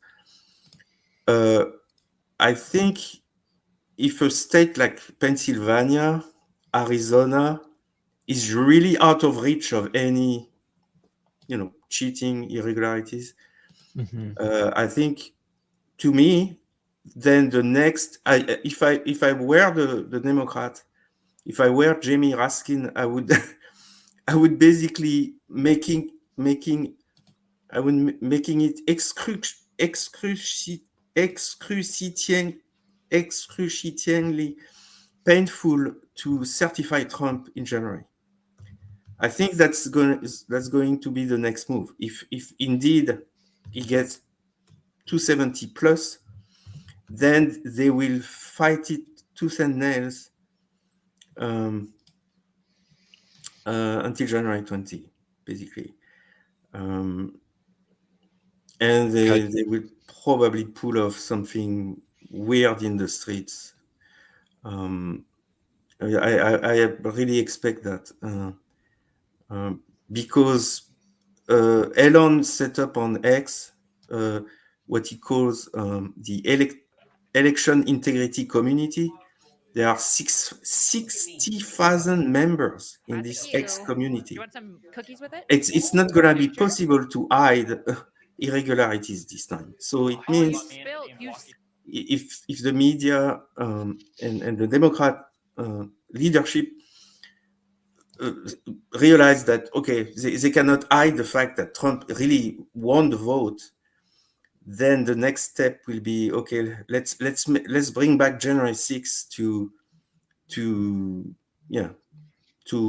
kind of do a Jedi trick on the entire country, because that's the only thing they will have left, basically. I mean, on July 13, it didn't work. He still isn't in prison. If he wins the vote, they will have no other choice than in January bring something with lawyers and try to manipulate the public opinion to make it too difficult. But I don't think it's gonna work with Mike Johnson. I mean, I don't think it's gonna fly this time, even if they try that. Yeah, I agree. I am an American now, so Okay. I mean, I was a legal immigrant up until the day before he got shot. I got my citizenship the day before he got shot. I think the shenanigans was in the form of, media coverage and not covering like the laptop and Hunter Biden and just the imbalance in the media, and that was still there. Oh yeah, you're right. Around, but we had a rise in alternative media. Yeah, things like Joe Rogan, the podcast. I do think that those were significant moves. Andrew Schultz, Valuetainment, Theo Vaughn. I mean, it's that technology cannot be underestimated. Just in pure viewer count, it's so significant. And no, you make a very good point, because it's another thing I wanted to say. I'm glad you give me this little time for me to say what really strikes me is that 2020 was possible.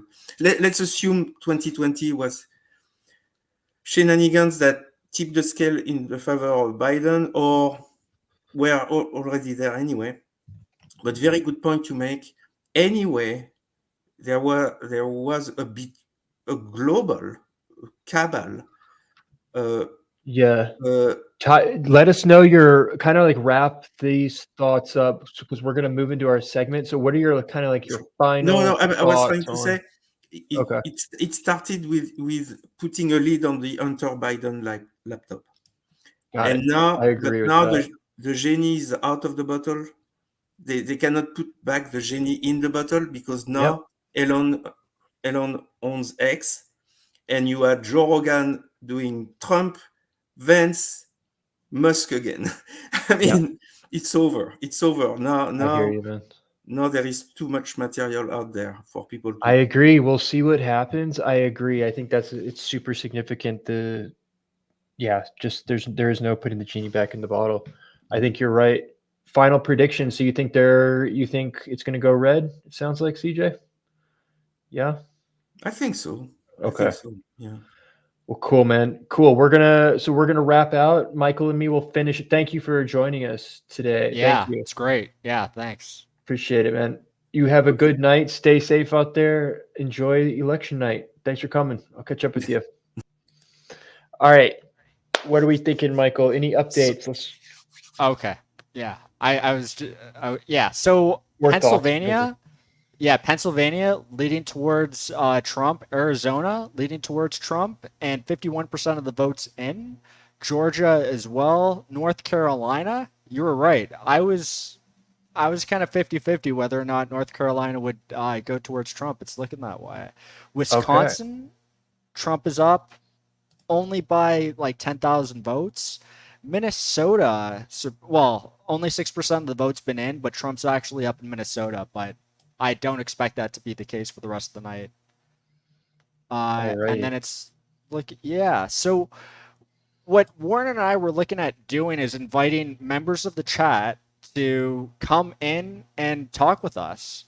Ideally, someone that voted for Donald Trump, and then someone that voted for Kamala Harris. If there's any of you guys in the chat, it would be especially if great there's any Kamala Harris voters, I would love to dig into it a little bit, get a little debate going. How would we do that? How would they be able to join? What I'm going to do is I'm going to share the link in the chat. You guys click on it. Depending on whoever clicks on it first will be invited. Just don't do anything stupid. You know, make sure you have clothes on. Like we don't want to get demonetized. Obviously, yeah. Yeah. So I shared the link. There's still 285 of you guys and gals still on, still watching us. Who wants to talk about politics? Who wants to talk about the election? And while you do that, I'm gonna check in with this Destiny stream, see what these knuckleheads are doing. They're eating sushi. All right. Yeah, thank you very much, Michael Dinas, for the $50 super chat. Oh, we got a against super Trump chat? for years. Feels like my eyes were open once I started listening to more critical thinkers. You came to the right place. Thank If you, you look past the BS, you can see that your original opinion was never yours. Yes. Yes. Good point. Good point. Oh, I see NQ Gamer wants to. So if you guys can just copy and paste the link in your web browser, we should be able to let you guys in. Let's see. My Halo Within, Izu Dark Wolf. Any of you guys want to hop on? Yes, we are ready for hysterics. Right, Warren? We are. Maybe. Always. Yes.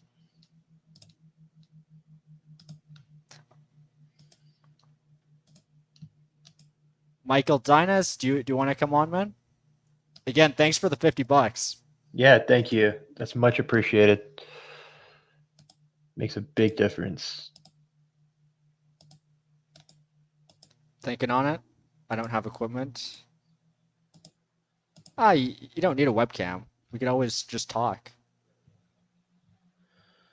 All right, let's see what the Daily Wire's up to until one of you guys wants to jump on.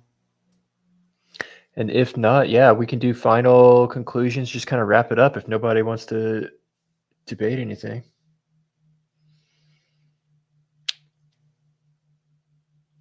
I can't at 12:30 when I go on break. Well, 12:30 is only in an hour and a half. We could let's get through it, right, Warren? Maybe. Let's see if there's any new data. There's new developments all the time. Nevada, they haven't started counting the votes yet. What's going on with Nevada? But then again, only 6 electoral votes. Yeah, that's true. Taco Shotgun, you're telling someone to come on? You come on, man. Come on.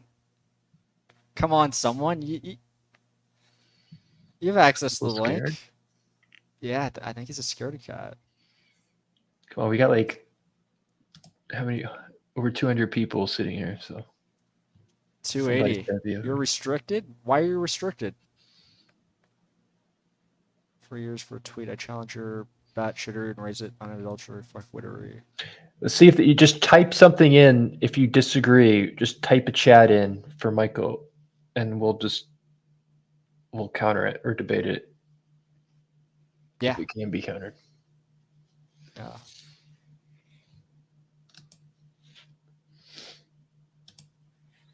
It's been fun, regardless. It's been a fun night. Yes. I'm excited for tomorrow. It's going to be good because I was thinking about that. I want to check this Crowder stream. This looks interesting. He's got Russell Brand. Oh, that's awesome. Yeah, Russell Brand has done a real 180. Yeah, what are your thoughts? Super liberal. I'm telling you, man, those are the data points. Like what? That is the data point that led me to this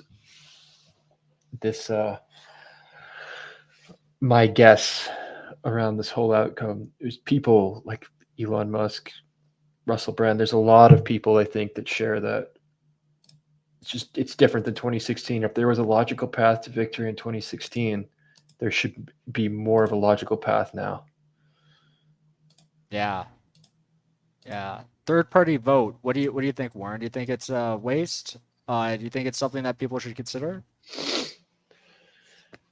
In this election, I think it would be a foolish move. Like that professor I have on my YouTube channel often that I debate, the filmmaker, he's voting third party, and I had a debate with him on this. I do think in an election like this, it is a waste because the stakes are high. You have no chance of victory. It's a protest vote. I get that you're doing it it symbolizes something to you. I understand that. Yeah. But when the stakes are this high, it's going to come down to how important is it to you to not have someone like this machine, to have this machine continue.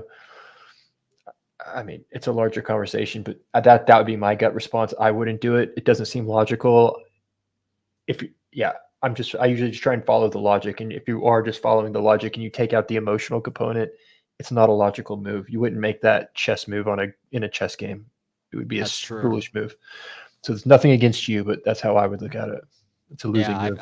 I feel like people do that to make themselves feel better, and then it's also a way for them to talk to their friends like, oh, I didn't vote for any of the candidates. I decided to write someone in, and it's like, okay, well, I'm guilty of that too, man. Not this election, really? But not now, dude. Like 20. I have a policy where I don't talk about my voting record, but there has been times where I was like, "There's no point in me voting."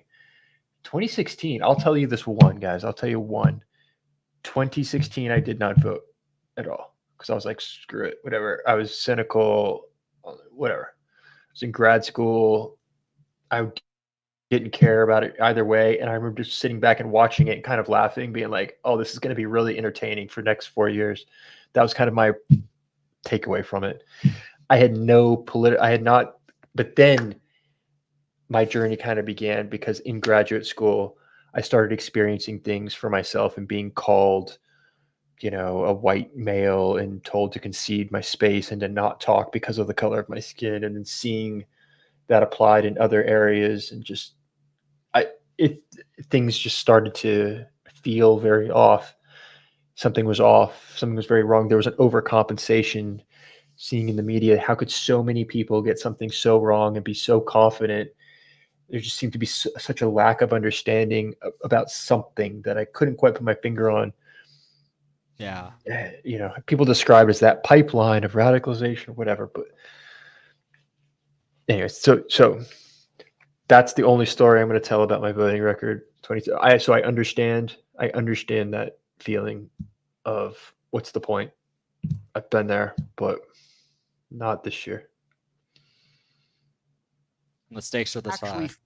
Claim is not a threat. So, for example, during COVID, Nancy Pelosi wasn't. So I guess we do have Russell Brand on Crowder. It's that she actually went to have a blowout, which couldn't have possibly been worse. Or Governor Whitmer, or you see it with Gavin Newsom. It's that they say, "Hey, look, we don't have a problem with migrants." Yet every single time they go anywhere near the border, they have an entire. He's got a Locals logo in his studio. Are people hypocritical? What is he doing with his camera? Because they fall short of standards. People can also be hypocritical simply because they're lying and they don't believe in those standards at all. And I just say that because it's the first thing they'll throw at Christians, and it's true. Every single Christian is a hypocrite. Difference is, does someone believe it? Yeah. That's some good analysis. What I suppose is like the significant change since coming to Christ, since surrendering to Christ, since being grabbed by the throat by Jesus Christ, is that I Dude, did you see Russell Brand hawking that the medallion, the magic medallion? No, it's hilarious. Peter Boghossian did a reaction. I'll show you Peter Boghossian's reaction to it. He started doing reaction videos.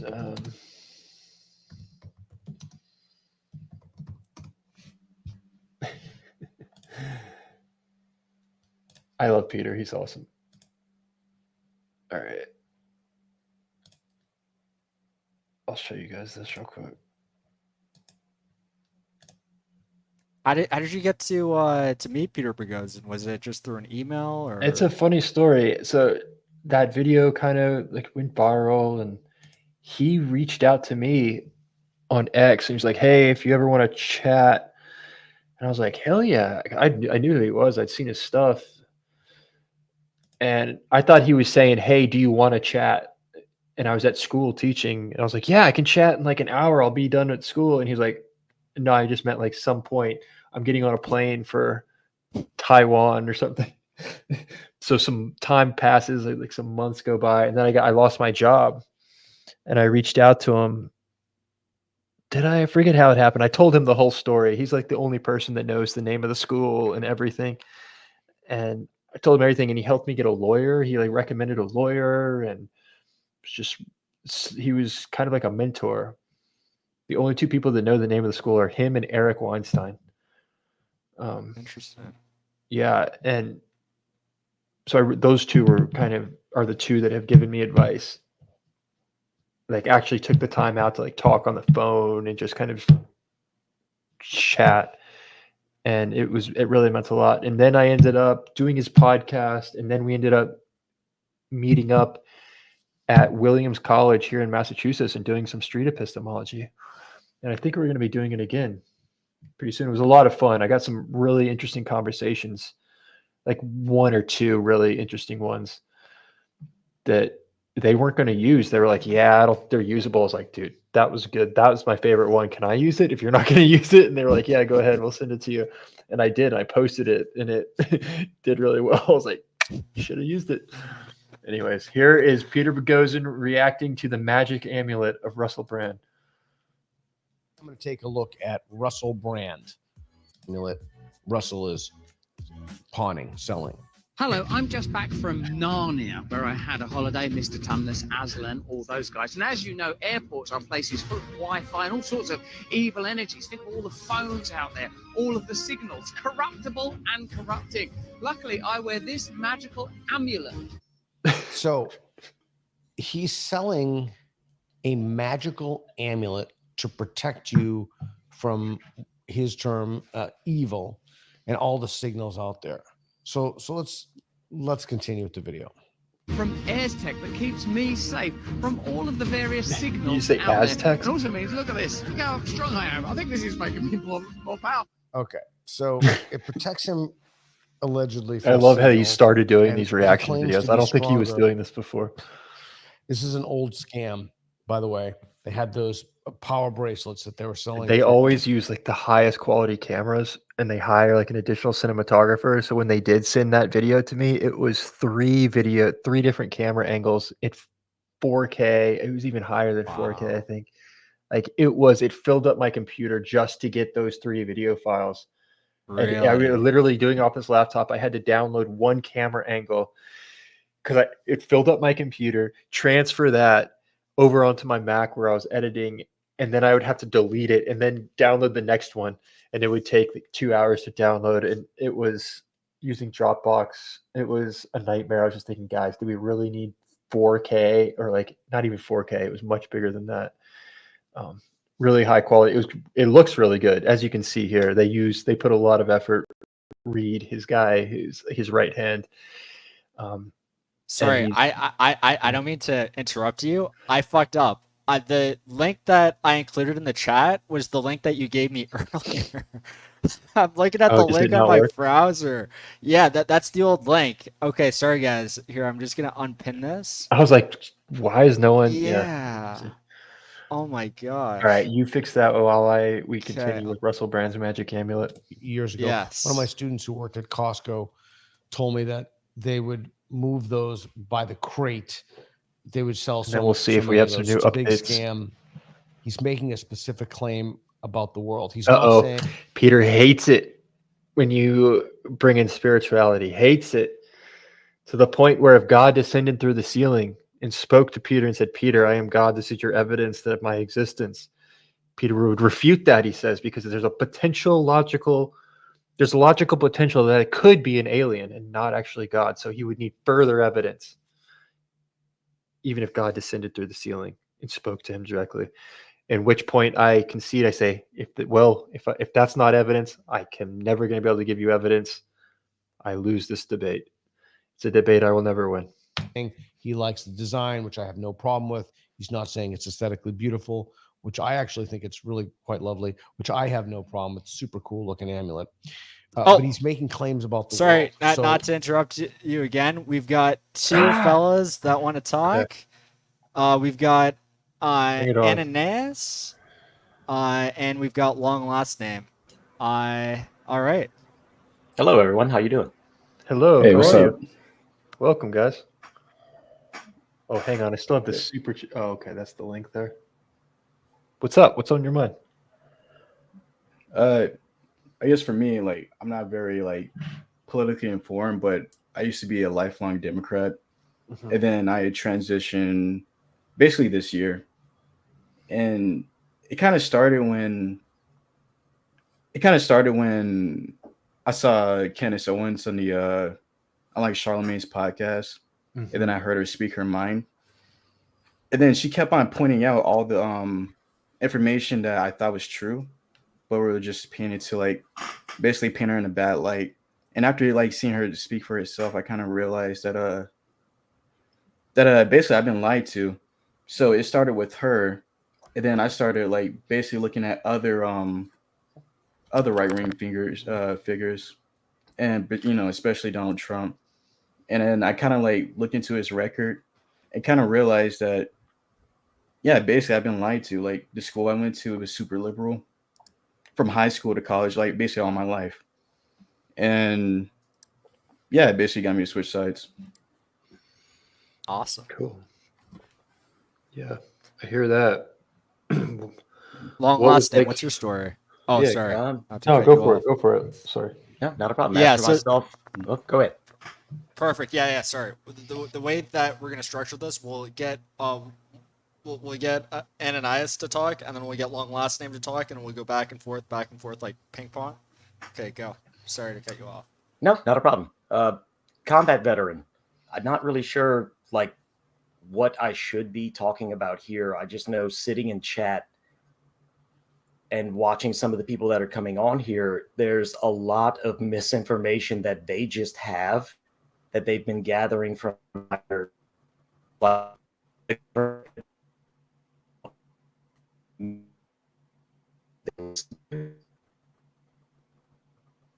and I'm not really sure like what exactly I should be thinking about them, because I know it's, they're not purposely ignoring information. It's just they're not getting the information.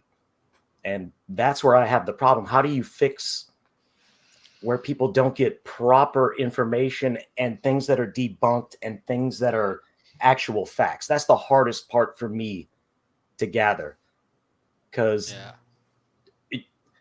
who is the actual information that everyone can listen to? Because it's not the BBC, it's not the MSM, it's not Al Jazeera. And what I've been watching is just individual people recording stuff on Twitter. And that's the only place where I feel like I can get real answers from now. And that hurts me, because I'm supposed to be getting real answers from my government, my officials, like people that we have put into place, but we're not getting that. We're getting it from YouTube. And YouTube is supposed to be our place for entertainment. But now it's more of a place where we go for everything. So that's where I'm at. Like, I don't know who to believe exactly. I just know that when I watch the normal people or the people who are not involved in politics and whatnot show their actual videos that they're taking, I believe that. Yeah. No, thank you as an active veteran. I mean, thank you for what you thank do. you for your service. That's huge. It can be discouraging, but I think it's also liberating there's a silver lining, I think, because I think it's what's I don't want to count our eggs too soon, but I think we see where tonight's going. And I think that one of the biggest reasons for that is because of this shift in technology. It's frustrating as it is because there's always going to be those profit motives with with corporations, whether it's Murdoch and Fox News or the equivalent on the left. I think it's a good thing though. And the best solution I've come up with is to always try to strive to think for myself. And there's a lot of sifting that occurs. And there's also a lot of people on YouTube that are biased, and I have my own views. I know there are people in the audience that expect me to be something in the middle and be objective as possible. So I'm trying to be that, but I do have my own opinions, but I'm trying to always question it and invite. One thing I will always do is I will invite someone always to challenge my views. I mean, that's like tonight we were trying to get someone to come on and like really, I love that. I love that conflict because it keeps me sharp. It keeps me figuring out where there's holes, where I'm wrong. And there's going to be things like that I'm wrong about with Trump. Like talking to Destiny, he had good points, but we have two options. What's the least bad option? Just because here's the quote I keep in mind. Winston Churchill once said, "Democracy is the worst form of government except for all the others." I think that's one of the most profound and insightful quotes ever. Absolutely. Because that's how I think about like, it means there's flaws. So therefore, if I'm debating someone and they can point out a flaw, does not mean that that's not the least bad option. Because then you can point out those flaws with the other option. So it's not just a game of flaws. And the best solution is to ask people, why do you think that? What's that based on? We were doing that a bit with Catherine, who I really like. And you notice that she didn't have the examples on hand, and that's usually how it goes. And that's nothing against her. It's just, and she acknowledges it, at least. She's pretty open-minded and she's pretty middle of the road, so that's why she's such a pleasure to talk to. It gets dangerous when people still insist and they won't even acknowledge that they don't have the example on hand. So that would be my long-winded response to that. Michael, what are your thoughts? Yeah, no, I totally agree. Winston Churchill said, there's no other better system other than democracy, right? Like, it's the best, the worst. Now, Ananias, just out of curiosity, man, what college do you go to? And you mentioned that it's very liberal. Can you tell us some stories of how you experienced, maybe the woke mob or? Yeah, I've experienced it more in high school, I would say. Interesting. We're basically like, it was a consensus basically that Democrats work for us. Donald Trump is evil. Like, bro, when like Donald Trump was announced to be the president, like the next day at school, like it was an announcement, like there was a funeral for us or something. And I believed it. Like I believed the lies that were told. Like he was racist. Like I just thought we were gonna regress like to the like 1960s or 1950s or something based on the beliefs. In college, I was still liberal in college, and I noticed that I had conservative friends, but they're really afraid to speak their mind.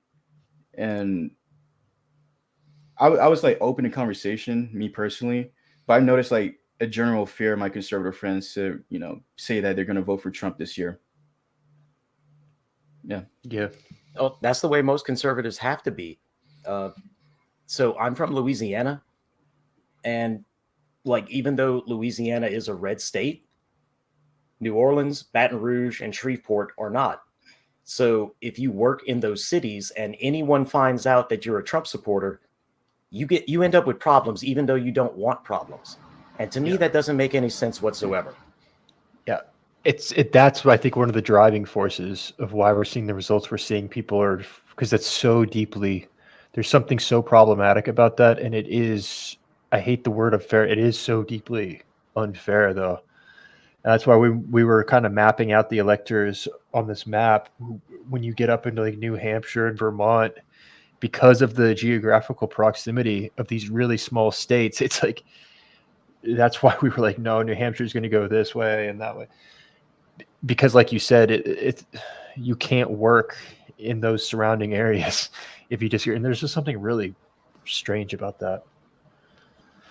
I mean, it's the same demographic throughout almost every state. Like the large cities are, basically more demographic, and the outside rural communities are usually more Republican or conservative, however you want to put those lines in. Liberal, conservative, blah, blah, blah. Me, I don't really see a difference between anyone, because literally we're all Americans, and like as many issues as you think we have against each other, it's only like 20 or 25 issues. Like all the rest we're still together on. Like I'm sure everyone here agrees murder is bad, rape is bad, all the bad things are bad. It's just all of those quote unquote key issues, and there's only like 20 or 25 of them that we differ on, and all the rest we agree on. So it's really hard for me to differentiate Americans as a liberal, Democrat, and blah blah blah, because I don't see it that way, because we all live here. Like we all have to live with each other, put up with each other, and if we can't respect each other's views no matter what or where we lie on any spectrum that you create, then we're not Americans anymore. We're at a civil war at that point.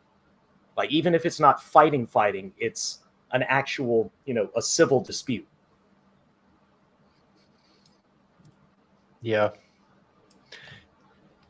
Dude, Destiny, they're losing their minds right now over on that stream. This is funny. What do you think is going to happen tonight? Do you think how confident are you in these results? Do you think we're facing any potential late night changes like 2020? Are we going to wake up to something different? He has to win. It's hard for me to actually predict. It looks like he's going to win, but like that fear of Kamala winning is just, it's in the back of my head. Like the last 4 years has been hell for most of us. And yeah, it's been the worst 4 years of my damn life, to be honest with you. In what way? Like just financially, like it's hard. So it's really hard to find jobs, and I don't have any definitive proof here in Memphis, Tennessee, but I do believe it's due to immigration. And it just, of course, inflation. I had plans to, get a car, get a car, move out, etc. And then inflation just really took it, like really paused those plans, like stretch those out in a long run. Yeah, it's hard to afford stuff today. Well, I think it's good that people hear that. It's important that you talk about it. So I think a lot of people don't quite understand the motivation for many people and what it's actually like.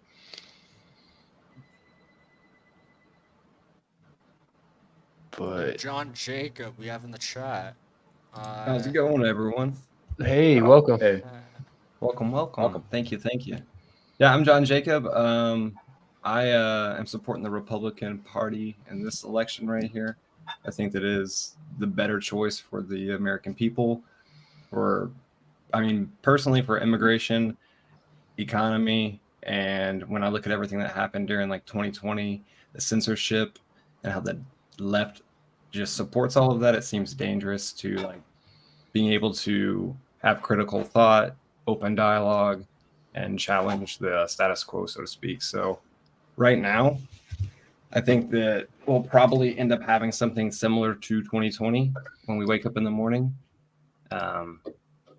I hope that we don't. I mean, I truly hope that we don't, but I feel like 4 years ago, the polls or the numbers were looking very similar to this, but when everybody woke up, it was something completely opposite.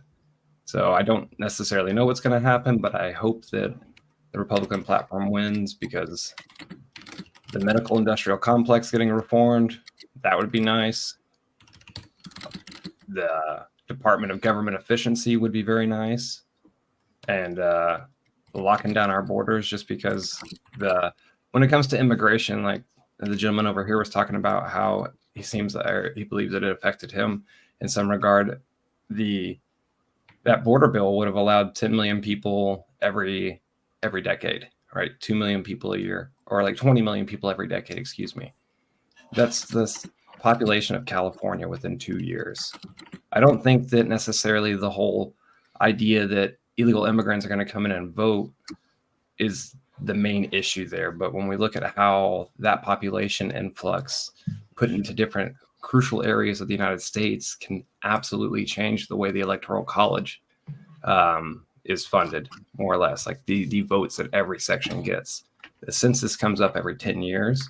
You know, we are 6 years away from a census. We look at the amount of people that have come into the country over the last 8 years, and it's a massive increase in population. And when you look at where the government is putting these immigrants, they're going to key crucial states. And so that seems dangerous in the long run. But yeah, I mean, that's my take on a lot of things. Got it. Yeah, Thank that's you. a lot to unpack there. Hey, you're welcome. No, that was good. Thank you.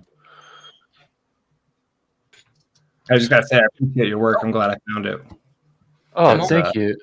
You know, I appreciate the way that you think about things. It's very critical, and you look at it from like a non-biased perspective. And even when you do have bias, you can see those blinders and still try to think outside of those. And I really think that's what a lot of people are missing. I think the gentleman from Louisiana was kind of talking the same way, that we need to really come together and letting all of the BS divide us. Like, I personally have a theory, not to keep talking, but like, I have this theory that like identity politics are simply just a weapon to divide us. And you can see the shift in the paradigm from like when Occupy Wall Street was the main initiative that everybody was focused on in 2010, 2011. It completely shifted with 2012 and Trayvon Martin. And then the entire media paradigm focused on race, followed by gender, and it kept dividing us into all these different categories, as opposed to being able to focus on the economic inequality that oppresses everyone. I feel like that's happening. You made a good point. I'm bringing this up on screen just because it's interesting to look at this body language. It says a lot, I think, about the state of tonight and where we are. You made a good point though about waking up in the morning and how that's kind of how we went to bed in 2020. And I don't remember honestly how similar the data was to where we are right now. So if anyone does remember that, maybe you could articulate that, like how similar, because I thought it was more neck and neck. I wouldn't call right now neck and neck. I think we're closer to 60-40. I forgot what the exact split was right now, but as I'm flicking through all these channels, the body language says a lot.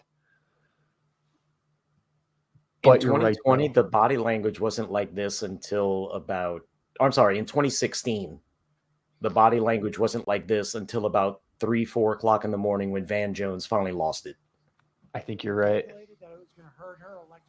Let's see what they're talking about. Policy matter, like a much, because they were just talking about, well, if we are going to lose, I'd rather lose like this. But you're right.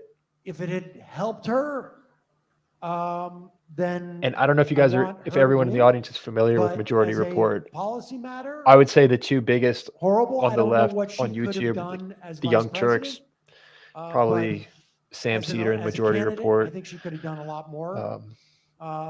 He just recently went on Tim Pool. This guy does irk me a bit. Particularly good right now. I'll just say Hubert Humphrey. Let's see what they're saying. His speech calling for Sam Cedar irks me as well. Vietnam on September 30th. You can just tell though they are swinging the polls 20 points in his favor. Harris facing. didn't do any of He's that, gritting his and teeth. We are where we are.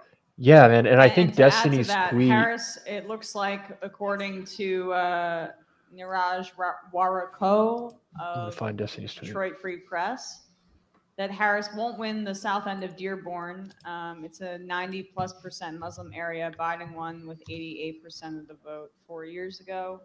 We Talking about a anticipated reckoning. that would be the case. Yeah. I think, the reality is that Which Harris this is lovely. complicit, of course, in the genocide of Palestinians. I mean, Biden, though, is the driver of that policy with his multi-decade-long racist views about Palestinians, which are well documented. I think she's the best of two options with Donald Trump as it relates to that issue. But how can you make that case if she refuses to kind of break from Biden on that very topic electorally? So that's the problem is like, sorry? Oh, that was me. I said absolutely. Okay, the problem is just that, even if she were to be better, it doesn't really matter because we're hyper focused on the election. Yeah, and I we're forget looking at some of what he these said variations exactly. like, I think Phil Okay, here we Gordon's go. good. I think this really sums it up, guys. Jake Sullivan and So Nancy Destiny said on Twitter on November 3rd, in 2 days, one group of people is in for the most brutal reality check in recent U.S. history. In 2 days, one group of people is in for the most brutal reality check in recent history. Like it or not. No, I think people might have been. They called Ohio for Moreno. Yeah, reacting to Bernie Moreno being projected as the winner against Sherrod Brown. They're saying Brown lost, if you didn't hear. Adam Schiff. Okay. That's really, I was so confident that would not happen.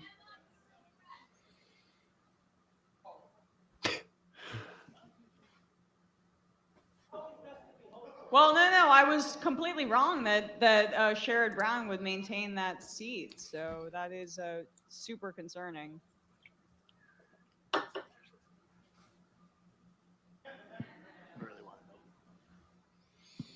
Jeez.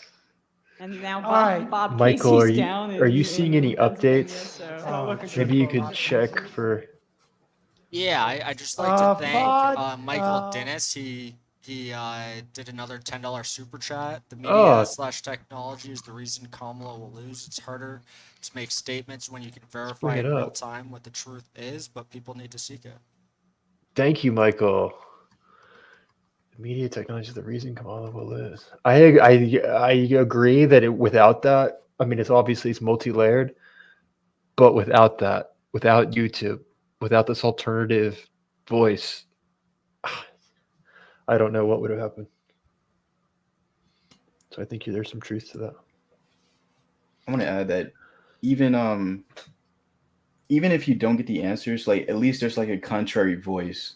Because like I said, when I was liberal, everything would just state as fact. It was not competed at all. And that's how you're able to like get that momentum of young people voting Democrat, because it's not challenged. Everything that's been said is a fact. But at least when something is challenged, you can think, maybe I need to look deeper into that instead of just automatically believing it. For sure. Well, when I was in high school, I was in high school in the 1990s. So we would actually have debates.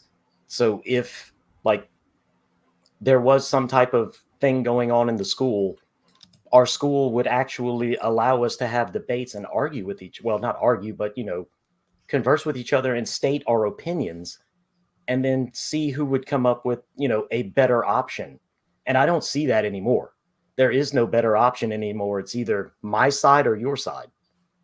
And then a lot of people on YouTube that are in the middle that are going, hey, we don't have a side. Let's use common sense. I think that's why a lot of people are coming more towards the YouTube to get their information. Yeah. And it's shaking up Hollywood as well. Because I teach this production class from script to screen, and my background's in filmmaking, and it's having huge ramifications. And I think it's the best hope for independent filmmakers as well. I think we're about on the cusp of seeing a revival of independent filmmaking, because we're not seeing independent movies at all now. So it has massive ramifications across multiple businesses. And I really think it's just been within the last year that people have really begun to take it serious as real competitors for streaming services in politics and in business. Let's see what these guys are saying. 7-0. Chiefs. Oh yeah. Interesting. They're talking about football. All right. Yeah. Do y'all think that there are any like actual issues that the left says about Donald Trump that could steer the country in the wrong direction? Like, should we take any of the claims that they make as valid, or are they just blown out of proportion? What do you mean? Like, I mean, I agree that his ego is out of control. He can't be out of control, but it's ego's like, out of control. What makes So, him? like, sorry, go ahead. Oh, what was it? So him being a Nazi, people claiming that like he's a Nazi or he's a fascist, so he's going to implement these fascist policies, or like he's going to just go on a mass deportation and alienate a certain group of people and think like, is that things that like the fear mongering that they say around Donald Trump, is that something that has validity in some realm, or is it something Not the fascism claims or comparing him to Hitler? I don't think you could say, because he has spoken about deportations and things, but I think Shapiro summed this up well when he said his policy around deportation is most likely going to look like what it looked like in his first term.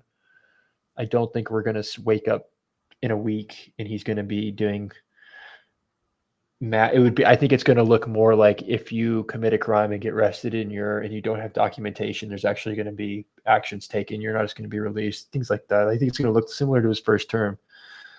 I don't know. What do you guys think? You jump on that. What was the question again? Is there any validity? Go ahead. You could summarize it better, but is there any validity to the media's characterizations, is how I took the question. Mm-hmm. I mean, it all depends on who you believe. That's really what it is. Like it's where you put your trust. Mm-hmm. Do you think it just boils down to like where the individual, like with the information that they trust, and that's going to determine like the way that they interact with everything else from that point forward? Correct. Is there a way for us? Same thing with someone believing their brother over their cousin. Yeah, man, I'm in my own personal life. It's not so much. I think we make sense of the world through stories. This is how I explain it. And the world's made up of competing stories. It's just a part of human nature. It's how we understand things. That's why the hero's journey is it's why archetypes are deeply ingrained within us. If you watch things like Jordan Peterson talk about this, he really explores this in depth. I think it's for that very reason, like the family members that will attack me about certain things pretty viciously in a way, and I wonder why. And I don't think it's so much because they're believing facts, or it's because they're buying into a story similar to the story you were saying, like Trump is fascist. And if therefore in their mind, I'm making YouTube videos where I'm debating someone and challenging them, and they view that as me supporting a fascist, which if that were true, that would be pretty crazy. And they just jump to that. Because they're following a storyline. It's a story, yeah. Yeah. Well, when everyone is saying the same story, as in when I say everyone, the MSM, the mainstream media, and then you're listening to the politicians who are the ones perpetuating it against their opponent, and then the mainstream media jumps behind them, you've got 4 out of 5 of the media in the entire United States supporting a false narrative. And then they just take little tidbits of the scenarios, put it on the air, and then create an even bigger narrative off of that. It's just all smoke and mirrors. Yeah, the very fun. We at the beginning of tonight's stream, we dissected with Lee Harris, the first guest, we dissected the very fine people claim, which was even brought up in the last debate. And we just watched the full video clip with the context, and you see that it's blatantly not true. So that's a pretty solid example. Yeah. Fair enough. I'm just having fun analyzing this body language in the background. There's going to be a lot of Van Jones tomorrow.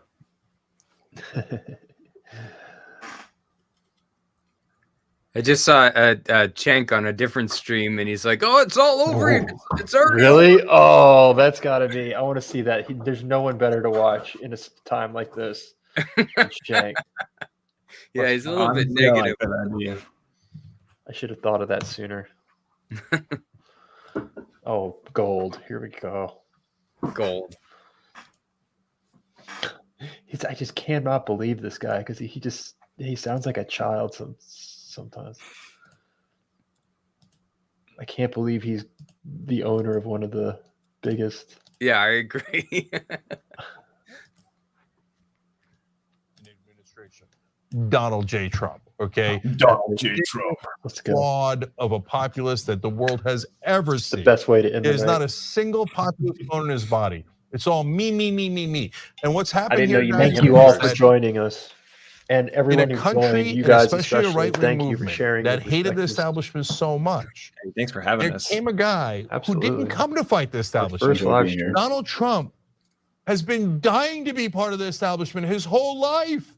Every story that we've ever seen about him is, oh, Steve Wynn's so rich. Oh, I want to be like Steve Wynn. Oh, Elon Musk is so rich. I want to be like Elon Musk. Oh, You know what I I'm gonna mean? do the best It's like, parties how in is New this York. dude for real? All these pathetic, I used to pathetic watch him attempts all to the get into the time in like establishment. 2014, But the 2015. establishment was like, you're Really? too much of a clown. Get out of Yeah, here, right? and then So then it they just hit me clash. one day. This is And what happened propaganda. was the populist right wing go, This oh, is that's the guy. propaganda. What was the I guess he appeal? must Like, be the what right made guy. you watch it? So in a sense, Was it Trump, Anna? for the It was 80th time in his life, Anti-establishment. It was the guy with no hair too, and I But thought there's- Cenk was kind of cool because he was a There little bit older. There was Occupy Wall Street. Who was the one that was Yeah. talking about Occupy Wall Street? Tim During that Pool. time, we would talk about, like, Emma was on the show too, and there was a bunch of other people too. Oh yeah, Emma from Bernie Majority movement Report as now, well. right? Yeah, I used to watch the Young Turks also, and then they went over the rails, and it's like, I think it And, was like, during the secular Covington talk- kids, but huh? Secular talk, like when he only had like 15,000 subscribers way back in the day. Now he's Really? yeah. You were I watching it back then? I really was because he would follow Bernie Sanders and talk about Bernie Sanders, and I was all on the Bernie train back then. I was like, this makes sense. I'm poverty level. I had never made more than $10,000 in my life. Let's go. I want to go to Dude, college.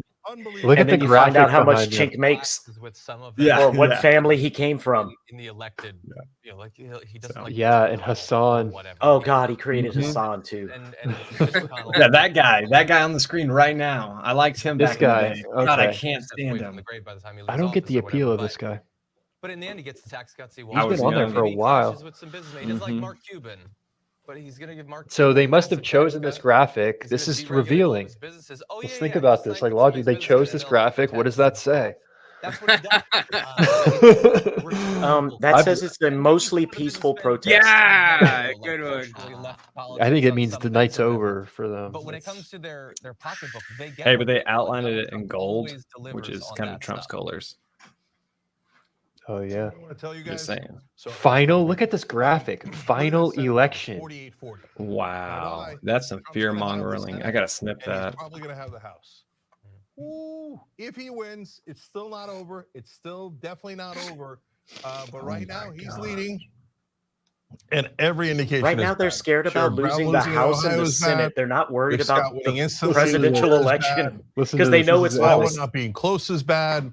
Virginia being close when it shouldn't have been close is bad. The only slight ray of hope is Arizona. So I'm going to check back in with Arizona, and then you're going to tell me, oh, no, we lost the lead. No, I mean it hasn't really moved. He's still up by 0.2. It's taken a while.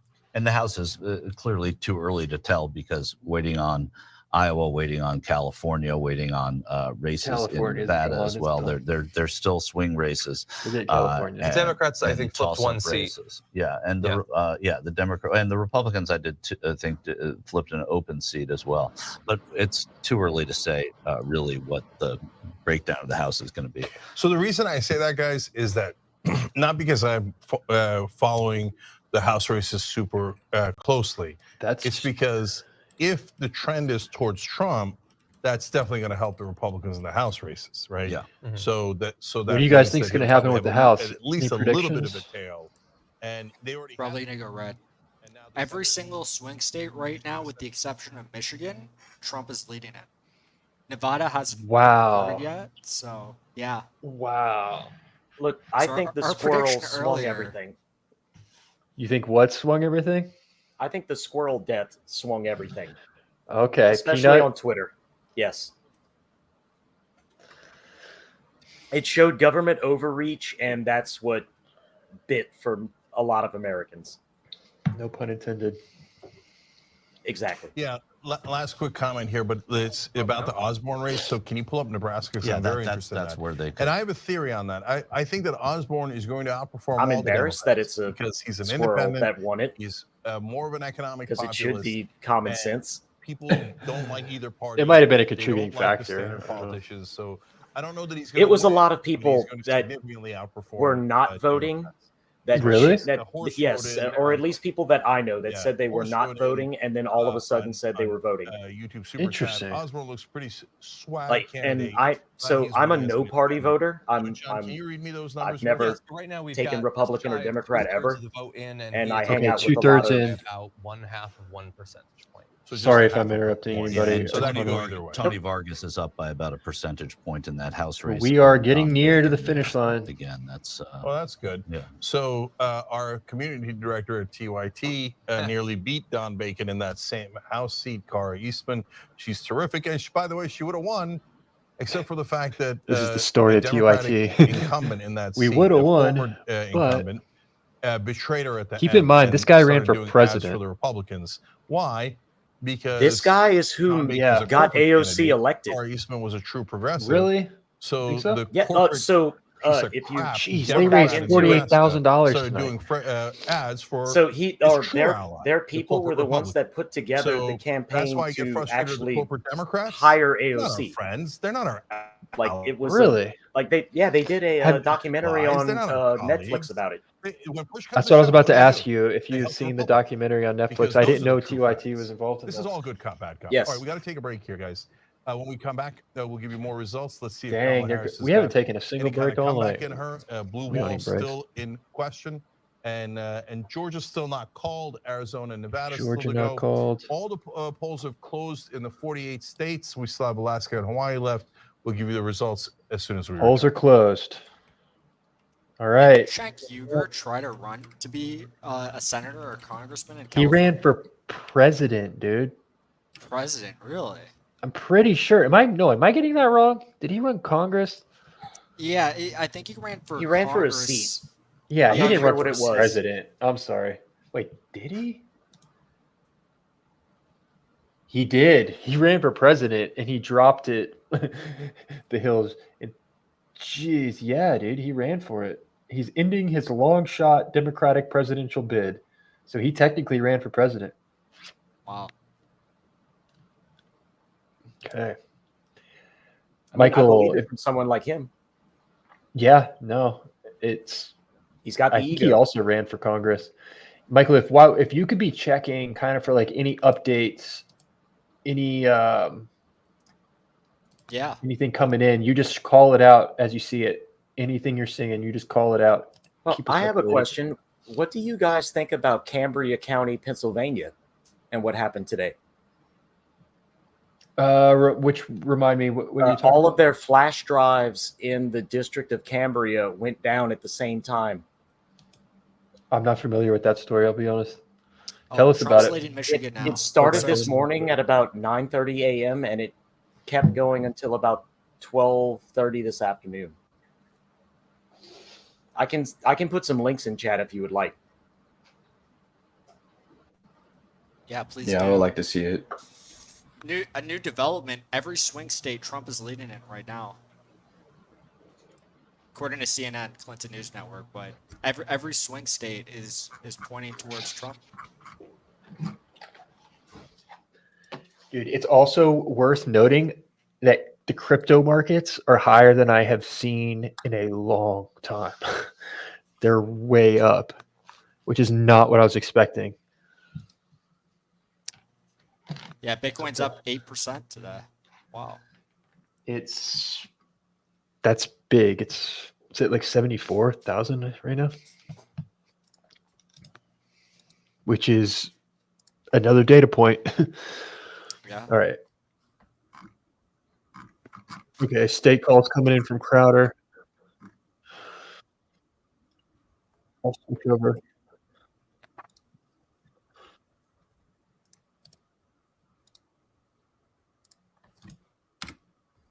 Electoral votes is I'm all disappointed in my home state. Oh, James no. the Raging Cajun James Carville.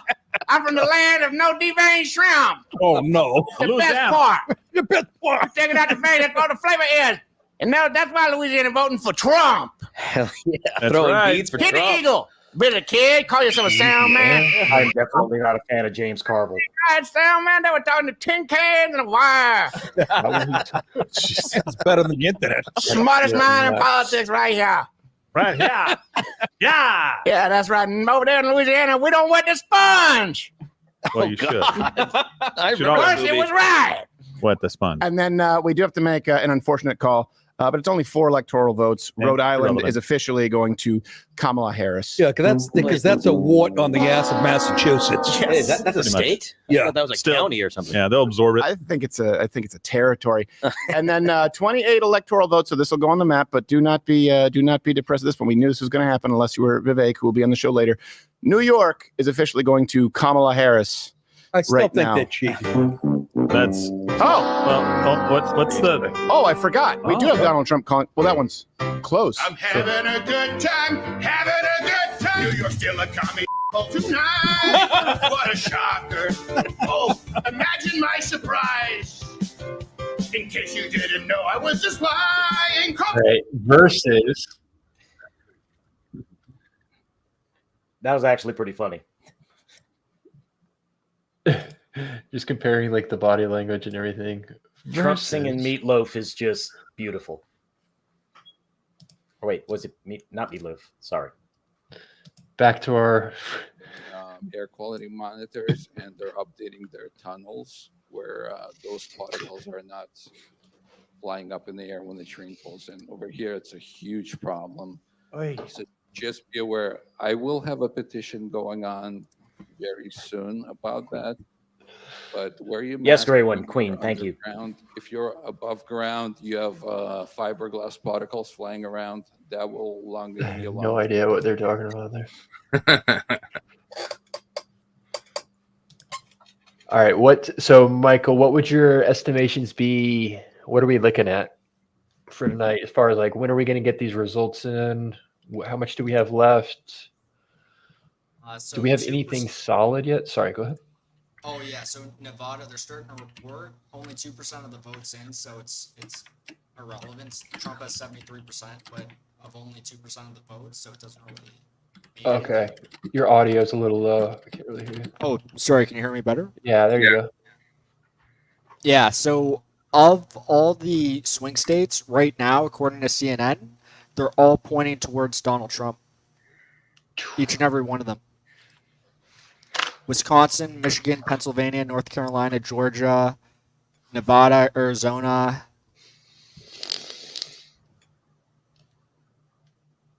Yeah, it's. I'm gonna go over to Twitter. Let's see what's going on. If anybody sees any updates, okay, we've got Michaela posting about Shank. Well, if I'm right and Trump wins tonight, well, then you're going to get to see it for 4 awful years. And he's going to violate one promise after another after another. It's going to be an epic disaster. And he's going to break a lot of things. But we're not there yet. It's really fast. That's like what we were watching.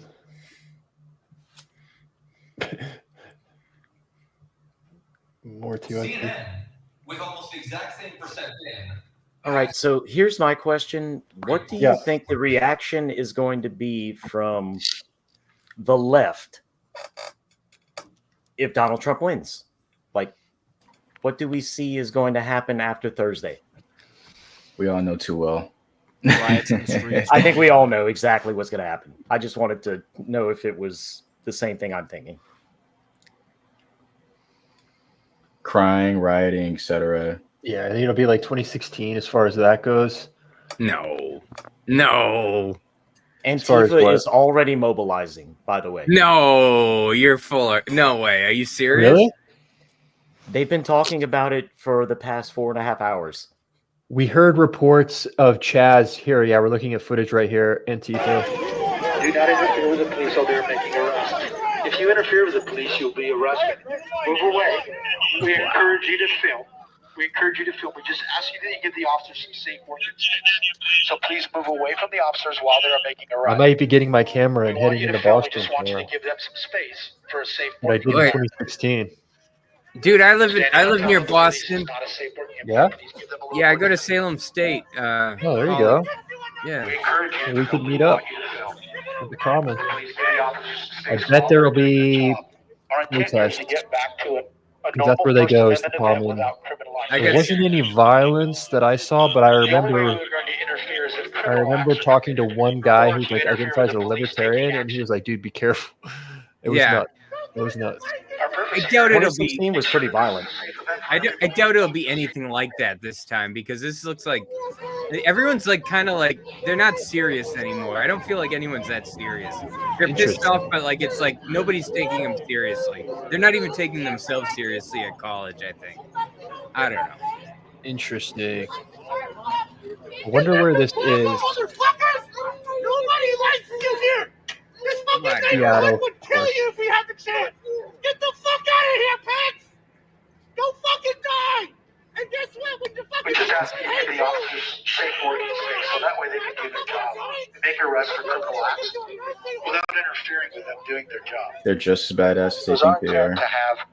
This could have gotten taken care of in 2016 if you'd just put your foot down. Yeah, I think they've gotten fed up. They've learned. Yeah. So we ask you to don't interfere with the officers. Seattle police poet. Interesting. Nobody's taking it seriously anymore. Interesting. Good old Andy No. Whatever happens, I just want a peaceful transition of power. Thank you, Tim Kennedy. That's a good point. It's easy to say once you've seen the results coming in. You're like, sweet. I do like Tim Kennedy, though. Look, guys, sweet. Now that we won, I just want a peaceful transfer of power. Let's just be graceful in defeat and victory. I mean, Sydney Sweeney can give us a peaceful transfer Trump? of power. Okay. Yeah. I just want to thank Izud Dark Wolf for another $50 super sticker. Oh, thank you. Thank you. Dude, that's huge. Thank you so much. What is a super sticker? Show. It's like super sticker. It's a super chat without chatting. Yeah. Oh, well, that's super generous, dude. He's been super engaged tonight. I've been seeing your comments and stuff, so thank you. It's really nice to have you. Dude, So long last name. What state are you from, man? Louisiana. Oh, Louisiana. Nice.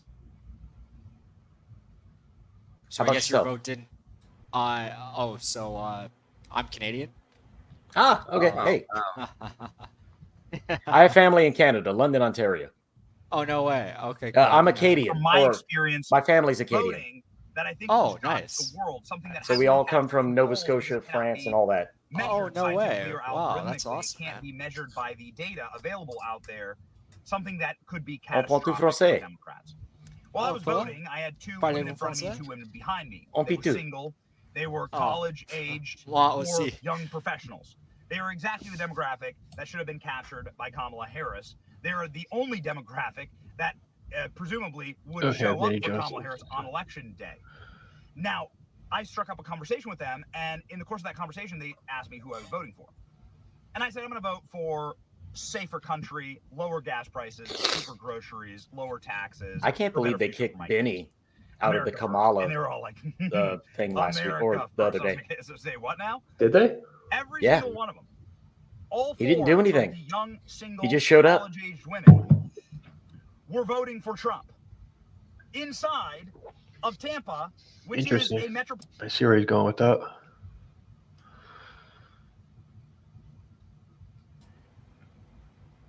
Okay, here we go. This is what I like to see.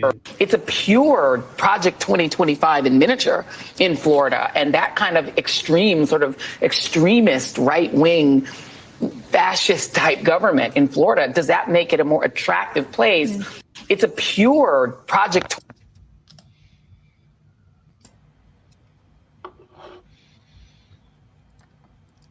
I want to add to a previous point. I'm sorry, I forgot your name. You're the veteran. John. Yes. John. Yeah.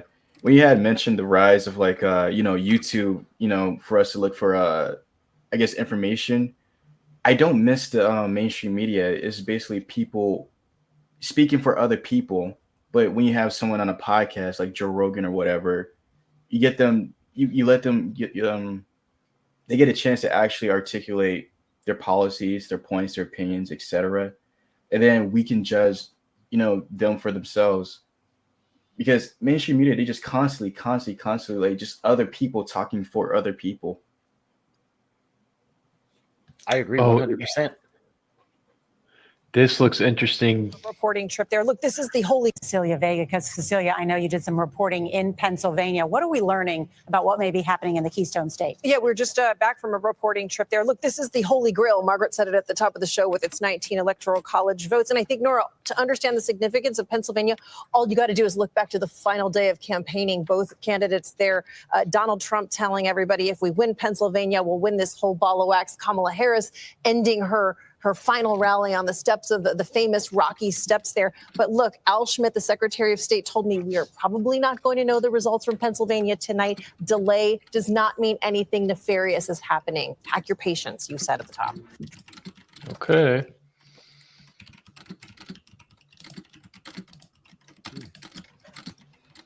Where do you guys think gas prices are going to go if Trump wins? I don't think we'll see any immediate change. I think it would be more the results of. I don't think that'll change inherently just because he gets elected. It would be the results of once he gets in office, perhaps. Unless I'm missing something.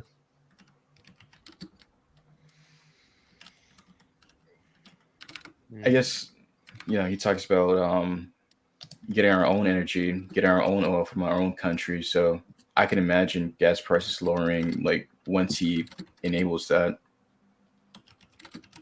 He's like my problem with him. I heard him on Joe Rogan, and he's like, "It's just a little plant, and it's preventing us from drilling, and we're gonna get rid of that. We don't care about the little plant." And it's like, I mean, obviously, but undue leadership. Probably has well, I mean, it doesn't happen overnight. It doesn't. The leadership doesn't lose overnight. But I mean, what I'm saying is, what I do have to go. Thank you for having me. We're not Yeah, no, thank you for coming. We should probably start wrapping up. I wasn't planning on going past 10. Yeah. But yeah, this has been awesome, guys. Thanks for joining us. Yeah, we'll just go ahead and end it out. I think we see where this is headed. Nice to meet you. As long as, Yeah, it's really nice to to meet you guys. have a nice evening. Bye. Yeah. All right. Thank you, everyone, for joining. I think we see where this is headed. Michael, thoughts to wrap this up? It's basically going Trump's way, which is good. Indeed. Fingers crossed there's no midnight surprises or 2 a.m. surprises. Okay, look, 2020. If things shift radically, we'll be back on at 2 or 3 this morning. Yeah. If there is anything crazy that goes down, we'll just get back on. Thank you guys. 2020. It was 2:00 in the morning when it happened. We'll be keeping. I'll set my alarm and I'll check in like 2 hours. I think a lot of people will be. So yeah, shoot us a message on Discord if you see anything you're like that you think you want to bring to our attention. Join the Discord. You can message me directly. You can message Michael directly.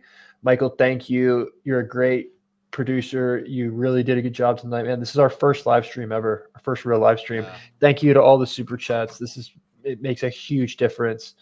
Thank you all. Thank you to the Secret Scholar Society. God bless and good night. Warren, can you link the Discord, please? Oh, yeah. I'll put it in the description of the video. Thanks for having me, everyone. Have a good night. Good night.